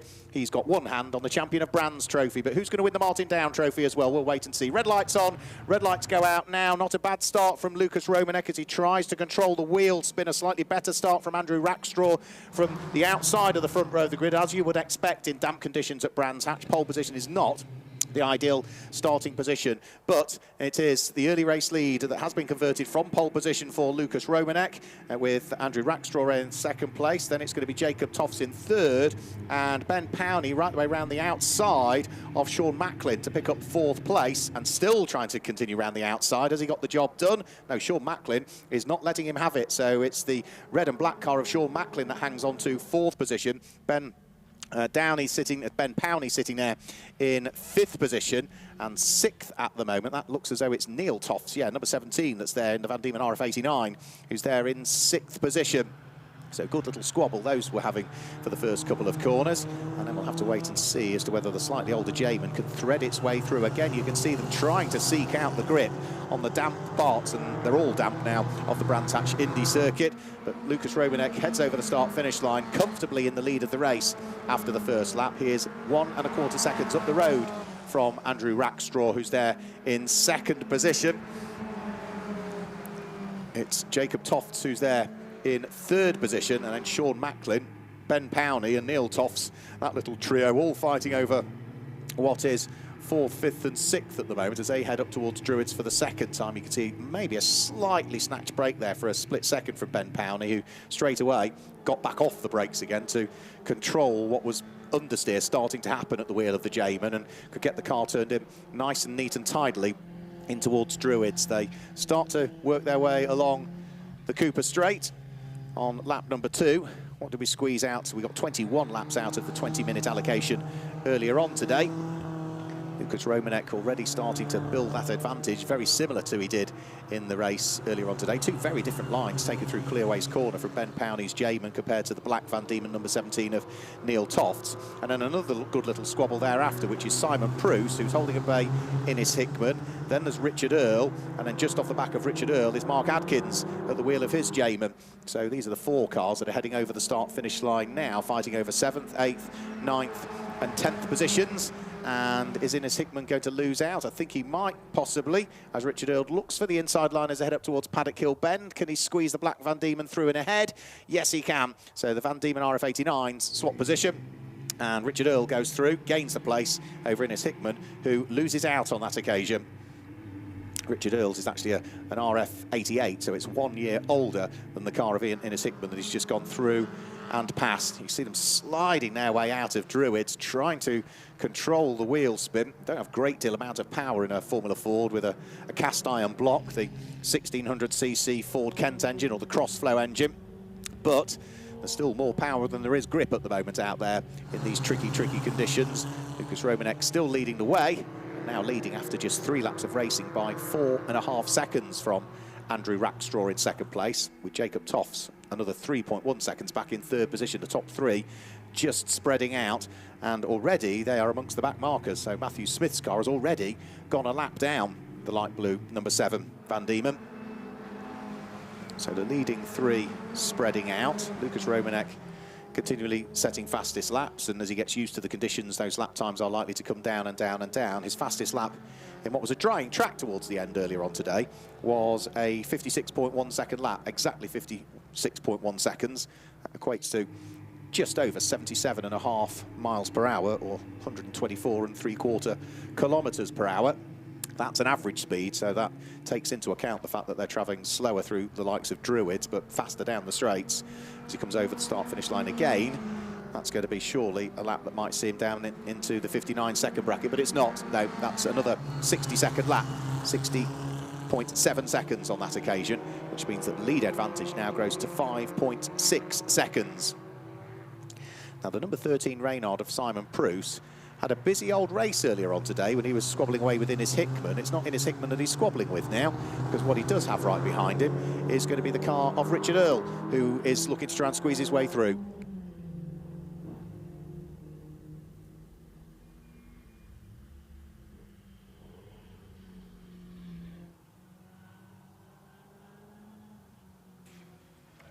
So Lucas Romanek is still continuing to lead the race from Andrew Rackstraw. The lead advantage of, say, 5.6 seconds. Quick announcement for those of you that are at the circuit as well. If you are the owner of a blue Vauxhall, I think it says RNL Racing on it, registration number KU63HXC, that's Kilo Uniform 63 Hotel X-Ray Charlie. Can you move it, please? It's in the way. So a blue Vauxhall, RNL Racing, KU63HXC. Can you please move it? You are in the way. And as we get back to what's been going on, we've had an incident out on circuit, and I'm afraid it involves Sean Macklin, who has had a coming together with Neil Tofts. Neil Tofts out of his car. That was through Surtees and up towards McLaren. And Neil Tofts with significant front right damage to his car, chatting away to Sean Macklin. I'm sure they will have differing views as to what happened, but Sean Macklin spun and then came straight across, and there wasn't a great deal Sean or Neil could do about that. It's just one of those things that Sean Macklin was mid-spin, and as he tried to get the car pointing back round in the right direction, I'm afraid Neil Tofts couldn't really do a great deal to change the trajectory of his car. So 2 cars damaged on the circuit, both pointing in the wrong direction, and that will bring about the safety car, I'm afraid. Neil Tofts wearing a set of old Tyrrell overalls by the look of those, aren't they? Looked like it said European Aviation on them. Did they? It certainly looked like it. Paul Stoddart's team, who briefly took over the running of Tyrrell before it disappeared from Formula One. It was, and went on to run the Minardi team. Yes, he did, yeah, in the end, yeah. Yes, so there'd been, Minardi overalls, I should say, rather. Yes, you're right. And it's not safety car, it's going to be red flagged. The session is stopped, I'm afraid. Dear. Well, it would have been difficult, wouldn't it, to try and get those two cars out of harm's way with, all the recovery crews would have had to been part of the way across the circuit to even get the cars out of harm's way. So I think safety car to start with to neutralise the race, and then a quick assessment of what might be needed to get them out of harm's way, and it's far better to stop the race, because by the time we'd got that done, Alan, we'd have had no racing hardly, would we? It's true, and it is their final race, so we need to make the most of it. It is for the prestigious Martin Down Trophy, and the family are here to present the trophy on the podium. You say it's a big old trophy, that one. I haven't seen it. It is big. It is, James did tell me what part of the structure of a Formula Ford it is. It's from the front of the car. I don't know. It just looks big and heavy,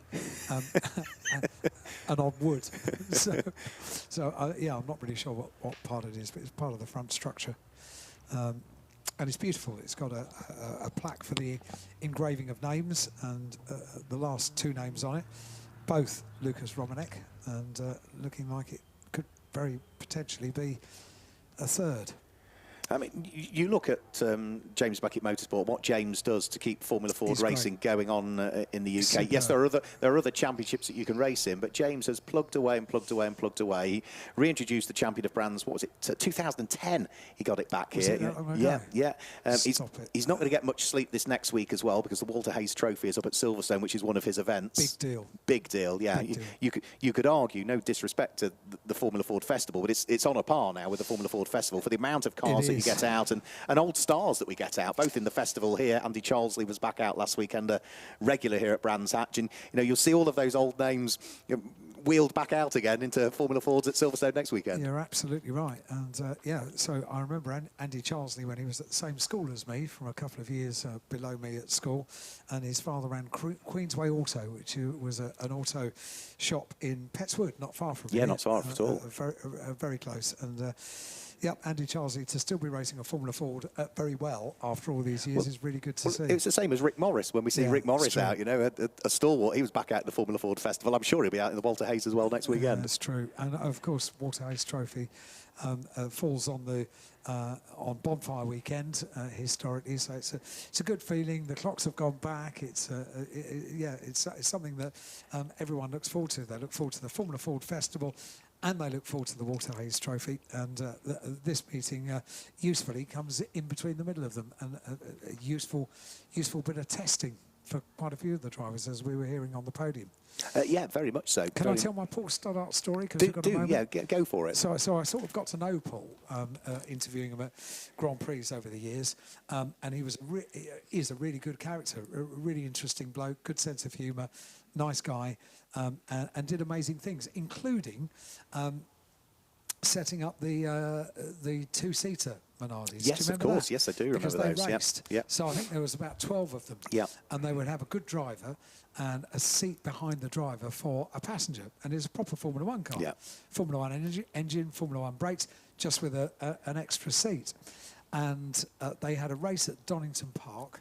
Yes, I was there for one of those, for sure. Where Nigel Mansell had a coming together with a car with...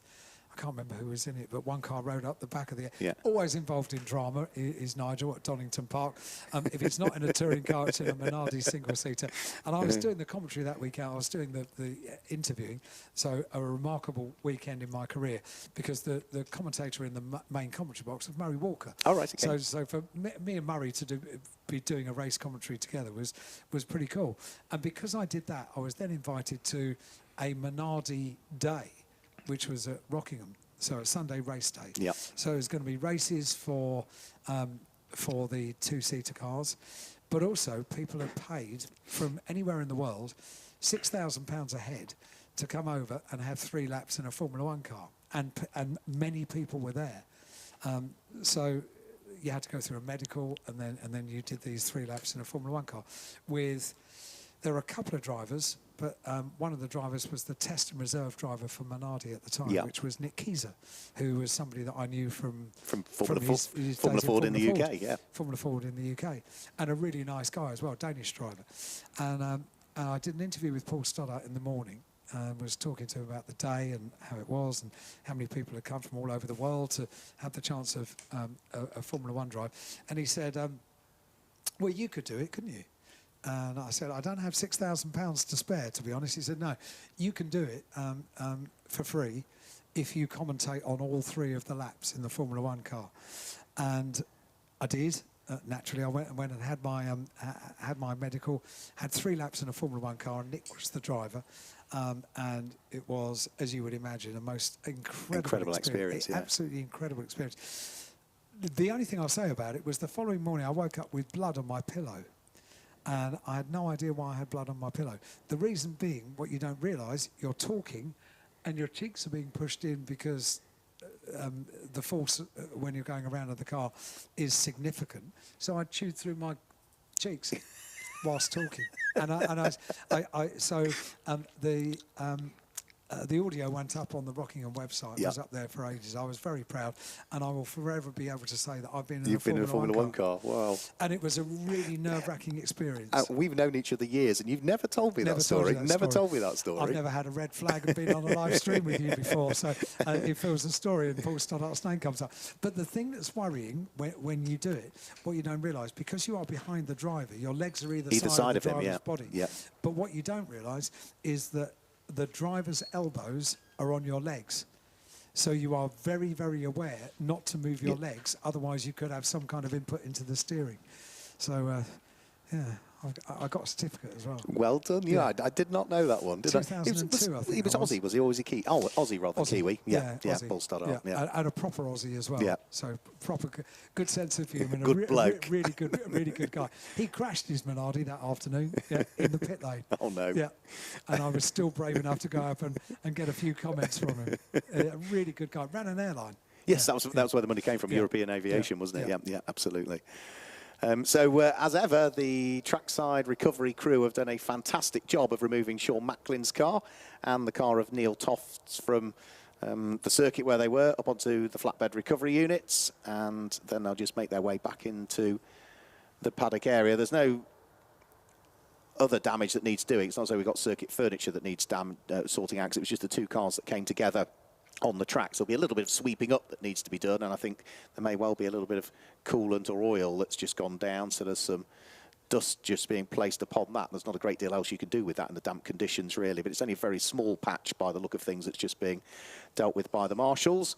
At the time the red flag came out, there are about 13 minutes remaining on the clock, if memory serves me correctly, there or thereabouts. So we should get a restart, I'd have thought, Alan, for maybe 10 or 12 minutes. We're a bit pushed for light more than anything, aren't we? But hopefully we'll get some sort of restart. Yeah, we're not pushed for light for the final session of the day, which is not on the live stream, but it is on the circuit for the last hour. It is qualifying for the EnduroKA race tomorrow, not being live streamed, but the race is. So we've got that to look forward to. Yeah, you see the marshals there ready to grid up the cars. Daisy Late in the background, who's one of our regular marshals here at Brands Hatch. She'll certainly be here next weekend for the British Truck Racing Championship, because her partner Adam Bint races in Division 2 of the British Truck Racing Championship, so she'll certainly be here cheering him on next weekend. Favourite, it has to be said. Binty, good old Binty.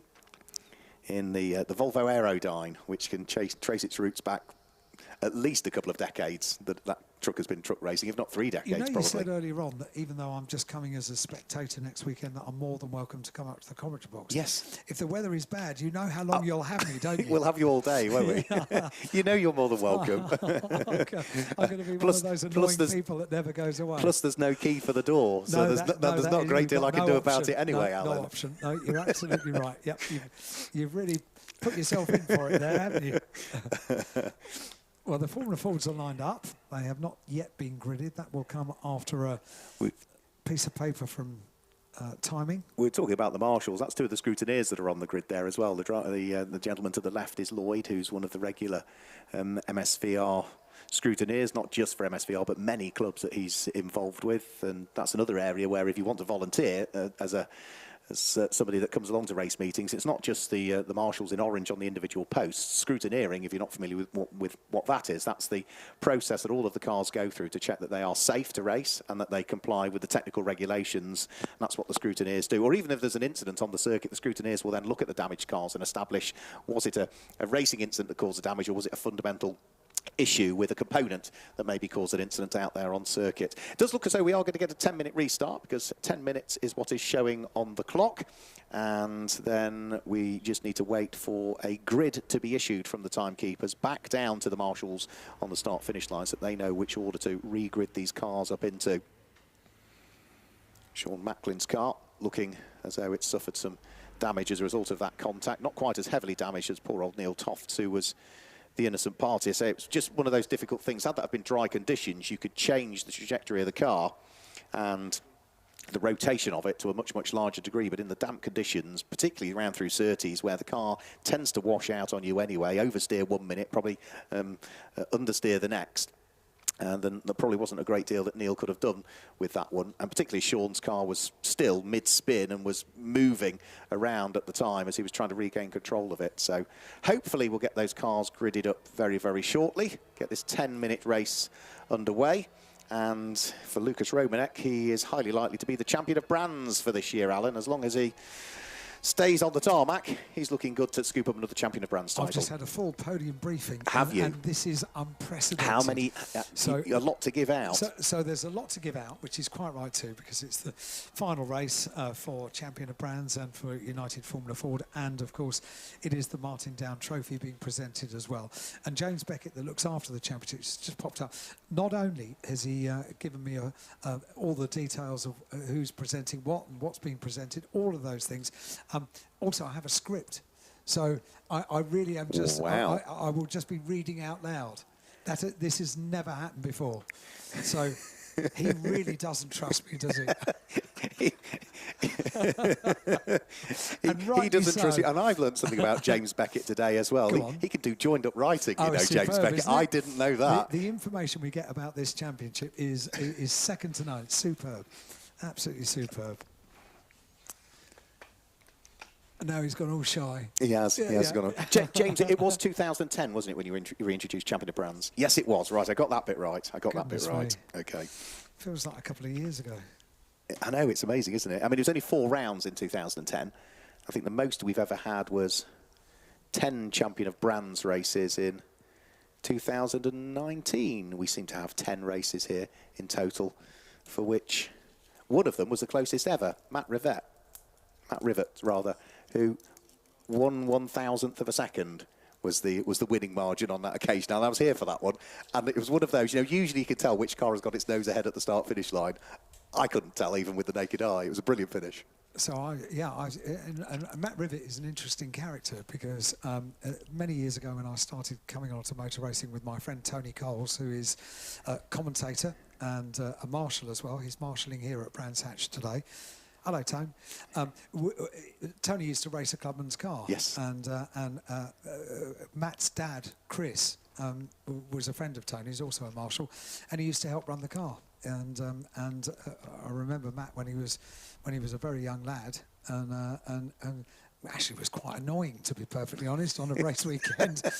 He's turned into a very nice young man, family man as well. So last time I saw Matt was when he had a nasty accident in Formula Ford. Was it at Donington Park? All right. Was it? I thought it was here, wasn't it? The nasty accident, was it? Was it?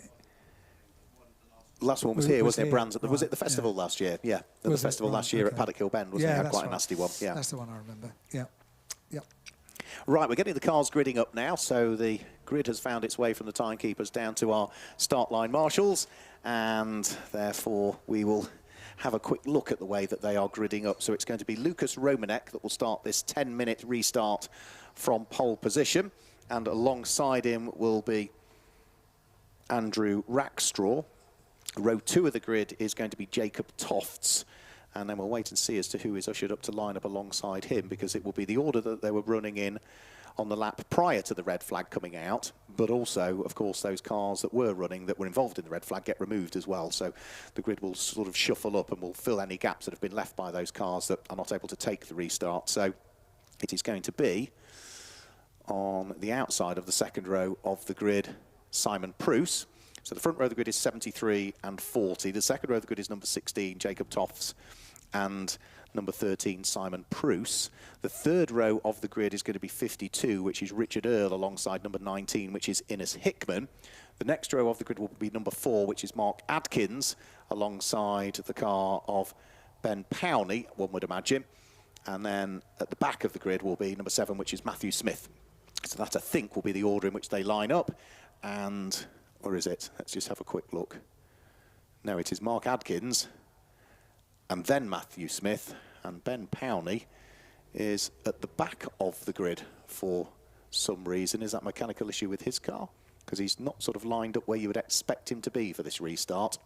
So we've certainly got 8 cars. Hopefully 9 will take the restart of the original 11 that were entered. But for Lucas Romanek, he's got it all to do again. The one good thing is, ever trying to look for positives out of negatives, because of that red flag, it looks as though the circuit has sort of dried a little bit. The weather has improved slightly. Yeah. Well, there's been enough hot air coming out of the commentary box to dry the circuit, that's for sure. A little bit of a break and 10 minutes for the restart. So good news. I have no more stories to tell. I'm out of stories now that are relevant to what we're talking about. So hopefully the race will get underway fairly soon. Another story that you did, because we've got trucks here next weekend. Yes, we have. You did tell me that once you did go round here in a race truck as well. I've been in a race truck, but it's not in the UK, it's been elsewhere. But right. you've been round Brands Hatch Indy Circuit in a race truck, and they're here next weekend. In Stuart Oliver's, so 10-time British champion Stuart Oliver's truck. And there was opportunity for a few VIP guests during the lunch break at that meeting one year to go around with Stuart. And we got to the end of it, and I was down there to interview him. And he said, we've got time, let's do a couple of laps. I had a helmet thrust in my hand, and I climbed aboard, and I'm only quite little, and it's quite a long way up. It's a long way up, isn't it, a truck, yeah. And so I was strapped in, and Stuart, he's a great guy, yep. A really nice bloke, and also a demon in a race truck. And he did more laps than I really should have had. I think I had about five laps before the checkered flag was waved so vigorously we knew that we had to come in. You'd overstayed your welcome, had you? Yeah, it felt... so let me tell you what it felt like. It felt like a big touring car. Yeah. I mean, I didn't really feel... When we were going around the circuit, you don't really feel the height, because all you're really concentrating on is the speed and the braking points and the way you're making your way around the corners. And the bit that has stayed with me ever since is that you think Paddock Hill Bend would be amazing. Okay, it is an amazing corner. It wasn't the most amazing thing. Graham Hill Bend, don't know. Was that going to be a good corner? No. Where I really felt it was the change of direction, yep. Going left into Surtees, right into McLaren, and then onto Clearways as well. In a race truck, it was absolutely mind-blowing. So those of you that are coming next weekend to watch the trucks, it's a great place to watch. It's the change of direction. Oh, happy memories. Yeah, and a two-seater legend when you were here. Yes, two-seater legend when you were here. Whereas I've only ever done it. I've done it on 4 wheels and I've done it on 2 wheels. 2 wheels on what? In a Mini. Have you really? Yes. Oh, right, yes. I know the thing. Yes, Russ Swift. I never liked that. Yeah, Russ Swift, yeah. It's because his guest that should have been there to do it wasn't there, so I ended up copying. You snooze, you lose. And I had the microphone in my hand, so I was commentating whilst we were on. So the ramps were down the start-finish line. Russ leant across me so he could hold my seatbelt. He puts his arm across me. Yeah. And then, we went up onto 2 wheels and we did a full lap of the Indy circuit on 2 wheels in the Mini and came back down on the start-finish line. And the other time I did it in a Mini was... down with a bump as well. You do. Yeah. The other time I did it in a Mini was when a particular tyre manufacturer were just trying to prove how good their run-flat tyres were. So we went out with a professional driver. I was in the passenger seat again on the microphone, and we did a couple of quick laps in the Mini with 4 fully inflated tyres. They then drilled holes through all 4 tyres and sent us back out to see how quickly we could do a full lap of the Indy circuit on the same car, but on 4 run-flat tyres. And it worked? It did work. It wasn't quite as quick. Down the straights, you could tell no difference, but as soon as the car turned into the corner, you could feel that the sidewall was trying to fold in, because, of course, you got no pressure back in the tyres. But, yeah, it was a really strange experience. Yeah, I should say. Right, back to the script then. Now that we've digressed off and filled the time. Jack has finished for the day. We have had some shuffling of the grid, so Ben Powney's car has now moved forward. So the grid then lines up Lucas Romanek and Andrew Rackstraw on the front row of the grid, Jacob Toffs and Ben Powney on row number 2 of the grid. Row 3 of the grid is now going to be Richard Earle and Simon Pruce. Row 4 of the grid is going to be Innes Hickman and Mark Adkins, and Matthew Smith, as I thought he would be, is at the back of the grid. So I think we are pretty much ready to go. There is going to be one single green flag lap for these cars around the circuit, and then we'll be able to get the 10-minute resumption of the United Formula Ford Championship featuring the champion of brands underway. This race was scheduled to start at 3:15 and scheduled to finish at 25 to 4. Well, it's now 20 to 4, and we've still got another 10 minutes to try and get this race in, so we will be running behind time for the Miata Trophy. And of course, that also means that we'll be potentially starting a little bit later our qualifying for the Enduro KAs. But I do notice, Alan, we do have another sort of break in the timetable. It won't be live streamed, the qualifying for the Enduro KAs, but when the Miata Trophy was scheduled to finish and then when the Enduro KA qualifying was scheduled to start, there was an hour gap between the pair of them. Do you know, I hadn't noticed that. I've only just spotted that now. Good spot, yeah. Well, that's gone. And, hopefully there'll still be enough time to get a cup of tea or something. There will be plenty of time for a cup of tea, yeah. And that's because Enduro cars need to be qualifying into the darkness. They do, yep, absolutely. If it was tomorrow, no problem. The clocks have gone back one. Clocks have gone back. So... Oh.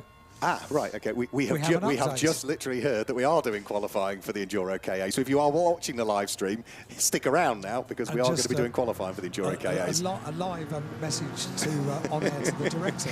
We will not be filling for the hour in between. You know what that also means? That cup of tea might be gone as well now. Yeah, that's very, very good point, well made. Yeah. Right, so off they go on their final formation lap then. Lucas Romanek leading the pack round again. He's got it all to do again to try and build that advantage. He's got it all to do again, Alan, from the damp side of the circuit, of course, when the lights go out. Yeah, and the light has come back here at Brands Hatch. It's really quite strange how we've had so many different weather types over the course of today because we've now got sunshine, and as the field make their way down from Druids, we get this race back underway when they get to the starting grid and line up over 10 minutes. So 10 minutes we've got for the restart of this race, the final race of the year for the United Formula Ford, featuring the champion of brands as well, and of course the prestigious Martin Down Trophy to be presented at the end of this race. Sunshine, no rain, and you just can't predict what the weather is going to do. No, absolutely not. One thing we didn't really mention earlier on is that there are separate classes in this one as well. So the star class is for cars between 1999 and 2003. You've got the regional class, which is those built between 93 and 98. You've got the heritage class, which is between 1982 and 1992. You've got the classic class. We've not necessarily got cars in all of these, which is for cars built between 1972 and 1981. And then the historic class, which takes in the likes of Ben Powney's Jamin, because that was built between the very early years of Formula Ford, 1967 and 1971. And the way that it works is you get points per class. So if you win your class, you get 5 points. If you're second, you get 4. If you're third, you get 3.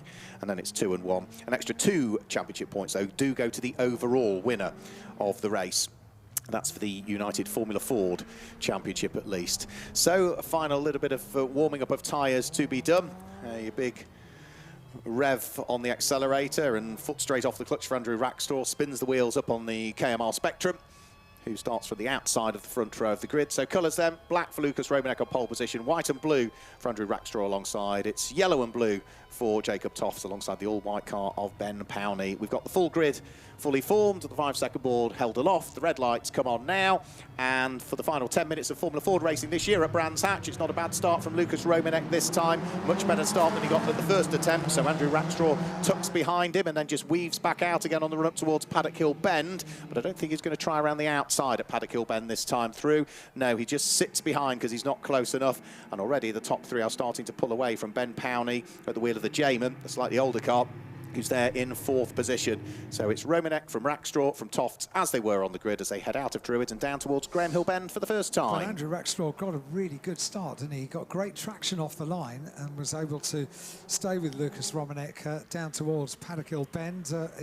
What was it Andrew said to me earlier on when we were talking? He's only here for fun this weekend. Never believe that when you're talking to a racing driver, but certainly able to get an awful lot of information this weekend, because from South Africa doesn't really have much experience of wet circuits. And, well, Andrew, you've come to the right place. You've come to the UK is the right place. Even in summer, you could have had a lot more rain if you'd have come in the summer. Exactly Over right. the start-finish line goes Lucas Romanek. Andrew Rackstraw is already 1.5 seconds adrift, and a further 0.7 of a second off that is Jacob Tofts. Ben Powney is holding his own in 4th place and has pulled quite a fair way away from the likes of Simon Pruce and Richard Earle, who are there in 4th and 5th position. 5th place is going to be Mark Adkins, and Innes Hickman has dropped to 8th position, and bringing up the rear is Matthew Smith at the wheel of his Van Diemen. But again, Lucas Romanek doing what he's done, both in qualifying and in the race earlier on, and at that aborted attempt at the start. He's just edging away already.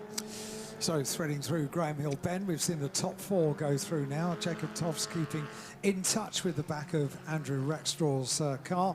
The rest of the field all make their way around, and you are potentially, wherever you are in the field, in with the chances of a trophy, with so many classes and trophies being generously given out by James Beckett. At the end of this race, you could well be on the podium. Whatever you're battling away for, you could well be taking a trophy away at the end of this, which is really good news, and certainly encourages drivers to take part in what is a great form of single-seater racing.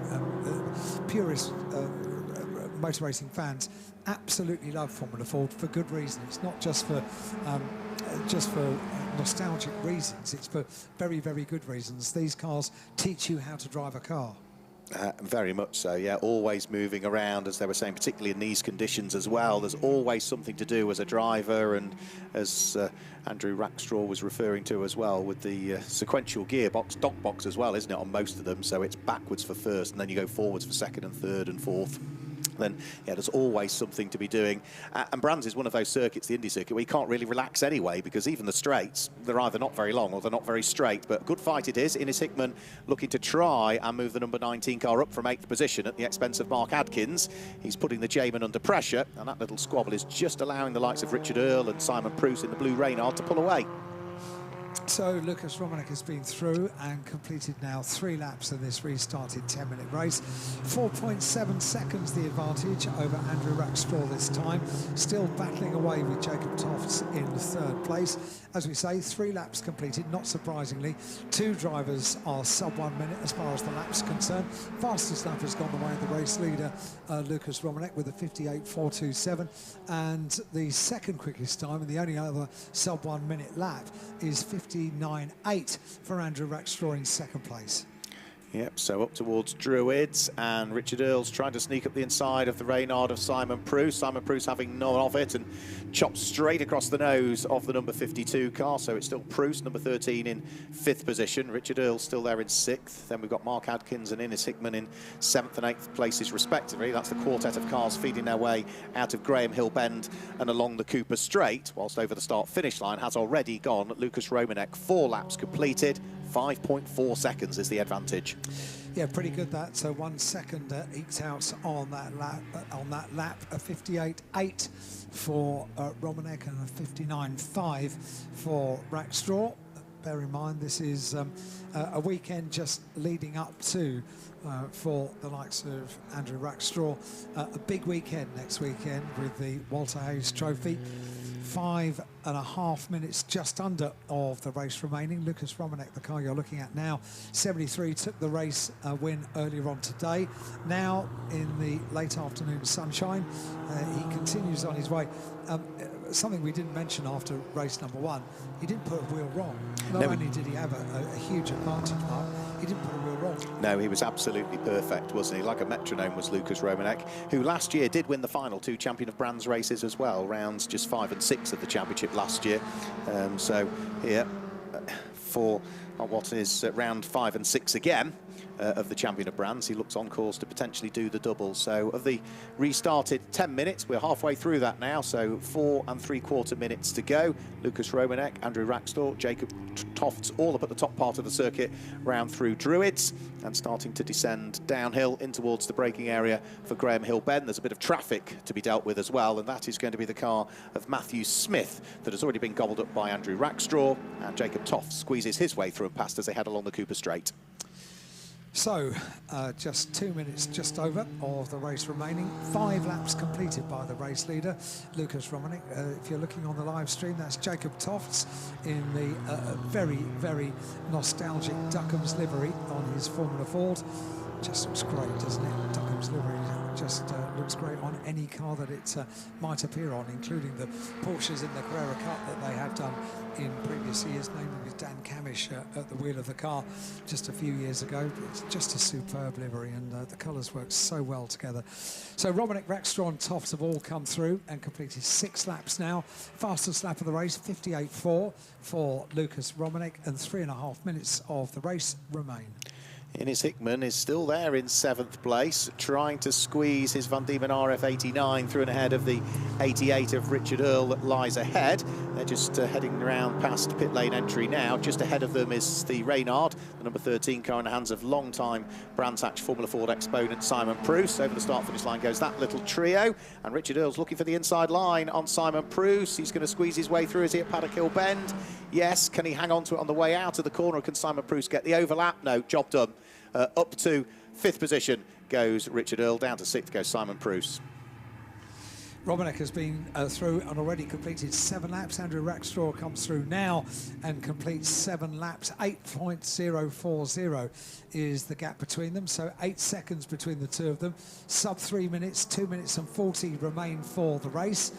This race, for those of you just joining on the live stream, was briefly halted for the recovery of 2 cars, be it Neil Tofts and Macklin as well. Their car had to be retrieved, and then a restart over 10 minutes for this race.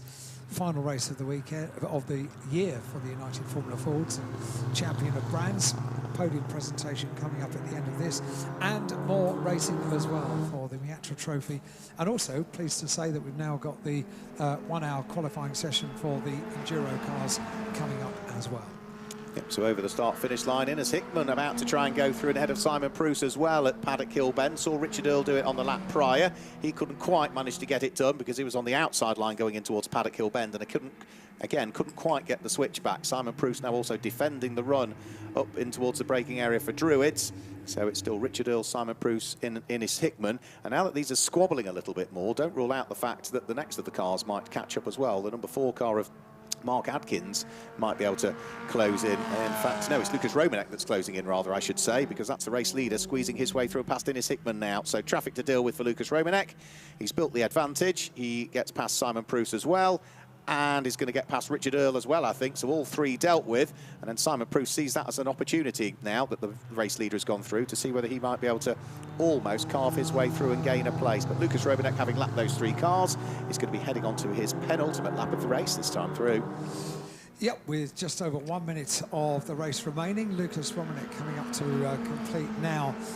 With 9 laps in the book, it is now, and that lap time, a little slower. 1 minute 0.013 at the end of that lap. Lucas used to doing sub 1 minute. Only 3 cars, the top 3 cars in the order, have gone sub 1 minute around the Brands Hatch Indy circuit.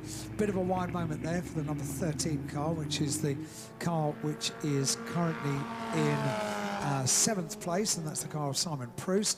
Wide moment at Druids Corner, but gets back on the circuit, and no problems there. And we are just 26 seconds away from seeing the checkered flag. Brings down the curtain for the finale meeting for the United Formula Ford, featuring the Champion of Brands. And this man has been an absolute star. Yeah, Lucas Romanek has not put a wheel wrong so far today. He's going to get over the start-finish line with just a few seconds left, which means now, with 7 seconds remaining, he heads on to his final lap of the race and sets the fastest lap of the race as well, a 58.239, which is still only a 1/10 of a second shy of his 58.1 exactly that he did in race 1 earlier. Wow, that's pretty quick stuff, isn't it? That takes quite a bit, shaves quite a bit off the previous fastest lap of this race, which just goes to prove as the race has gone on, it's got drier and drier. Don't forget, when we started this race, we just had really quite a short, sharp shower, and the track was very, very wet indeed. It was. I was keeping an eye on what was going on between the car of Andrew Rackstraw and Jacob Tofts, because they were close together going through Paddock Hill Bend, but unfortunately Andrew Rackstraw was able to gap the unfortunate Jacob Tofts, and he couldn't quite get through and ahead of the back markers in time, so he's lost ground then through the next few corners. But out of the final corner comes Lucas Romanek, who is on course to make it a double here at Brands Hatch in the final 2 race of the year for the champion of Brands, exactly as he did 12 months ago when he won the final 2 races, and he sets another fastest lap on the final lap of 58.144, 44 thousandths of a second slower than his race 1 fastest lap. It's going to be Andrew Rackstraw, number 40, that finishes in 2nd place, ahead of Jacob Tofts, who comes through in 3rd position.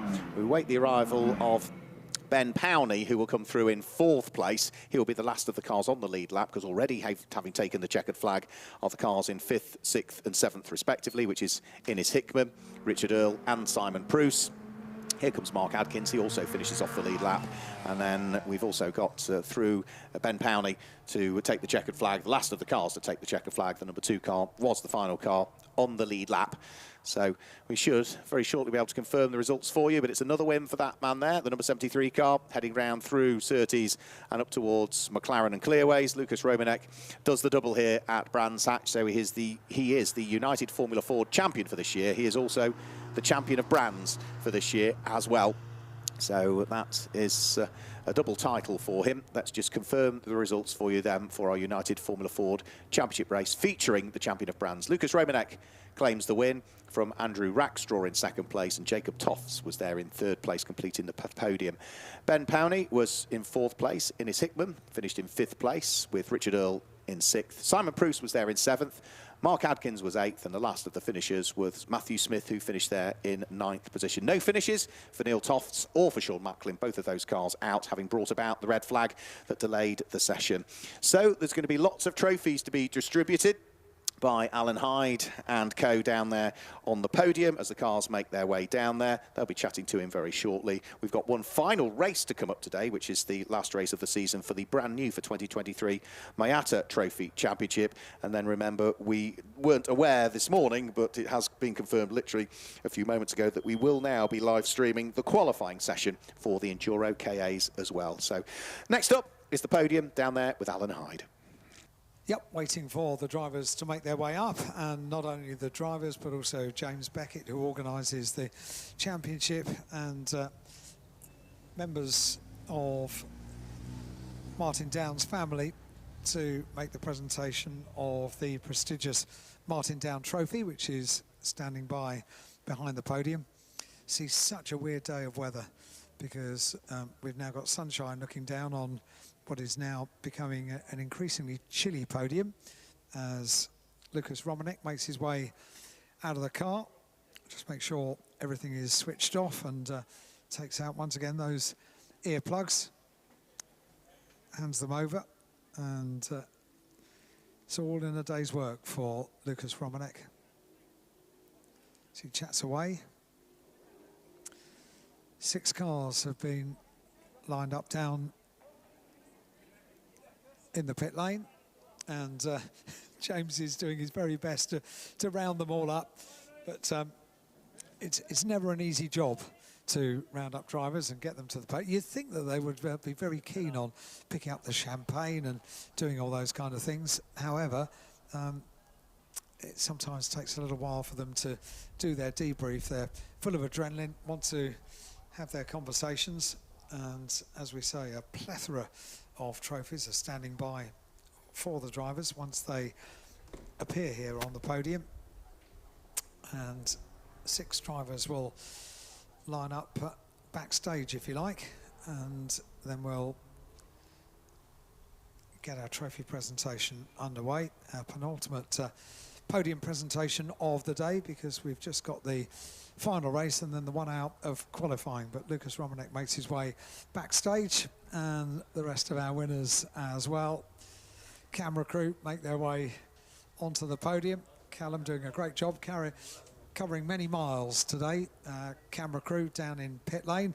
James arrives with my sheet of script, and I think we're ready. The final round of the 2023 United Formula Ford season, featuring the champion of brands. Now, a number of awards, so quickly on with the presentation. Class winners from this race step forward onto the podium, where James Beckett will present to the winner of the historic class, first of all, Ben Powney. Well done, Ben. Congratulations, winner of the historic class. And James is going to make the presentation of the trophy. The next class winner is for the winner of the heritage class, and that is Innes Hickman. Well done, Innes. Congratulations. As Ben makes his way off the podium, Innes makes his way onto the podium. And the next award is for the winner of the regional class, and the winner is Matthew Smith. Well done, Matthew. Congratulations. And in fact, the class winners could have all stayed on the podium to enjoy their champagne moment, but they will now make their way off the podium. And the top three finishers to be presented by Jason Down. Jason Down will make the presentation for this Martin Down Trophy event. So Jason makes his way onto the podium. In third position onto the podium, Jacob Tofts. Well done, Jacob. Congratulations. And Jason Down presents the trophy. In second position, Andrew Rackstraw. Well done, Andrew. Congratulations. And he receives his award from Jason Down. And then onto the top step, the winner of the Martin Down Trophy for 2023, Lucas Romanek. Well done. Congratulations.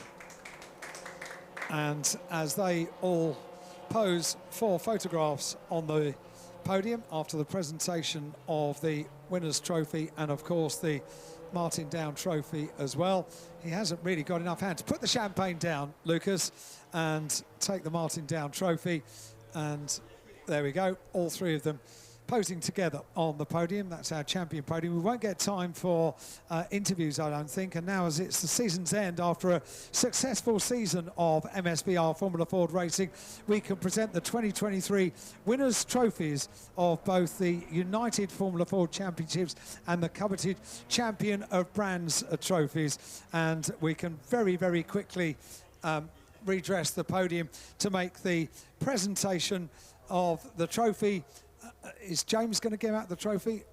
We've got everything that's standing by. To Lucas Romanek. Well done. Congratulations. Takes the Champions Trophy.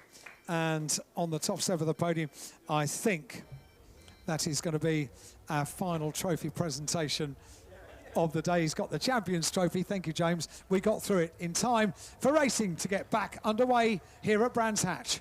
Thank you, Alan. Perfect timing, because we've got the Miata Trophy on the grid. Michael Knibb starts from pole position with Aidan Hills alongside. The red lights go out. It's not a bad start from John Langridge from the second row of the grid at the wheel of the number 5 car. He draws himself alongside Michael Knibb's the pole sitter and might just nose ahead of him as they headed towards Paddock Hill Bend. Yeah, so it's Aidan Hills that leads the way. It is going to be John Langridge in second place. Michael Knibb's down into third position as they start to head up in towards the braking area for Druids for the first time. It looks as though it's Will Morris who is there in fourth place, but I think he might almost have outbraked himself slightly there. And did he just slide wide a little bit through Druids, which is still very greasy at that part of the circuit. They descend downhill. No, he's still there in fourth place. Fifth at the moment is Simon Fleet by the look of things, and I think it's Drew Fletcher, the number 26 car, that completes the top 6. We'll pick up on who's leading the Mark 1 category for Class NA in a few moments' time, but the top 4 have broken away from the 5th place car. Aidan Hills leading the way. John Langridge in second place. Then it's going to be Michael Knibbs from Will Morris. That's the top 4. And then we get the gap back with everybody chasing thereafter. The first of which is the blue car with the pink rollover hoop. That will be Simon Fleet, who's there in 5th position. So leading 4 over the start-finish line. Hills from Langridge, Knibbs from Morris. Top 4 separated by around about 1 3/4 seconds at the end of the first lap of racing. Who is leading the Mark 1s in the early stage? Well, the Mark 1s are being led, as you would have expected, by Liam Cochrane, who has largely had the pace of the Mark 1s. We haven't had that many Mark 1s out this year in the Miata Trophy. Hopefully we'll get a few more next year, but he's largely had the pace of the Mark 1s when they have appeared in the category. So for the second time, through the left-hander at Graham Hill Bend, Aidan Hills was leading by 0.8 of a second at the end of the first lap of the race. He finished third, bottom step of the podium earlier on today, having stood on the top step in the opening 2 races that we had here at Brands Hatch on the 30th of April.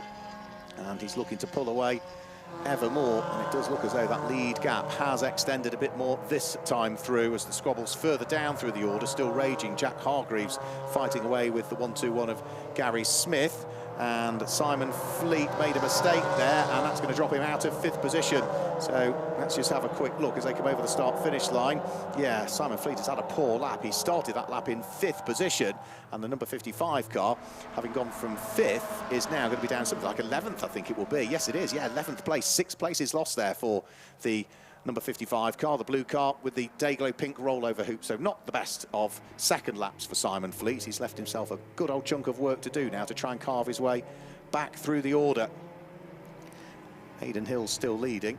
1.5 seconds is the advantage between himself and John Langridge. Don Langridge not under huge amounts of pressure as they came over the start-finish line from the 3rd place car of Michael Nibbs. The best of the squabbles through Graham Hill Bend is going to be for something like 8th, 9th and 10th place as Simon Fleet looks to try and get 1 place back. He's trying to carve his way at the inside of Gary Smith as they went along the Cooper Straight, and will get the job done, I think. Yeah, so a place gained there. So Aidan Hill's leading the way, and at the moment looking good value. Lap after lap, Alan, that lead advantage is going in the right direction. With the fastest lap as well, a 61.075. It's getting darker, isn't it? And we've been saying it's getting darker all day. That was pretty much before we got a bit of rain, but now it's getting darker because it's getting darker. And it is, yeah, evening is coming in, I think, a little bit early. We've got this 1-hour EnduroKA qualifying session, which will be taking place in the dusk and in darkness. And of course, don't forget, the clocks go back, so extra hour in bed. Do you trust your phone when you set the alarm? Do you trust the phone? No, I don't, but no, it always does it correctly, but I never trust it. No, yeah. Well, tomorrow I'm going to trust the phone for the first time in my life. So if I'm not here at 10 o'clock, you crack on without me, and I'll be here when I'm here. It's a long drive from Hampshire as well, isn't it? Yeah. It's such an anxious time, isn't it? It is, yes. Do you not sleep well? No, I don't. No, because you're always worried that when you have to get up, it just won't happen. I know. Good squabble going on further down through the order. Nick Cristofaro having to carve his way back up through the order, and he is now hot on the heels of the number 40 car of Ray Worley, I think that is. So that's the white car with the yellow rollover hoop, just heading up towards Paddock Hill Bend now. This will be the fight for 7th and 8th position. Ray Worley, who's been racing historically in things like Trackday Trophy and Trackday Championship. The introduction of the new Miata Trophy for this year allows him to compete in this and still dip his toe in the Trackday Trophy and Trackday Championship. But a good little fight this is at the moment, isn't it? 7th and 8th place, not a lot to choose between them. Great little battle as they head down from Druids down towards Graham Hill Bend over to the right-hand side of the circuit. Lovely little turn in, and the two of them continue down the Cooper Straight. Bit of curb on the exit of the corner for the number 21 car, and that's the car of Nick Cristofaro. And as they head now towards the completion of the lap, that's through Surtees and McLaren on towards Clearway's Clark Curve. Different line being taken. Some very wet parts of the circuit still, some slightly drier parts of the circuit. We're not sure we're done with the weather before the conclusion of today, that's for sure. There might well be some more little surprise packets coming our way before the end of track action.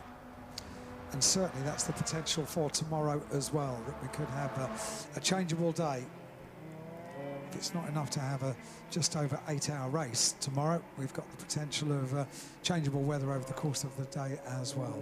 What is not to like? Yeah, good little fight this one. There's another good fight for 10th, 11th, 12th and 13th positions. Gary Smith, number 121, really feeling the pinch from Charlie Lane that sits behind him. Then you've got the first of the Mark 1s, which is Liam Cochrane, the number 94 car, and just off that is 66, which is Jack Hargreaves. All of those descending down in towards Graham Hill Bend and trying right around the outside, tries Charlie Lane, and he makes it stick, goes through and ahead of Gary Smith, and now wanting to join in as well and try and carve an opening is Liam Cochrane at the wheel of his Mark 1, so he's more than keeping up with the Mark 3s in this part of the race.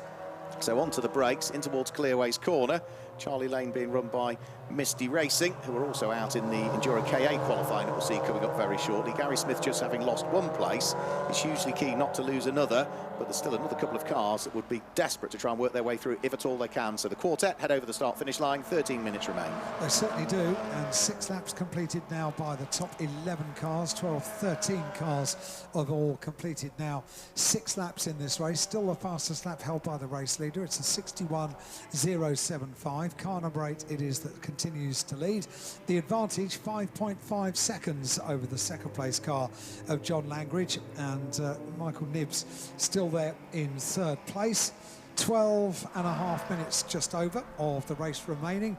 This is going to be the battle for 11th place, 11th and 12th place, looking at the car of Cochrane.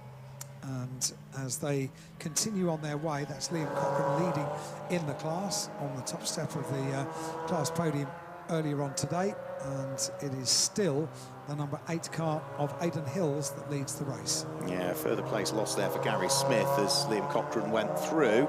So the Mark 1 car goes ahead of the number 121 machine, and now for the next of the cars queuing up behind, Jack Hargreaves, he'll also want to see what he might be able to do. He's going to be too far away as he heads up towards Paddock Hill Bend, so the black car with the orange wheels and the orange rollover hoop will still remain at the moment in 13th position. We also had a further change for 5th and 6th, didn't we, that time through? Drew Fletcher, number 26, going through and ahead of Alex Miller on that occasion. Alex, remember, came into this weekend lying 2nd in the championship. Mathematically could still have done something, but wasn't to be.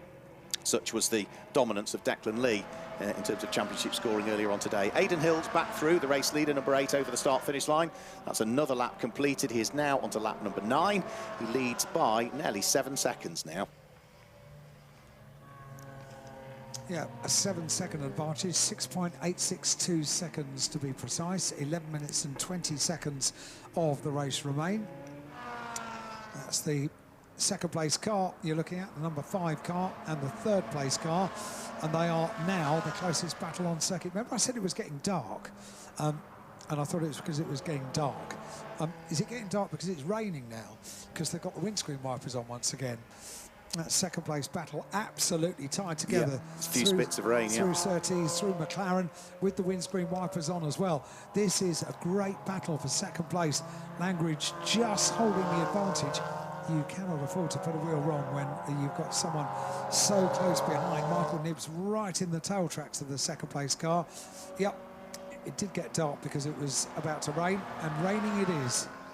Yep, so through and over the start-finish line goes that titanic battle for 2nd and 3rd position. John Langridge still keeping at bay Michael Nibbs. He's a quarter of a second shy of gaining the place. Michael Nibbs looking to try and sneak his way up the inside at Druids, but was a little bit too far back. There was almost a mistake there as well, wasn't it, for John Langridge as he came out of Paddock Hill Bend on that occasion. Just put a couple of wheels onto the curb, and that's all you need in these ever trickier conditions. But nice and neat and tidy through Graham Hill Bend. Get a good exit. You can see a little bit of mid-corner oversteer there from the number 82 car of Michael Nibbs as he just had to soar at the steering wheel to try and keep the car pointing forwards. He might have just lost another half a car length as a result of that, and bouncing over the curbs at Surtees and McLaren won't help either. You can't do this. The conditions are really slippy. You see, you can't do it. You're off into the gravel, you rejoin, and that wasn't a good couple of corners for Michael Nibbs. That has cost dearly. It really has, and even then as he came out of the gravel, he almost had another moment as the car slid sideways again, so he's not as yet quite mastered the fact that the conditions are deteriorating all of the time. And as I say, it is a voyage of exploration, isn't it? Every single lap you could just see he was on the grass on the way in towards Clearways Corner, almost got off onto the runoff tarmac, but just had to sort of rally across his way through the gravel. The car and a was split second already later had another unsettled, moment, wasn't it? The car was already unsettled before turning. Well, he clobbered the curb, hadn't he, on the inside of Surtees? Yeah, exactly right. Yeah, so the whole car was unsettled. It was a wiggle all the way, and inevitably it was going to end up badly. Fortunately, it didn't end up too badly. No, he just lost time, didn't lose a place, but has now fallen to 2.8 seconds adrift of the car that he had been hunting down. Looks as though we've got the number 15 car there. Was that recovering from a spin there, Anthony Levy? Because he seemed to be rather slow, didn't he, on that occasion? Yeah, and this is the 82 car, the recovering 82 car that was right on the tail of John Langridge in second place, and now after that series of corners, perpetually trying to save the car from having a big moment. Did save the car, but lost out a huge amount of time in real terms as far as time that was lost was concerned. About 2.5 seconds was lost on the previous lap. So now there's traffic to deal with. So out of the way moves Jude Worley to allow both John Langridge and then Michael Nibbs to go through. So that's another back marker that's been dealt with. Next to the cars that they'll catch then will be a Mark 1 potentially, which is going to be Gary Paddock's car, but that is much, much further up the road than Jude Worley. So waiting the arrival of our race leader to come back over the start-finish line. He's just turning his way through the latter part of the lap at the moment, so through Surtees and McLaren and then on towards Clearways Corner. We are already lap number 12, would you believe, of this race. The lead advantage for Aidan Hills is now up to 8.2 seconds as he is about to very shortly flash his way back over the start-finish line. So, race leader, Aidan Hills, has completed 12 laps now. 12 laps for the number 8 car, 7.5 minutes just under of the race remaining. That is your race leader, the light blue, orange and silver machine, heading down from Druids and down towards Graham Hill Bend. Langridge in second place, Nibbs in third place, Morris in fourth, Fletcher in fifth, and completing the top 6 is the number 7 car of Alex Miller. Under 7 minutes of the race remain, and the advantage for the race leader, 9 seconds. It has kind of plateaued now. They're in the traffic. Oh, and that's a problem for the leader. You can't afford to be doing that too often, and it's the same place. And yes, still the car wiggling as it comes up towards the exits of Clearways. So exactly the same thing that happened to Michael Nibbs a couple of laps ago. Just a couple of wheels popped into the gravel at Clearways, and you can't get away with that for too long, particularly if you're leading the race. With Michael Nibbs, he was sort of almost forwards into the gravel, whereas that was sort of sideways, wasn't it, that Aidan Hills almost touched the gravel. I thought he was going to go round, but well saved by Aidan Hills. Good car control, and his lap time was compromised by about 0.3 of a second as a result of that, if not a little bit more. Didn't exactly grab the apex down there at Graham Hill Bend that time through, so maybe now starting to take a slightly wider line to try and seek out the grip a little bit. I would imagine he'll be a little bit more circumspect with his approach towards Surtees and McLaren and Clearways this time through. It didn't look like it though, did it? It still looked as though he was pushing hard, didn't it? Yeah, maybe pushing a bit too much. I don't know. If I had a 9-second advantage, I'd be just backing off a little bit at this stage. We've got 5.5 minutes of the race remaining. He's a racing driver, Alan. I know, that's why I'm not. So that's far too sensible. He's not backing off, and you know why I can tell you that? Because he's just set the fastest lap of the race. Unbelievable. 1 minute, 0 seconds, 0.869, the new fastest lap. You don't need to be doing this. Just calm down. Yeah, okay, that's not an option. That is about 2.5 seconds quicker than the fastest lap from race 1. So even in these greasy conditions, just goes to show how bad it was in race 1. Yeah, okay, well, I'm going to reassess the situation here and say that he's enjoying himself, because he really is. He's throwing the car around. Well, as long as he doesn't get too enthusiastic, you can ask him about it at the end of the race, can't you? Because we're only 5 minutes away from the checkered flag now. He'll be bouncing off the podium. Look at how he's driving. Nice and neat and tidy again up towards Clearways Corner. Doesn't go at all towards the edge of the track like he had been doing earlier on. We have also, did you spot, had a change for second last time through. Michael Nibbs has got himself through and ahead of John Langridge, so that is a change for position. I did not notice that, no. Yeah, Michael Nibbs is now through and is ahead of John Langridge, and that will more than please him that finally he's managed to unlock the door. Can he hang on to it though? That's the problem, because there's not been a great deal to choose between those two in the first or the second race. Here they come over the start finish line. Michael Nibbs, yeah, he has pulled away. So not only did he take the place, he's now 0.7 of a second up the road as they head up towards Paddock Hill Bend. Number 82 car up to second, down to third goes the number 5. That's a good recovery, isn't it? Because only a few laps ago, really, we were describing not a very clean lap at all for Michael Nibbs. So to recover that, be in second place, good work, really determined work there. After those two, then in fourth position, it's still number 17, Will Morris. 26, which is Drew Fletcher's there in fifth place, and Alex Miller completes the top 6 at the moment. All of those cars are Mark 3s. Then we've got the guest class car that's next up in 7th place, which is Nick Cristofaro. And then the leading car of the NA class, so the Mark 1s, is still number 94 in 11th position, which is Liam Cochrane. But whilst he was battling amongst the Mark 3s, he's now very much on his own, really, and has fallen away from those that he was looking to try and bring the fight to. 3 and a bit minutes to go. Aidan Hills completes lap number 16. Here comes Michael Nibbs over the start-finish line. The gap between himself and John Langridge was 0.7 of a second. I think it might have come down a shade that time through.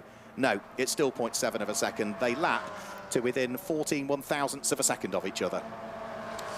And with just over 3 minutes, in fact now, exactly 3 minutes of the race remaining. They are lapping all about a minute now, so even the race leader is over a minute with these changeable conditions. Aidan Hill's best lap has been a 1:00.869. Last lap was a 1:02.187. And Aidan Hills has completed 16 laps, about to complete 17 laps with 2.5 minutes of the race remaining, just over. Picking through the traffic, and I get the feeling he really is enjoying these conditions. He's thoroughly enjoying it. He's lapping 2 of his customers' cars there as he sighs his way through them. Yeah, every single lap the car's drifting, and there was only one occasion where it looked as though it was out of control and wasn't quite under his spell. The rest of the time, as the car's moving around, it never gives you a sense that it's not doing anything, that Aidan Hills isn't more than capable of just controlling, and he is controlling it beautifully. Yeah, really, really good. Just that, as you say, just that one lap where it went just a little bit too much on the edge. I do remember at the British Grand Prix every year, on the Friday in free practice, Michael Schumacher would have an off somewhere around the circuit, and it was a question of finding the limit. Okay, that won't happen again. Yeah, you dial it back from the limit. Yeah, exactly Unless that. you spin, you don't know what the limit is. Exactly that. We've got somebody that's having an off, though, and we've got a couple of spins, one of whom was Ray Worley at Graham Hill Bend, and the other car that had the off then, I think, was the number 15 car that was just in the process of rejoining, which is going to be Anthony Levy. So a couple of moments for both of those. No such moment for our race leader, because he'll be heading on to his penultimate lap of the race this time through, so he is completing lap number 18. We should squeeze 20 out of this one, which is one more than we managed earlier on. Yeah, it certainly will. But the rain's certainly coming down now. Yeah, it's coming down pretty heavily now, isn't it? It's coming straight down as well, not even an angle to the rain, so this is going to be nasty conditions, well, seemingly not for Aidan Hills. It just means loads more fun, loads more opposite lock, and really push the car on, because this has been a very, very entertaining drive. The wipers going at full speed now, heading around Druids and down towards Graham Hill Bend. Aidan Hills it is that leads. We've got less than 1 minute until the checkered flag. 50 seconds remain on the clock, so this lap plus one more. Yep, and he has an 11.5 second lead, so no real worry. The best of the fights we've got at the moment is for 5th and 6th position, one would suggest, and that is Drew Fletcher fighting away with Alex Miller, number 26 and the number 7 cars, respectively. There's still a lot of work to be done for others, though, as they try and carve their way through a raft of traffic, which includes Gary Paddock's car that tries to stay out of harm's way, and that has compromised the car of John Langridge, who was trying to squeeze his way through and past Andrew Cahill, but the traffic really didn't help him. He met it just in the wrong place. It's over the start-finish line onto the final lap of the race. Now goes Aidan Hills. Yeah, he has come through and completed 19 laps now. Let's see what the gap is as we wait for Michael Nibbs to come through in second place, 11.2 seconds. So we can see who is relishing the conditions now as it gets wetter and wetter. It's going to get darker and darker, and we've got an hour's qualifying for the Enduro cars coming up fairly soon here, all on the live stream and all live for you here at the circuit here. There are still some hardy people standing trackside, even though the weather is absolutely pouring down. So well done to everyone for waiting until the end of our final race. Super stuff. Yeah, and he's already waving his arm out the window, and he's not even won the race yet. Is he going to drift it round the final corner, Aidan Hills? Wouldn't surprise me. Let's have a quick look. Go on. Yeah, well, yes, he is. Yeah, he's enjoying this, isn't he? Sideways, sideways. Brilliant car control. There you go. You've got somebody to chat to on the podium, because that was showboating, if ever there was showboating. That was superb, and what confidence as well. The win goes the way of Aidan Hills, gets the checkered flag, and what a masterclass in how to drift a car and win a race. Well done. Yeah, he was celebrating even halfway through the final lap, but that's just because he was just thoroughly enjoying himself. Aidan Hills claims the final win of the season in the inaugural season of the Miata Trophy Championship. Michael Nibbs in second place, John Langridge in third. Fourth place is going to be the car of Will Morris. Fifth will be Drew Fletcher, and sixth should be the car of Alex Miller. For the tail end of the field, Nick Cristofaro had a good run. He wins the guest class. He is the only car in it, but he will come through and finish in 7th place. And then the winner of the Mark 1 class should be the number 94 car. It's already taken the checker flag, which will be Liam Cochrane. So we've only got 2 more cars to take the checker flag. Nick Cristofaro being one of them. At the wheel of his red car, he'll come over the start-finish line. And the last car to take the checker flag as Cristofaro finishes in 7th will be Simon Fleet, the number 55 car, who should finish in 8th position. But yeah, what great showboating from Aidan Hills. He might still have been a quarter of a lap away from victory, but he was sideways and had his hand out of the window as he comes in towards the area of the pit lane. So yeah, celebrating with the drift on the final lap, and then still celebrating with the drift on the in lap as well. Brilliant stuff from Aidan Hills. Look forward to hearing what he's got to say to Alan Hyde when he's on the podium very shortly. How long have we got to fill between the end of the podium and the start? I think we might have a long interview. He's certainly got plenty to chat about. He enjoyed that one. We should be able to confirm the race results for you as well for the final Miata Trophy. And there is, yeah, brilliant. So if you didn't see the drift on the final lap, Alan, because you'd already left the commentary boxes, his in-lap drift was even better than the final lap drift, because he was drifting, Alan, but also was waving at the same time. One hand on the steering wheel. Yeah, brilliant stuff. Yeah, so needed windscreen wipers on the side of the car. Yeah, a bit like ice racing. Yeah, Andros Trophy. Aidan Hills claims the win from Michael Nibbs in 2nd place and John Langridge in 3rd. Will Morris was 4th, ahead of Alex Miller in 5th, and Drew Fletcher completed the top 6. Then it was Nick Cristofaro off the back of the grid to come to 7th place. Simon Fleet was 8th. 9th was Ray Worley, and Liam Cochrane completed the top 10, but more importantly, the Turner Property Services car, the Mark 1, was the winner of the Mark 1 category. Then, as we went outside of the top 10, in 11th place is going to be Charlie Lane, was there in 11th place. 12th place goes the way of Jack Hargreaves, with Gary Smith in 13th position. 14th place went the way of Andrew Jamieson, and then it was Andrew Cahill who was there in 15th place, ahead of Anthony Levy in 16th, Gary Paddock, and Jude Worley wrapped up the finishers. And that's the way it finished for our final Miata Trophy race of the day. I'll hand you back downstairs to Alan Hyde for the final podium, and then there'll probably be after that a brief pause on the live stream before we get ready for our EnduroKA qualifying in a few moments' time. Yep, waiting for the drivers to appear. The cars are already lined up just underneath the podium, and the rain has stopped again, and just a couple of little spots of rain now as the drivers get out and have their little post-race debrief with each other. And there's plenty of smiling going on down underneath the podium as well. So 5 trophies will be handed out, 2 to our top 2 in the NA class, to Liam Cochrane and to Gary Paddock, and then we'll have top 3 overall and hopefully get a chance to... I think what I'll do is interview Aidan Hills behind the podium, because it's just started raining a bit heavier once again. So we'll come in under the security of the roof that we have behind the podium.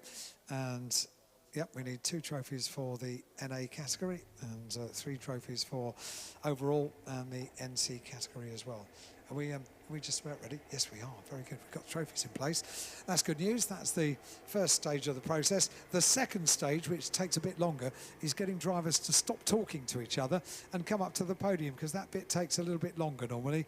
But we're ready. We've got plenty of time before we get our next race. Well, not race, but on-track activity of the day underway. And that's going to be the 1-hour qualifying session, which comes up into the darkness here at Brands Hatch. Yeah, just started raining a bit heavier once again, so these changeable conditions continue, and no doubt continue like this tomorrow as well, and potentially next weekend for the big finale for the British Truck Racing Championship and all the support races as well. That's one to look forward to, including the final 6 races of the year for the Legends Cars National Championship. That championship yet to be decided next weekend. It will be. Will Gibson leads the championship. Callum, my cameraman, has arrived, and see how possessive I've got. He's my cameraman now. He's always here to do the podiums, and Aidan Hills has arrived. I can't wait to talk to you. In fact, I'm going to talk to you now. I mean, when it started getting wet and greasy, it looked like you were enjoying yourself. There was a little moment into the gravel that kind of showed you how far you could take it. Yeah, I wasn't sure if anyone was going to notice, to be honest. Oh, we noticed.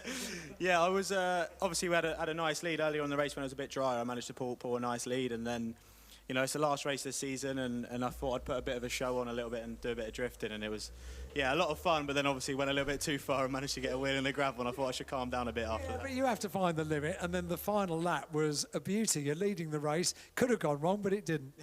Yeah, it was good fun. I really enjoyed it. I've got a lot of friends up in the grandstand at Paddock, so I was... You were showing off, weren't you? A little bit, yeah. Well done. We're glad you did. It was super to watch. Let's do our podium, shall we? The NA class, first of all. 2 finishers in the NA class in reverse order. In second place, number 14, Gary Paddock onto the podium. Well done, Gary. Congratulations. Gets the trophy. Smiling away as he makes his way onto the podium. And the winner once again coming in 10th place overall, number 94, Liam Cochrane. Well done, Liam. Congratulations. He takes the category win and will step onto the top step of the podium where the cameras are there, and on the far side, there's hardy members of the team clapping away down in pit lane. That's good to see. Thank you guys for making an atmosphere for our class winners on the podium. They make their way off the podium to make way for the overall top 3 and the NC class. Third place, number 5, John Langridge. Well done, John. Congratulations, gets the trophy and will climb onto the third step of the podium. In second place, and it was a bit of a comeback as well, number 82, Michael Nibbs. Well done, Michael. And he also had a little bit of a moment at Clearways and came back and finished up in second place. But the ever-entertaining winner, Aidan Hills. Well done, Aidan. Congratulations. And so he's got his guests here and put on a great show, not just for the guests, but for us as well. It was super to watch. Umbrellas are being waved down in the pit lane. And if they could all bunch up together, please, on the top step of the podium to get a nice photograph from the pit wall of all 3 of them with their trophies. And that is our podium for the Miata Trophy, our final race of the year and our final race of the weekend. They hold up the trophies. Aidan takes the win. And Michael, I'll have a quick word with you as the other drivers make their way off the podium. You did have to have a bit of a comeback there, didn't you? I did, yeah. I messed the start up, which wasn't great. Yeah, and then I made a few mistakes. It was a bit of to and fro in. Could have been a little bit worse, actually, because your car was wiggling for quite a long way. It was, yeah. I think as well, you know. Yeah, a bit of a scary moment. It was. Well done. Many congratulations. And maybe have a quick word with John Langridge. John, do you want to step forward and have a chat to us? The changing conditions have been the story of today. You can't plan for anything, can you? Not really, no. At one point this morning, I think it was actually sunny and blue sky. It was summer. That was summer. Well, yeah, and it was still raining. Yeah, yes, exactly. So it's it's tricky conditions, but same for everybody. Yeah. And congratulations to those boys. They drove really well. My car was mega, put together brilliantly by Miller Motorsport, and thanks everyone for supporting. And the marshals for being out there, you know, braving it all. Sun, rain, you know, well done to them. You're right, John, well said. Thank you very much indeed. So, John Langridge in third place and Michael Nibbs in second place, and Aidan Hills takes the win. Our final race of today here at Brands Hatch. It is raining, not too heavily, but we've got one more thing to look forward to at Brands Hatch on the Indy circuit today. 1 hour of qualifying for the Enduros cars. It's coming up. Thank you, Alan. It's coming up, but it's coming up after a short break. They are not scheduled to get qualifying underway for at least another 40 minutes yet. Now, they may choose to start early, but for the meantime, if you're here at the circuit, then seek a little bit of shelter, get out of the rain for a period of time. If you're watching a live stream, go and stick the kettle on and make sure that you are back, because I would say around about 5 o'clock, 10 past 5 at the absolute latest will be when qualifying will get underway for the Enduro KAs in advance of the IndyCar 500 tomorrow. So from Alan Hyde and myself, for the moment, we'll say goodbye, but we'll catch you probably in the next 30 to 40 minutes. We'll be back with the qualifying action.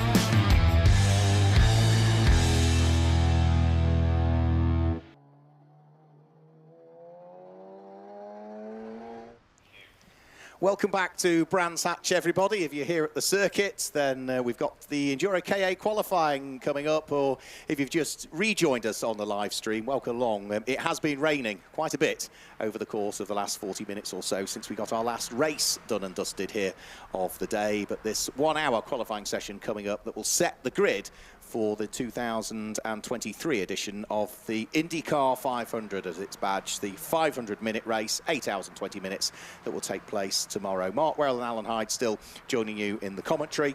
The cars are out there on circuit, Alan. It's greasy, it's slippy, it's less than ideal. These cars might not have a great deal of power, but they're also quite a short wheelbase, so once they get away from you, you plant your foot down in a front-wheel drive car to pull it out of a skid. You haven't got a great deal of power to pull it out, is the problem. Well, you would know, because you've driven these cars, haven't you? Yeah. And driven in this event I've done this event twice in the past, yeah, yes. Well. Yeah. And we've got a safety car out already, what? according to this. Oh. Quite why we've got... right, it's because we've got one car in the gravel trap already up at Clearways Corner. So, and I'm afraid it's the number 11 car that has gone off, which is the 11/10 racing car.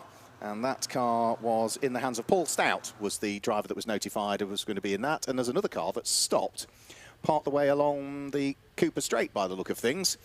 I can't quite tell which that one is from its position, but it does suggest it might be car number 38. Would that match with the colour that I was expecting of that car? Yes, it was. So that's the Essex and Kent Motorsport, Bradley Kent, Lewis Kent and Nathan Kent car. And that car was due to be in the hands of C. Kennedy, who is not on my entry list. So who do you have in the 38 car, Alan? Because you've got a different entry list to me. In the 38 car, I've got Bradley Kent, yes. Lewis Kent and Nathan Kent. Right, but you haven't got a C. Kennedy. No, I haven't, no. That's who's shown on the driver screen, right, OK. OK, should we add that in? We will need to. I mean, the one thing I haven't really done today, to be fair, is look at the notice board, because... and if I refresh that, for which the internet connection has been less than ideal today, click on the Programme Amendments tab. And the thing about a commentator, everyone, is whenever they do, they have to commentate upon it. So this is what Mark is doing now, is just taking you through a fundamental Google Chrome exercise. No Programme Amendments. Oh, so, okay. so C. Kennedy remains a mystery for the moment. OK, all right. Well, we've added C. Kennedy. Right. So that not really the start we were expecting, was it? Not really. We've got an hour of this, and some of the cars have got 5 drivers to qualify during this 1 hour period. So, what, 12 minutes a driver, including the swap overs? It's not much, is it? Time is of the essence. Where do I get twine from? I have no idea. It's been a long day. It has been. It's going to be a long day tomorrow as well, isn't it? Well, not as long. And also, it will feel an hour later than it is anyway.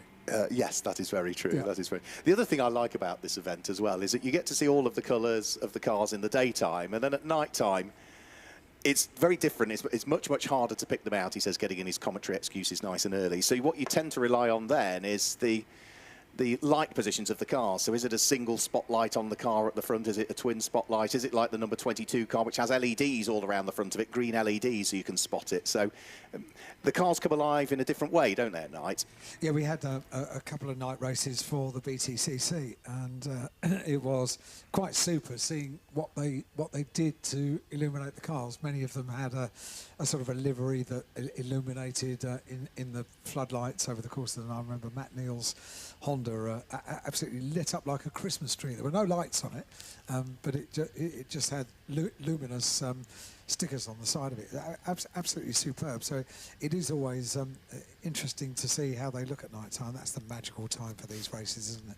It is, yeah. Racing at night, yeah, it doesn't matter whether it's Enduro KA or Le Mans. Yes, I fully appreciate there's an enormous difference between the two, but there's something about cars racing flat out on a circuit at night, isn't there? Yeah, on the plus side, it's very humid at Le Mans most of the time. So this is a more comfortable temperature. If I recall, the last time I went to Le Mans, it was miserable, albeit that was a long, long time ago. It's one now. or the other. It's either boiling hot and really humid, or really humid and pouring down with rain. So it's one or the other. Never really anything in between. Who can we expect to feature towards the sharp end of this qualifying session? Well, number 46, Milnair Racing, I would suggest would be one to watch out for. GM Performance have gone well this year as well on occasions. Certainly one of the cars that without question you need to watch out for is number 12, Pro-Am Racing. They have claimed 2 wins so far this year. They're the only car that's claimed 2 wins. One was at Cadwell Park, one was at Alton. They also finished second at Snetterton, so they are well worth watching. Last time out, Castrap Racing took a podium. That's a number 55 car at Alton Park. Autotech Motorsport, their 2 cars, number 64 and 65, have both finished on the podium so far this year. In fact, they were both on the podium at Cadwell Park. One was second and one was third. And the other car that at Alton Park also came right to the sharp end was number 27, which is Catastrophe. So those are the cars I would suggest worth watching out for. There's one more I've missed out, and that was a Donington Park winner. Wingat Racing, the number 3 car, is another one to keep an eye towards. So those are some, but that's not to rule out a raft of the others, including, of course, some cars that we haven't seen in for the full season. And one of those, Alan Hyde, car number 128, JTR, driven by overall Le Mans winner and factory Porsche driver, Nick Tandy. And also, you missed out one of the attributes of Nick Tandy, jolly good bloke. Yes, absolutely. A really good guy, very, very down-to-earth. You'd never know he's achieved half of what he's achieved over the years. Absolutely love the guy. So, yeah, brilliant to have Nick out. Former race winner here, won the Enduro KA IndyCar 500 back in, I think it was 2019. I think it was the year that I first raced in it, 2019. And then they finished on the podium last year, but that podium was taken away from them for some, I think, technical issues at the time. The car wasn't presented post-race scrutineering, so it was removed from the results, one of a couple that were over the course of last year. So there'll be other ones to watch out for, but there's a whole host that we need to consider. And another one I was going to say was going to be the only fans-backed car, which was the Enduro Motorsport car, but we haven't got Marcus Clutton behind the wheel of that car this weekend. It is being driven by others. Which car is this? This is the number 39 car, is it? No, we haven't got a 39, so it can't be that one. It is being run by Graves, I think, that are running the car. No, it's not. It's being run by LDR, I think. Okay. 49? 69. 69. Brad Godbold and Lee Pearce. I think it's that one. Okay. So I think it's that I one. prefer the idea that Napa racing drivers Dan Camish and Dan Rowbottom want to start a website for the winter called Only Dan's. And it's a subscription service. And for any of their content over the winter, you have to pay money. A great idea. A very good idea. Great idea. A very good idea. So we're still under safety car. I think the cars that brought about this safety car period have now pretty much been extracted from either the gravel trap or towed off the grass, and the safety car is peeling its way into the pit lane. So the first 9 minutes of this session have all come to not a great deal. Cars have done sort of 2-3 laps, but the drivers haven't really set a time. So particularly if you've got 5 drivers in the car now, you need to crack on with it, don't you? Safety car is in. Team manager of car number 734 to report to race control, which is Ferguson Motorsport, already having to point themselves in the direction of race control. Yeah, I noticed that. That came up a little while ago. I mean, we have no way really of knowing what that would be about. Well, we did get one of these hugely comedic moments earlier on in the commentary box up here, which is, for those that don't know, we are on the top of the tower, which is the admin floor, the timing floor, race control floor, and we're the commentary box right on the top. And it's always entertaining. We had it with British Superbikes a few weeks ago, that someone is told to go to race control, and they appear rather sheepishly in the door of the commentary box and say, apparently I've got to come and see you to be told off. What have you done? No, not the right room. Sorry, it's one floor down. The confessional box. Yeah, I mean, it's always quite entertaining to watch them apologise for a little while and then tell them they're in the wrong place. We had it this afternoon.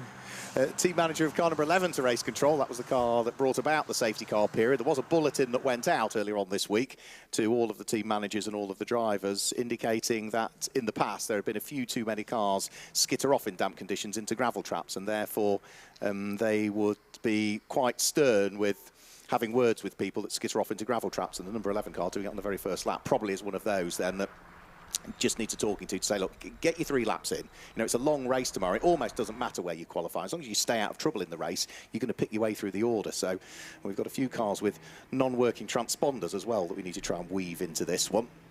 So top of the times at the moment is car number 734, the car that had to point itself in the direction of race control.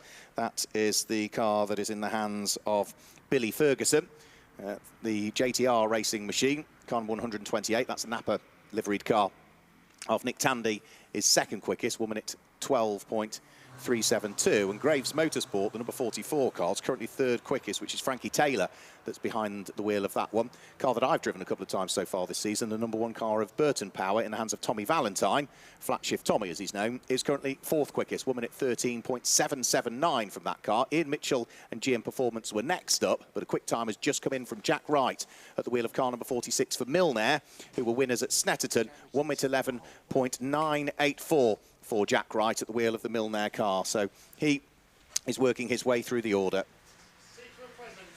We've had a present delivered to the commentary box by the Orange Army, and that's a garage list. That's gold for us. That's very helpful. Yeah, it is, because the garage list I got just had team numbers on it. It did not have car numbers on it, so that proves very useful potentially. That's really helpful, yeah. We like the Orange Army. We certainly do. Yeah. We couldn't do it without them, that's people. absolutely for sure. Good people. And some of the Orange Army have been racing up at Alton Park this weekend, haven't they, in an endurance race up there? Oh, have they? They have, No, yeah. There was a that. competition that was run with one championship. I'm not going to mention it because arguably it could be a competitor to KA. Yeah, the prize was that 3 marshals got the opportunity to race a car at cool Alton is Park. And with another marshal on reserve as the reserve driver, and the other marshal was crew chief. So 5 of them got the opportunity to be a fundamental part of the action up at Alton this weekend. What a great thing. So Ferguson Motorsport and Billy Ferguson still topping the times at the moment, 0.7 of a second quicker than Milnair Racing Jack Wright. Nick Tandy for JTR, which is the number 128 car, is third quickest. And then it's the 44 car of Frankie Taylor that's fourth. Tommy Valentine is fifth, and car number 121, that's a car I said to watch out for as well, which was Calamity Racing. That's Marcus Batty and Andrew Hinch. They are currently 7th quickest now, because Pro-Am Racing have just improved. Car number 12, double winners so far this year. And we have just seen Justin Roberts move that car up into 6th position in the early stages. There are going to be quite a few amendments coming out, I would imagine, because one of the cars, 2 of the cars, 3 of the cars have only got 1 or maybe 2 drivers listed. So the 44 Graves Motorsport entry has only got 1 driver so far.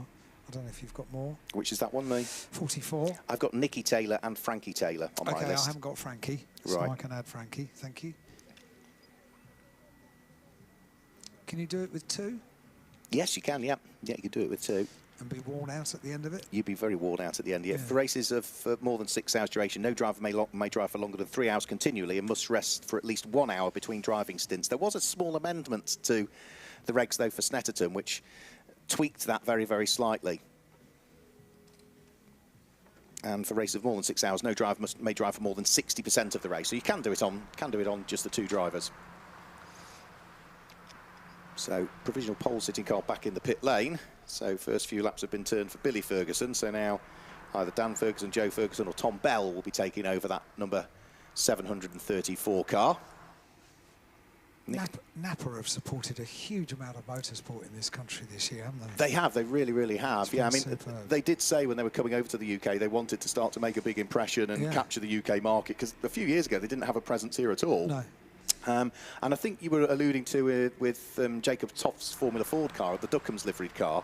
You know, that's another blue and white livery, Napa Racing. Doesn't matter what you put it on, it just looks good. Whether it be Paul Rivette's truck that will be here next weekend, whether it be British touring cars, whether it be EnduroKAs. Yeah. And the fact that this works, because the colour scheme goes into the brain, and I'm driving around and I'm seeing cars driving around supplying parts to garages and all that kind of stuff. I'm seeing the Napa logo on the back of the van.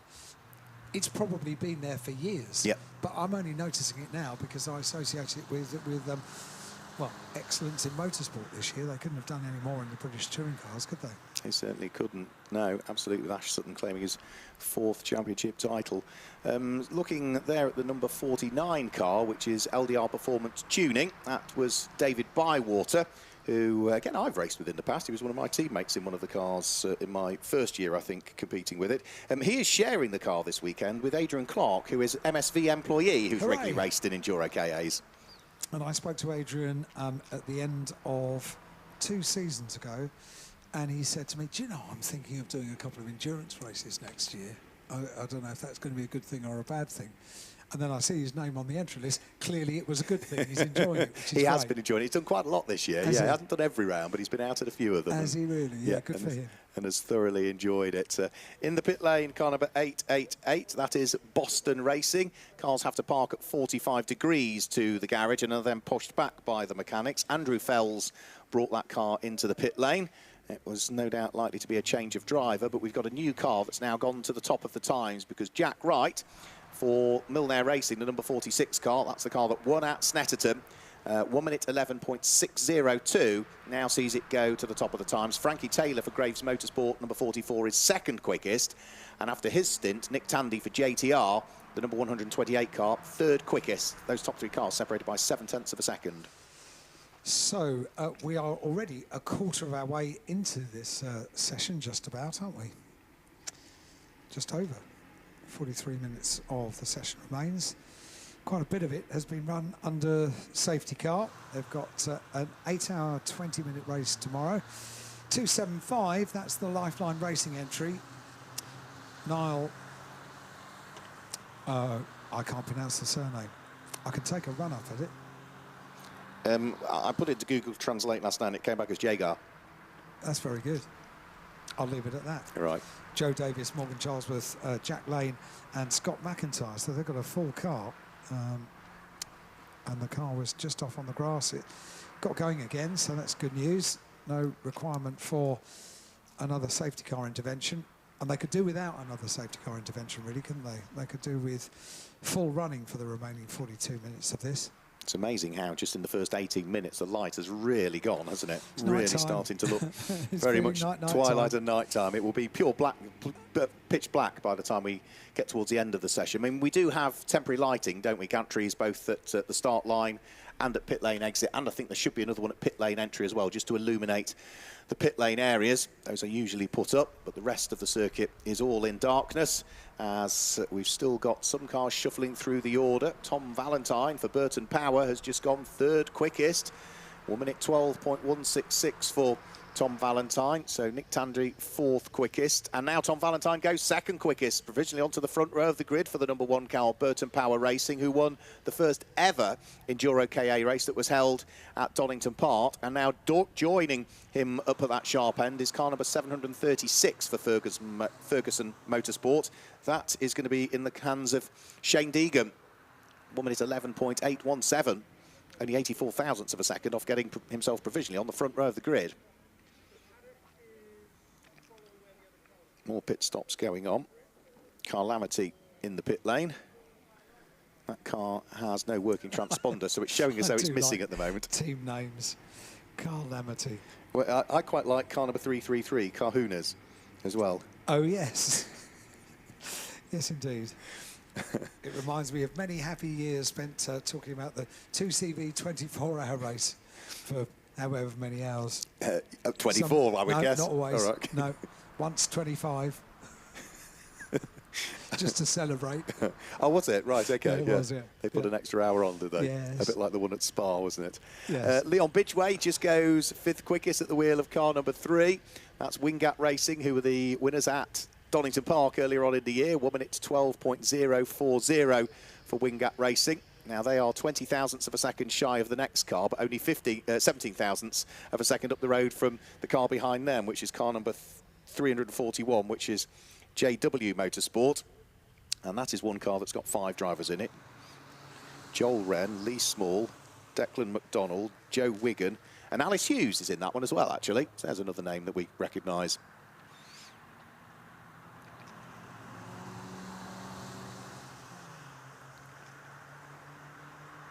They're hunting in packs, aren't they? Yeah, they are.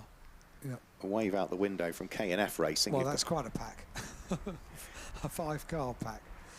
Sort yourselves out. Paddock's coming next. Oh, almost a bit of bunt drafting there as well.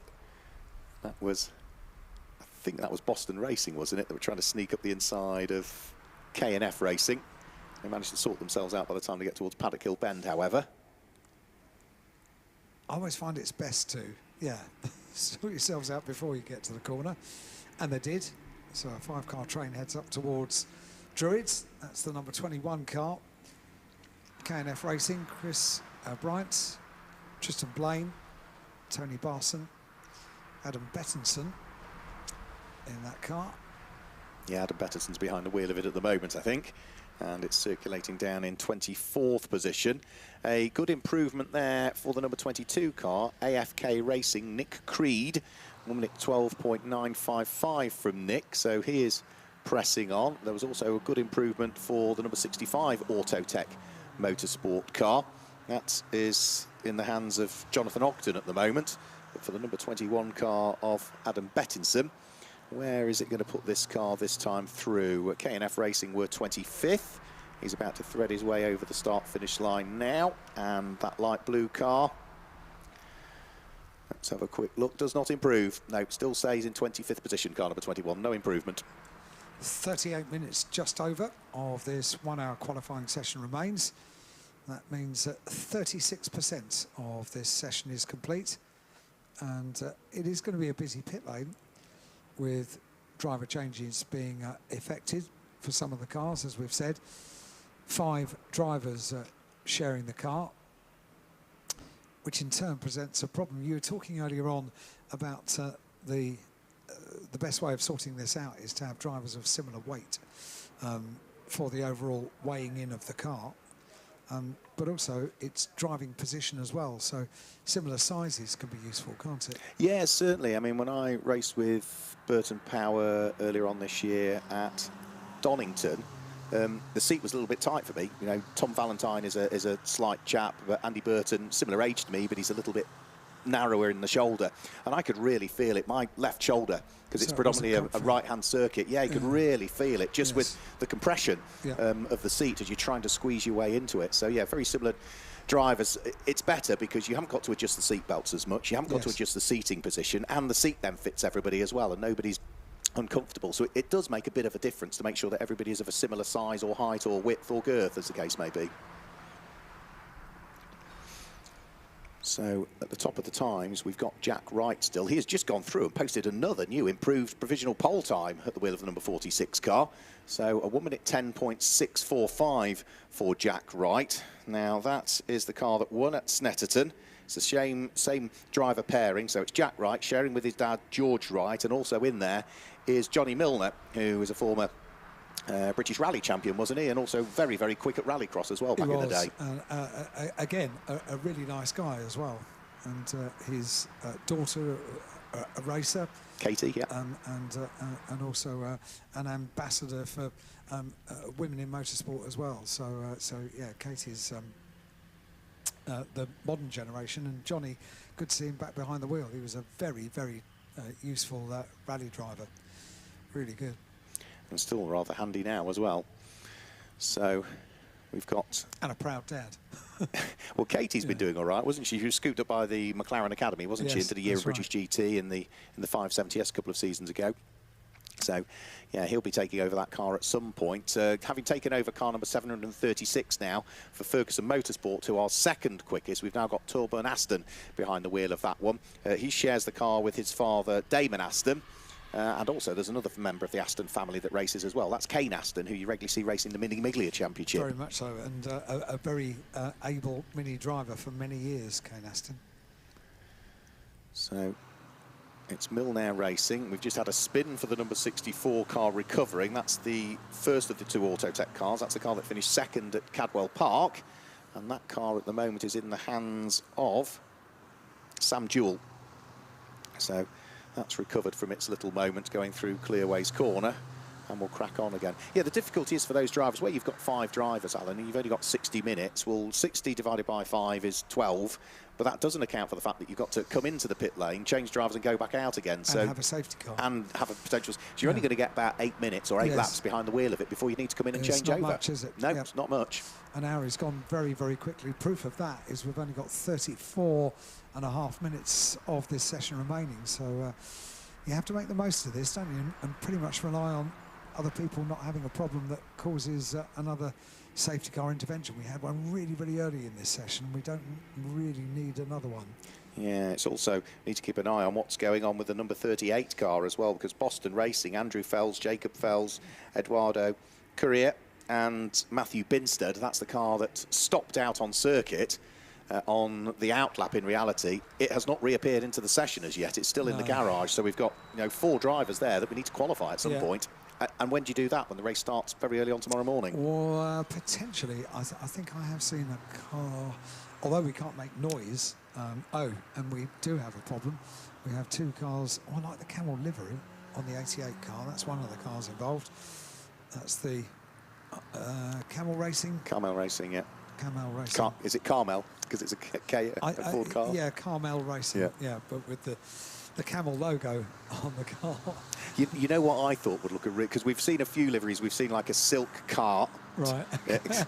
Silk cart. We've seen. It's pushing it. We've seen a few different liveries on these cars, all harking back to things. There's one that looks like the Rapid Fit Ford that we've seen as well. I just have a quick look at the spin. They both got together, actually, by the look of things. And then another car spun in sympathy subsequently. So a little bit of contact called the spin for Carmel there. I thought one that would be quite a good livery to see would be, you remember the old BASF tapes? BASF, yeah. Yeah. With the red car with the white roundels, wasn't it? Yes. A KASF. Yeah, that would look a really nice livery, wouldn't it? That's cool. So they sorted themselves out. The other car that left the scene as well was Graves Motorsport, Nicky Taylor, Frankie Taylor's car. Number 44 car in the hands of Frankie Taylor. 5th quickest, avoided the contact with that spinning car that was directly ahead of it. We've also now just seen an improved time for Wingat Racing, Donington Park winners, and Leon Bidgeway has just gone 4th quickest at the wheel of the number 3 car with a 1 minute 11.298. Top 5 cars all within a second of each other at the moment, so not quite as close as I expect it to be in these tricky conditions out there. Some drivers enjoying it, others probably well pleased to conclude their session and get back out of the car. But tomorrow it doesn't look any better, does it, the weather? I like the team name of 41 as well. Row Rage Motorsport, Alex Butler, Greg Caswell, Sam Rowe and John Rowe. Row Rage, very good. They do think about this, don't they? Probably down the pub, most of them, when they come up with these team names, I reckon. And I reckon one of the sentences they use when coming up with the names is, do you think we'll get away with that? Yeah. It'll be fine. So, Misty Racing being chased around the circuit by Kahuna's race team. And also squeezing its way through, there goes the number 65 Auto Tech Motorsport car. So both of those go through and ahead of the number 72 car of Misty Racing, which at the moment is in the hands of Marcus Roswell-Potts, Francis Faulkner, Ian Manners and Jack Giles, all scheduled to share just the one Misty Racing car that's out this weekend. They've got 72, they haven't got 172 out, which is the sister car to it that regularly races. I'm looking through for KA team names now, looking down the edge. There's a few more that we haven't gone through, you know. Touring Kart Racing. Oh, I didn't see that. Where's that? That's number 40. Yes, very good.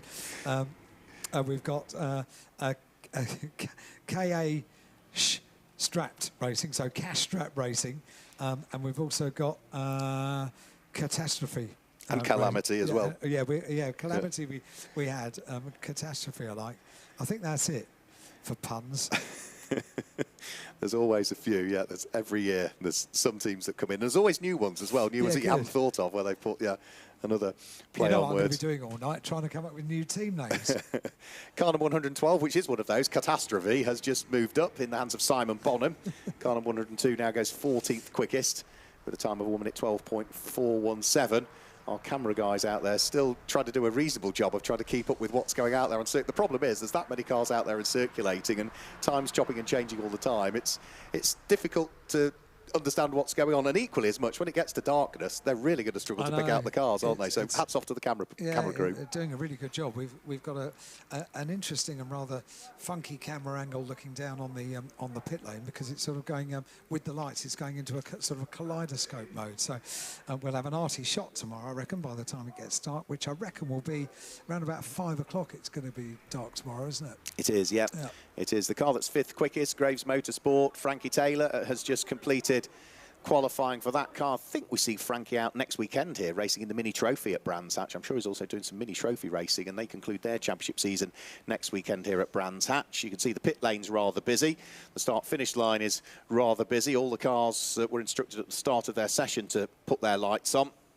And you can see some of them just running the standard 2 headlamps, a good chunk of them now running larger spot lamps across the front of the car, or in the case of the Wingat racing car that's just exiting the pit lane now, you can see they've got 2 spotlights a bit lower down on their car, whereas for most of the others they are sort of bonnet mounted. So we've still got number 46, Milner Racing, leading the way. Jack Wright set the time. Father George Wright is now behind the wheel of the car. Torburn Aston, car number 736 for Ferguson Motorsport, that's second quickest, only by 49 thousandths of a second, has come back into the pit lane, so that will be for a change of driver. And what's this? We're getting a replay of the windscreen wipers that aren't on the windscreen of the Graves Motorsport car. They're working, that's for sure. Is that what windscreen wipers look like if they're not on the windscreen? They're dancing, aren't they? I had no idea. It's not going to clear much water, is it, that? It looks a bit like those sort of chaps with the long arms, the inflatables. Yes, where they... Yeah, I don't know what the name of them is. I was thinking more of one of those little plastic daisy flowers that solar powered and dances. Yeah, I was thinking more of one of those. Yeah, I had one of those. By the way, we haven't been talking about people that have been texting into BH Comms box. And, we didn't realise we had to. No, I don't think we do, but I just picked up on it earlier. Hello to Mimi, really nice words. Thank you, Mimi.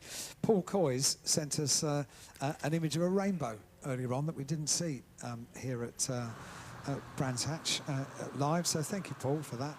And he also rather likes the idea of a website called Only Dan's for Dan Rowbottom and Dan Camish. Yeah, we all do. In fact, Dan Lloyd could get involved in that. He'd as well, be allowed, couldn't wouldn't he? Yeah, allowed. Yep. If your name's not Dan, you're not coming in. Yeah. So let's have a look. What have we got now? We've had Ferguson Motorsport have changed from Torburn Aston, so Dad's now on board. That's the arty shot I was talking about. Damon Aston. Does look good, doesn't it? Yeah, it does. Really. Does look good, with the refraction of the light off the lens of the camera and everything else as well. Burton Power were in. It's still showing us Tommy Valentine is behind the wheel of that car. But it does take a while, Alan, you might not be aware of this, for the new driver names to pop up, because what we used to have at Enduro KA was what was called the Hue tag system, where you had a separate chip on your wrist and you would scan out at a separate point at pit lane exit. That's not being used anymore now. It is an online portal that the team managers use, and they submit back to race control the driver change and the time of that driver change. That gets picked up by timekeeping, and it might be a minute or two later when the system gets updated. Big spin, and is that for the number 9 car? I thought that was Orca Sport, possibly 74. Beg your pardon, right. And it is, which is another KA name, of course, Orca Sport. So that was another one we'd missed. We did. Just briefly. And we're going to take it in turns to do the pit lane tomorrow, aren't we? We are, yeah, because it's going to be a bit cold and wet, isn't it? Yeah, just see Orca Sport there, just all of a sudden, just snatched away very, very quickly. It wasn't as though there was a bit of a wiggle of trying to save it. Just broke away instantly, that car. It did. Gets back on the circuit, and no need for safety cars or anything like that to get the car recovered. It got going on under its own steam.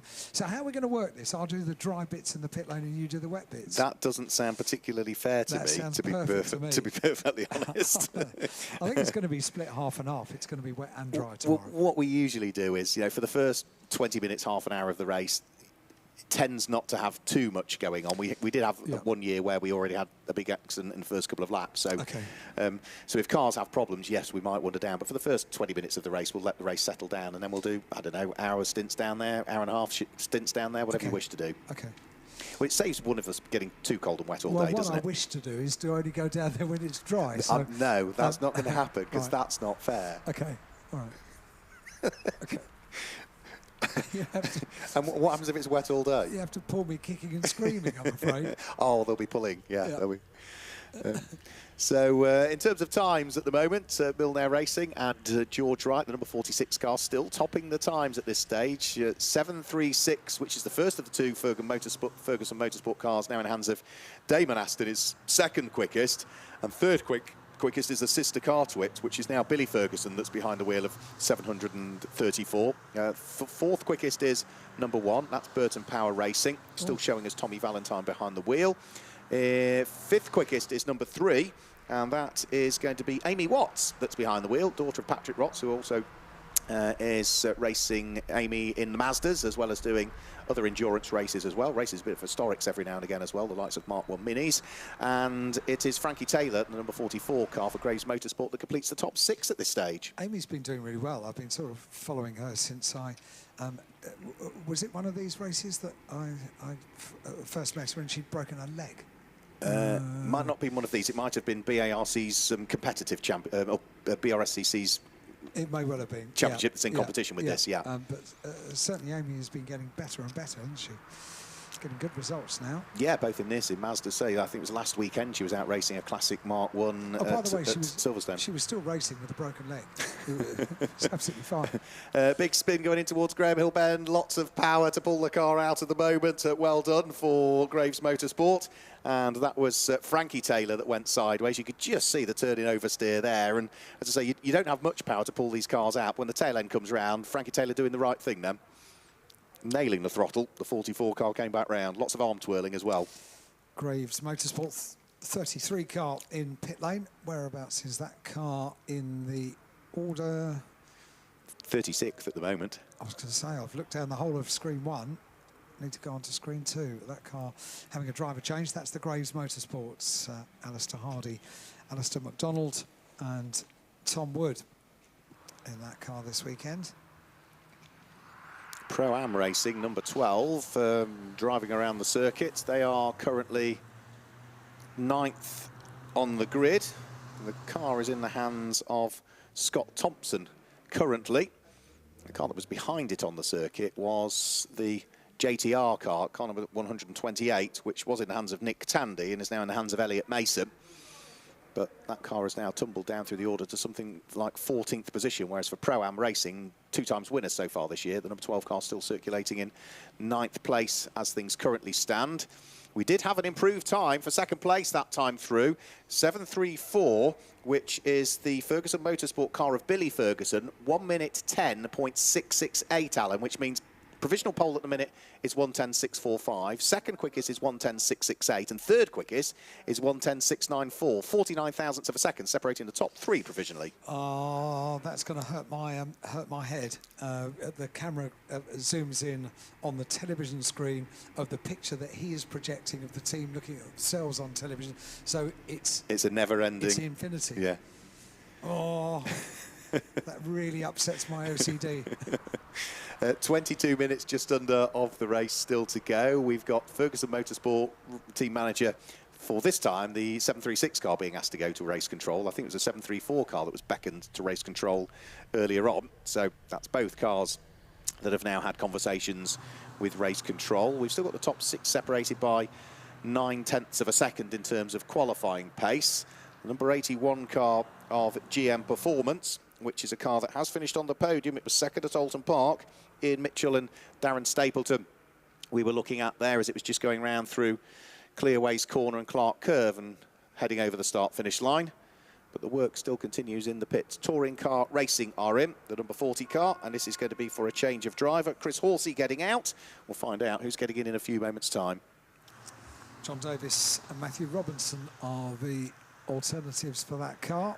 Looking at the 22 car there, that's AFK Racing, Nick Berg, Nick Creed, Tim Parsons and Natalie Knowles sharing that car this weekend. Just under 21 minutes of this qualifying session remain. And I can't believe it, we've got no spectators on the bank. That's the first time I've seen that, I think ever, whilst in the commentary box here. It's not surprising, but it becomes a little bit more difficult to see the cars on circuit, doesn't it, when it becomes dark? It certainly does, but let's say our camera crew's still doing a really good job of picking out some of the cars. Look a lot lighter than it is. It does, yeah, it really does. The camera makes it look a lot lighter. It is pretty dark out there now.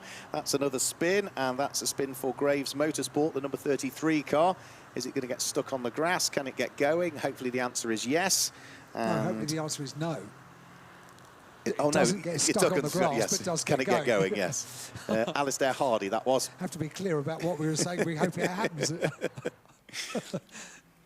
So he is on his way again, out of the pit lane by the look of things. That looks like Carl Amity, car number 121 coming out of the pit lane. And also number 40 heading out. I'm beginning to get the feeling we're going to have fun tomorrow. Which is Touring Car Racing, yeah. also heading out. I'm afraid we are going to have a giggle tomorrow. Some of these team names are great, and I will never tire of saying them tomorrow. The number 1 Burton Power car now that was driven so well by Tommy Valentine in the early stages of qualifying, now in the hands of his dad, so that is Andy Burton that's behind the wheel of it. Burton Power, fundamental partners in this EnduroKA Championship, helping to develop the cars in the early stages and supplying a lot of the control parts for the car as well. Through Andy Burton's company, which is based not that far away. It's just Romford, so it's not that far away where the company is based. Ford specialists. Now, improvement there for the number 333 car. So in these tricky conditions, Philip Truman showing that he's got the right capability to bring the Carhunas race car around the circuit, and has just gone 9th quickest. So that's a good improvement from that car, because it was much, much lower down. It leapt up through the order with a 1:11.752. So, Johnny Milner, top of the times, car number 46. Best lap has been a 1:10.645. The 46 car tops the times with, 69% of this qualifying session completed now. 18 minutes remain, just over.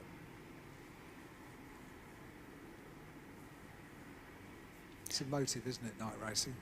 It is, yeah. The other thing that amazes me is I just saw sort of the blue LED flashing lights there, because, of course, marshals waving flags in darkness is never going to work, so they rely entirely on the LED lighting systems here, the FIA LED lighting systems. But to be able to flash the blue light at night, you've really got to concentrate, because you need to know what's going on. And to pick the cars out, it's hard enough for us from the commentary box. That for the marshals, they're having to do a similar thing. I realised many years ago that flagging is such an important part of motorsport, and the people that do flagging or lighting are incredibly talented and have a huge concentration. It's so easy for your mind to drift off and think about something else. You can't do it. No, you not at all. Afford to do that. I think Axiometrics are heading into the pit lane, are they? Yep, the number 18 car. Axiometrics heads in towards the pit lane.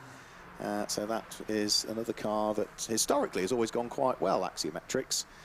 But where are they in terms of their qualifying pace at the moment? The number 18 car, just looking down through it, they are in 18th position, conveniently enough at this stage, as they head in towards the pit lane. And that is Dominic Jackson that has brought the car into the pit lane. I've had quite a few team managers called up to race control. I'm not sure why that would be.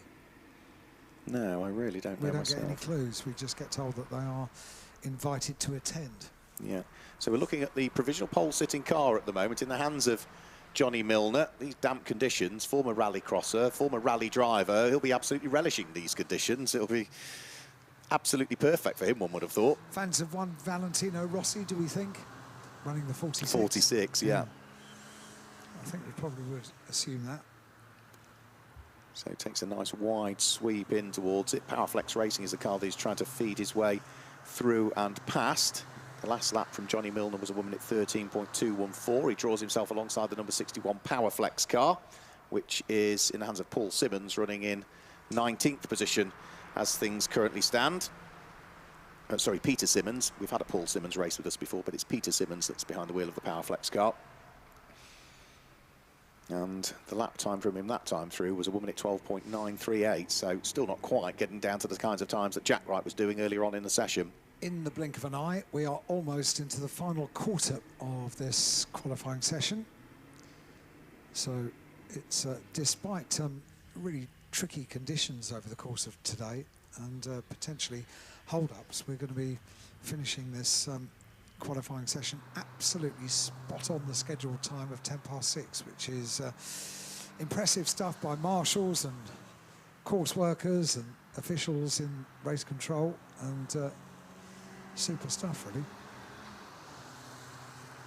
I wonder if you'll have that the same running according to timetable next weekend.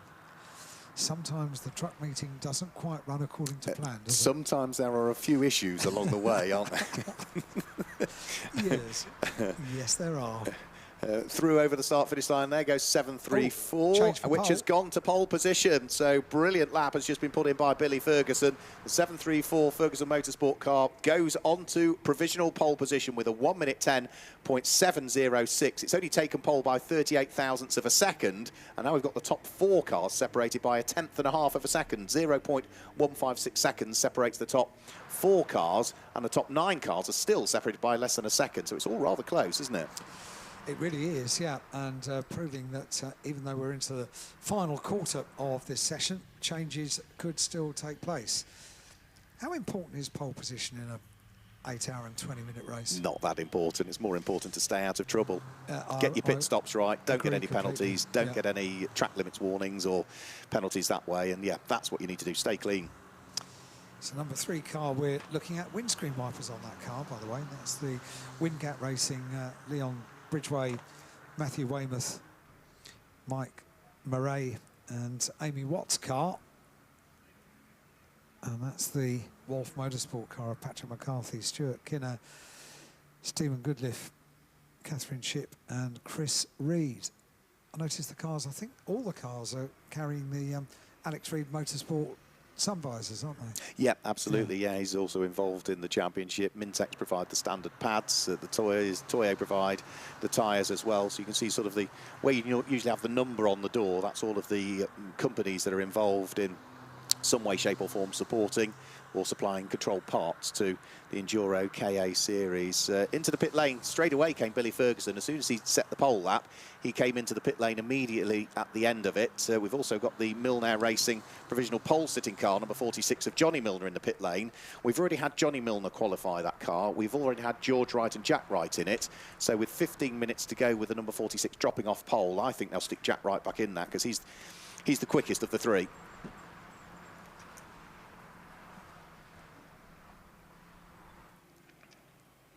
Not that many other improvements, really, are there? Not at the moment. Just a couple in the field on the previous lap, improving personal bests.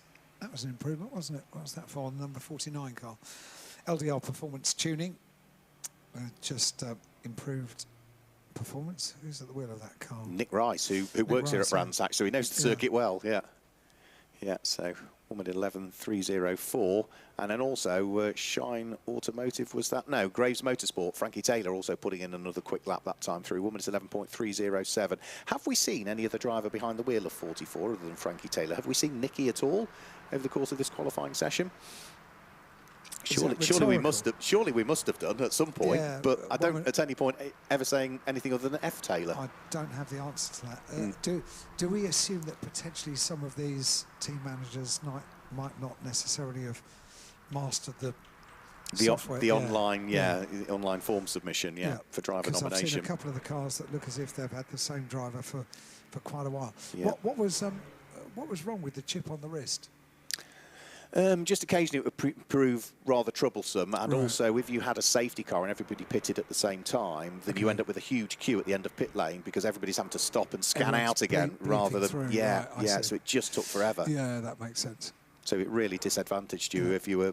Because in theory that sounds like the best way of doing it. Yeah, absolutely. Yeah, absolutely. Without the need to put switchable transponders in the car and things like that, which all carry a much higher cost. Exactly that. Yeah.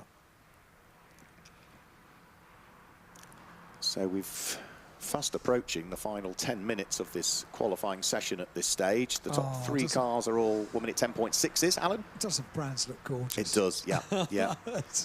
Such a lovely shot of the wash of colour from the pit lane. A great shot from that camera. And you imagine if that was a photograph as well, and you put it on a really long aperture, so you get the headlights and the tail lights of that shot. Absolutely gorgeous. Yeah.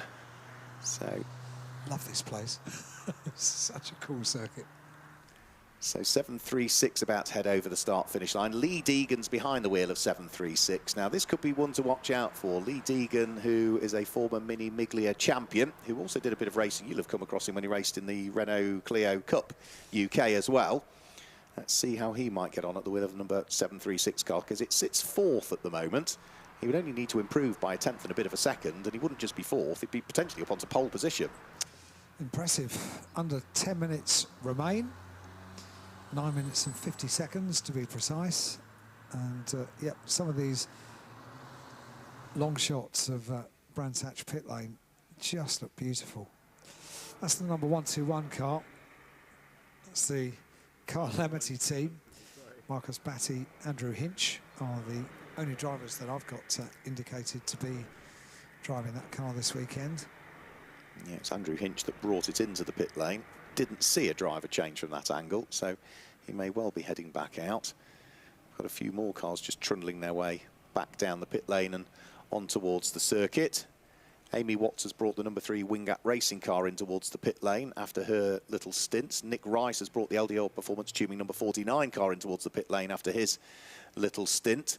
Elliot Mason is in at the wheel of number 128, which is JTR. Now, that is the car that I don't think we've seen Lewis Selby out in as yet, or are they going to see Nick Tandy drop back in and do a few minutes? It's Lewis Selby, who, of course, again, you'll have come across a lot this year because he's been racing in the Mini Challenge JCW, hasn't he, in a Napa-backed car? I haven't really come... you see, the way that the touring car weekend works now is so tight with racing back-to-back, and I tend to only meet drivers that are on the podium yeah. on a regular basis. Yeah. Everybody else sort of passes me by, really, and very often you only get a chance to interview the winner. So the kind of thing that we might have had, I don't know, 15 years ago in the BTCC, where you'd get ample opportunity to interview all 3 drivers on the podium and have proper conversations with them, that's gone. So 8 minutes remaining. To the top of the time has gone 3:33 Kahuna at this stage, and that time I didn't see come in. 1 minute 10.567 now from the 3:33 Kahuna's car, puts that to the top of the time. Who's behind the wheel of that one? It is Philip Truman that's behind the wheel of it. So 40 thousandths of a second quicker than the Ferguson's Motorsport 734, which is 38 thousandths of a second quicker than 46 Milner, which is 49 thousandths of a second quicker than 736, the second of the Ferguson Motorsport car, which is then 65 thousandths of a second quicker than the first of the Autotech Motorsport cars, number 65. So we've now got the top 5 cars separated by less than 0.2 of a second.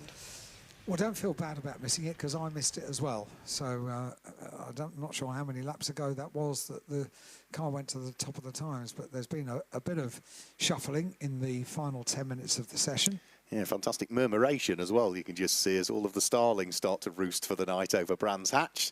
Oh, yeah. So a huge murmuration as they all start to disappear into the trees. That word? Murmuration. Oh. Yeah. Is that a new one for you, is it? Yeah. Yeah, yeah. I like it. What does it mean? It means lots of starlings starting to Gathering? roost. Yeah, you know when Gathering? they sweep through the air and it looks Yes. like almost a shoal of fish. Yeah. Yeah, that's called a murmuration. Is it? Yeah. Every day's a school day. They are, yeah, I'm going to Google that to make sure I'm right, but I'm pretty sure that's correct.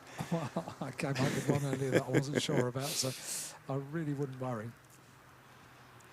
So looking as though the times are sort of settling a bit. There's a couple of cars that I still think are out of position at the moment. Now, as I say, it doesn't really matter because it's an 8-hour race. But I would say I'm surprised to see 128 JTR where they are, only 13th quickest. I'm surprised to see Pro-Am Racing Nicole Drought, who we saw on the podium earlier on, only 12th quickest, because that's a car that's won twice so far this year and finished on the podium on 3 occasions in total. So, and also in 14th place, GM Performance, not quite where I thought that they would be. So the cars 12th, 13th and 14th are the 3 at the moment that are standing out to me as though they ought to be a little bit higher up the order than they are. It's a long race. Maybe we shouldn't be too worried. No, I agree. You know, today might be for some of the teams just a question of safely getting drivers qualified and just shaking down the team. That's not safely qualifying as a car careers off on the right-hand side of the exit of Paddock Hill Bend. Are we going to see a cheeky set of headlights coming back on the circuit? I'm not sure. And there's a yellow flag there at the moment. The car is still stationary. See the yellow light flashing in the background of the shot if you're watching the live stream. Headlights of the car as well. Yeah, the car has clearly spun through 180 degrees because the headlamps are pointing back down the hill, aren't they? But who that will be won't be obvious to us for a while, because we don't get sectors, do we? We just get the single lap, and therefore you can't work out quite as quickly whom it might be. No. So into the final 5 minutes of this qualification session, and let's have a quick look. Is there any chance of spotting the colour of that car in the darkness? The answer is absolutely no chance. Well picked out by our cameraman, but yeah, not a clue what the number is. It is finally getting going. I think it's spun back round the right way. However, a car pointing uphill on wet grass is not going to go too far. Your best bet would be to reverse all the way back down the hill and then get going. No, you can see it's trying to get going. Has it got two wheels on the tarmac yet? It's nearly there. It's almost there. It's scrabbling. It's Orcasport again that have gone off. Just spotted it on the side of the car. So it's going to be the number 74 car that has had an off. It's the second time that's had an off, isn't it? That was Michael Davies that had the off that time. No damage done to the car again. It will continue for the final 4 minutes of qualifying. So the car going. Did it start the day looking as creased as it is? Because the bodywork isn't exactly perfect, is it? No, it's not. No, there's a few that have got that ding in there. It's just because it's hard racing in KAs, isn't it? Yeah. You know, it's a very affordable way of going racing. And if you're sharing the car with your mates or with colleagues, then it ends up not costing you quite that much. And you get a lot of seat time for the money. 2-hour stints potentially we'll be seeing over the course of tomorrow. So what do you do when you want to go racing? You approach the team? Yeah, so you if you go onto the EnduroKA website, there's a list there of all of the teams that have cars available for hire. Okay. And all you do is you buy the seat in the car. So the team will give you the price. That price includes everything other than damage. And then they'll also identify how many drivers you'll be sharing that car with. You might not get exactly equated driving time because, of course, depending on strategy and what you want to do, sometimes if a safety car comes out, you finish your stint early and pit on the safety car. But on the whole, it's usually divided equally amongst the drivers, and it's good fun, really good fun. But what if you were to apply to buy a drive within a certain team and they look at you and go, well, we don't want Werrell in the car? They'll point you in the direction of another team that would have Werrell in the car, but they wouldn't tell you they didn't want you. Sorry, that was an indelicate question, but I had to ask it. Yeah, I think it's happened to me, if I'm absolutely honest. I really do. And I can't blame them, if I'm absolutely honest. Okay, very good. Well answered. 2.5 minutes of the session remain, and Brands Hatch looks absolutely magical. And it will tomorrow at the end of 8 hours and 20 minutes of racing. And I've already worked out what awards they give on the podium. Top 3, that's it. The top 3, and I think the Dagenham Dustbin gets awarded separately, does it, later on, or it might be awarded on the podium. The Dagenham Dustbin is for the best liveried car or the smartest presented car, as voted for by the marshals. Is it really? They get the Dagenham Dustbin award. Okay, that's cool. Which is a well sought after award. Teams are delighted when they get the Dagenham Dustbin award, because it doesn't matter what their performance is. Sometimes the Dagenham Dustbin award has been given to purely a team that might have had an issue and the car's had an accident and rolled early on, and it's spent 3 hours, 4 hours being repaired, and the team finally get it out there. And the marshals all say, well, we'll vote for that one because they've overcome adversity and seen the car home. In my 4th year at secondary school, we had a social economics trip to the Dagenham Ford plant, which I remember not being extremely successful. We just kept being told you're not allowed to go. So I think it finished a bit early. Did it not? Mr. Dean was as disappointed as we were. So we've got 60 seconds of qualifying still to go. The number 333 Kahuna's race team car in the hands of Costa Kriitsis at the moment is still the car that tops the times as they head uphill and in towards the braking area for Druids. It's only on provisional pole by 40 thousandths of a second.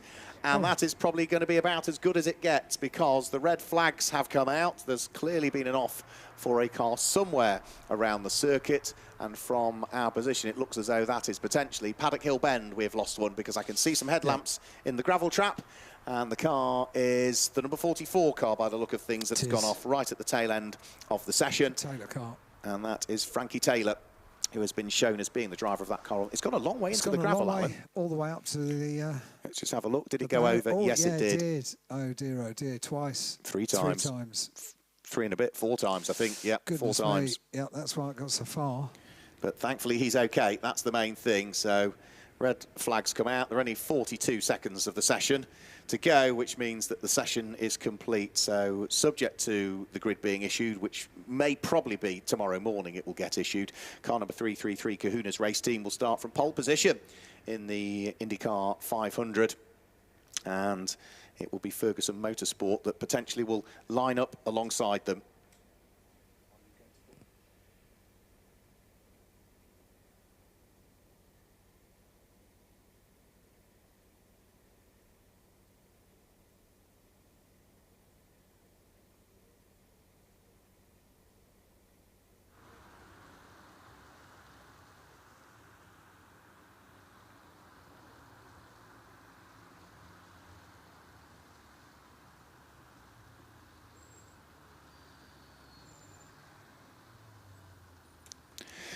So yeah, Kahuna's race team will be topping the times. Ferguson Motorsports, the 734 car will line up second, and Milner are there in third for the race tomorrow. Ferguson Motorsport, their second car, is there in fourth place, and the first of the Autotech Motorsport cars will line up fifth. Burton Power Racing, sixth quickest, ahead of Wingat Racing, who were seventh, and Graves Motorsport were eighth, ahead of LDR Performance Tuning, who are there in ninth, and Shine Automotive will line up 10th come tomorrow. We'll confirm the grid fully tomorrow. Then it's JW Motorsport 11th, former winners, JTR Motorsport 12th, two times winners this year, Pro-Am Racing 13th, and GM Performance 14th, both 12th, 13th and 14th, all of those cars, I think, out of position slightly.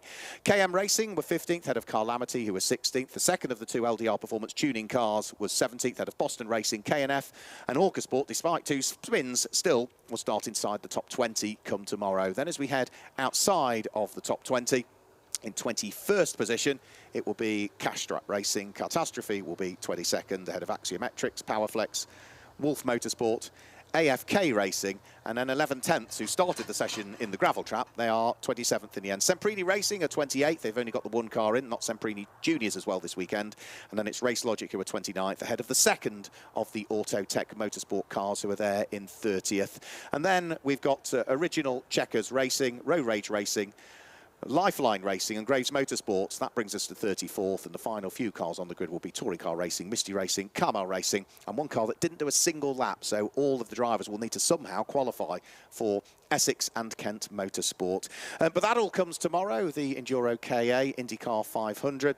But that is it from today at Brands Hatch. From Alan Hyde and myself, hope you've enjoyed watching if you've been here at the circuit or watching the live stream. But we'll be back to do it all again tomorrow. Remember, the clocks go back tonight. You get an extra hour in bed. And also remember, we can't start Brands Hatch until 10 o'clock tomorrow morning. So enjoy your evening, and we'll see you tomorrow for the IndyCar 500. Goodbye.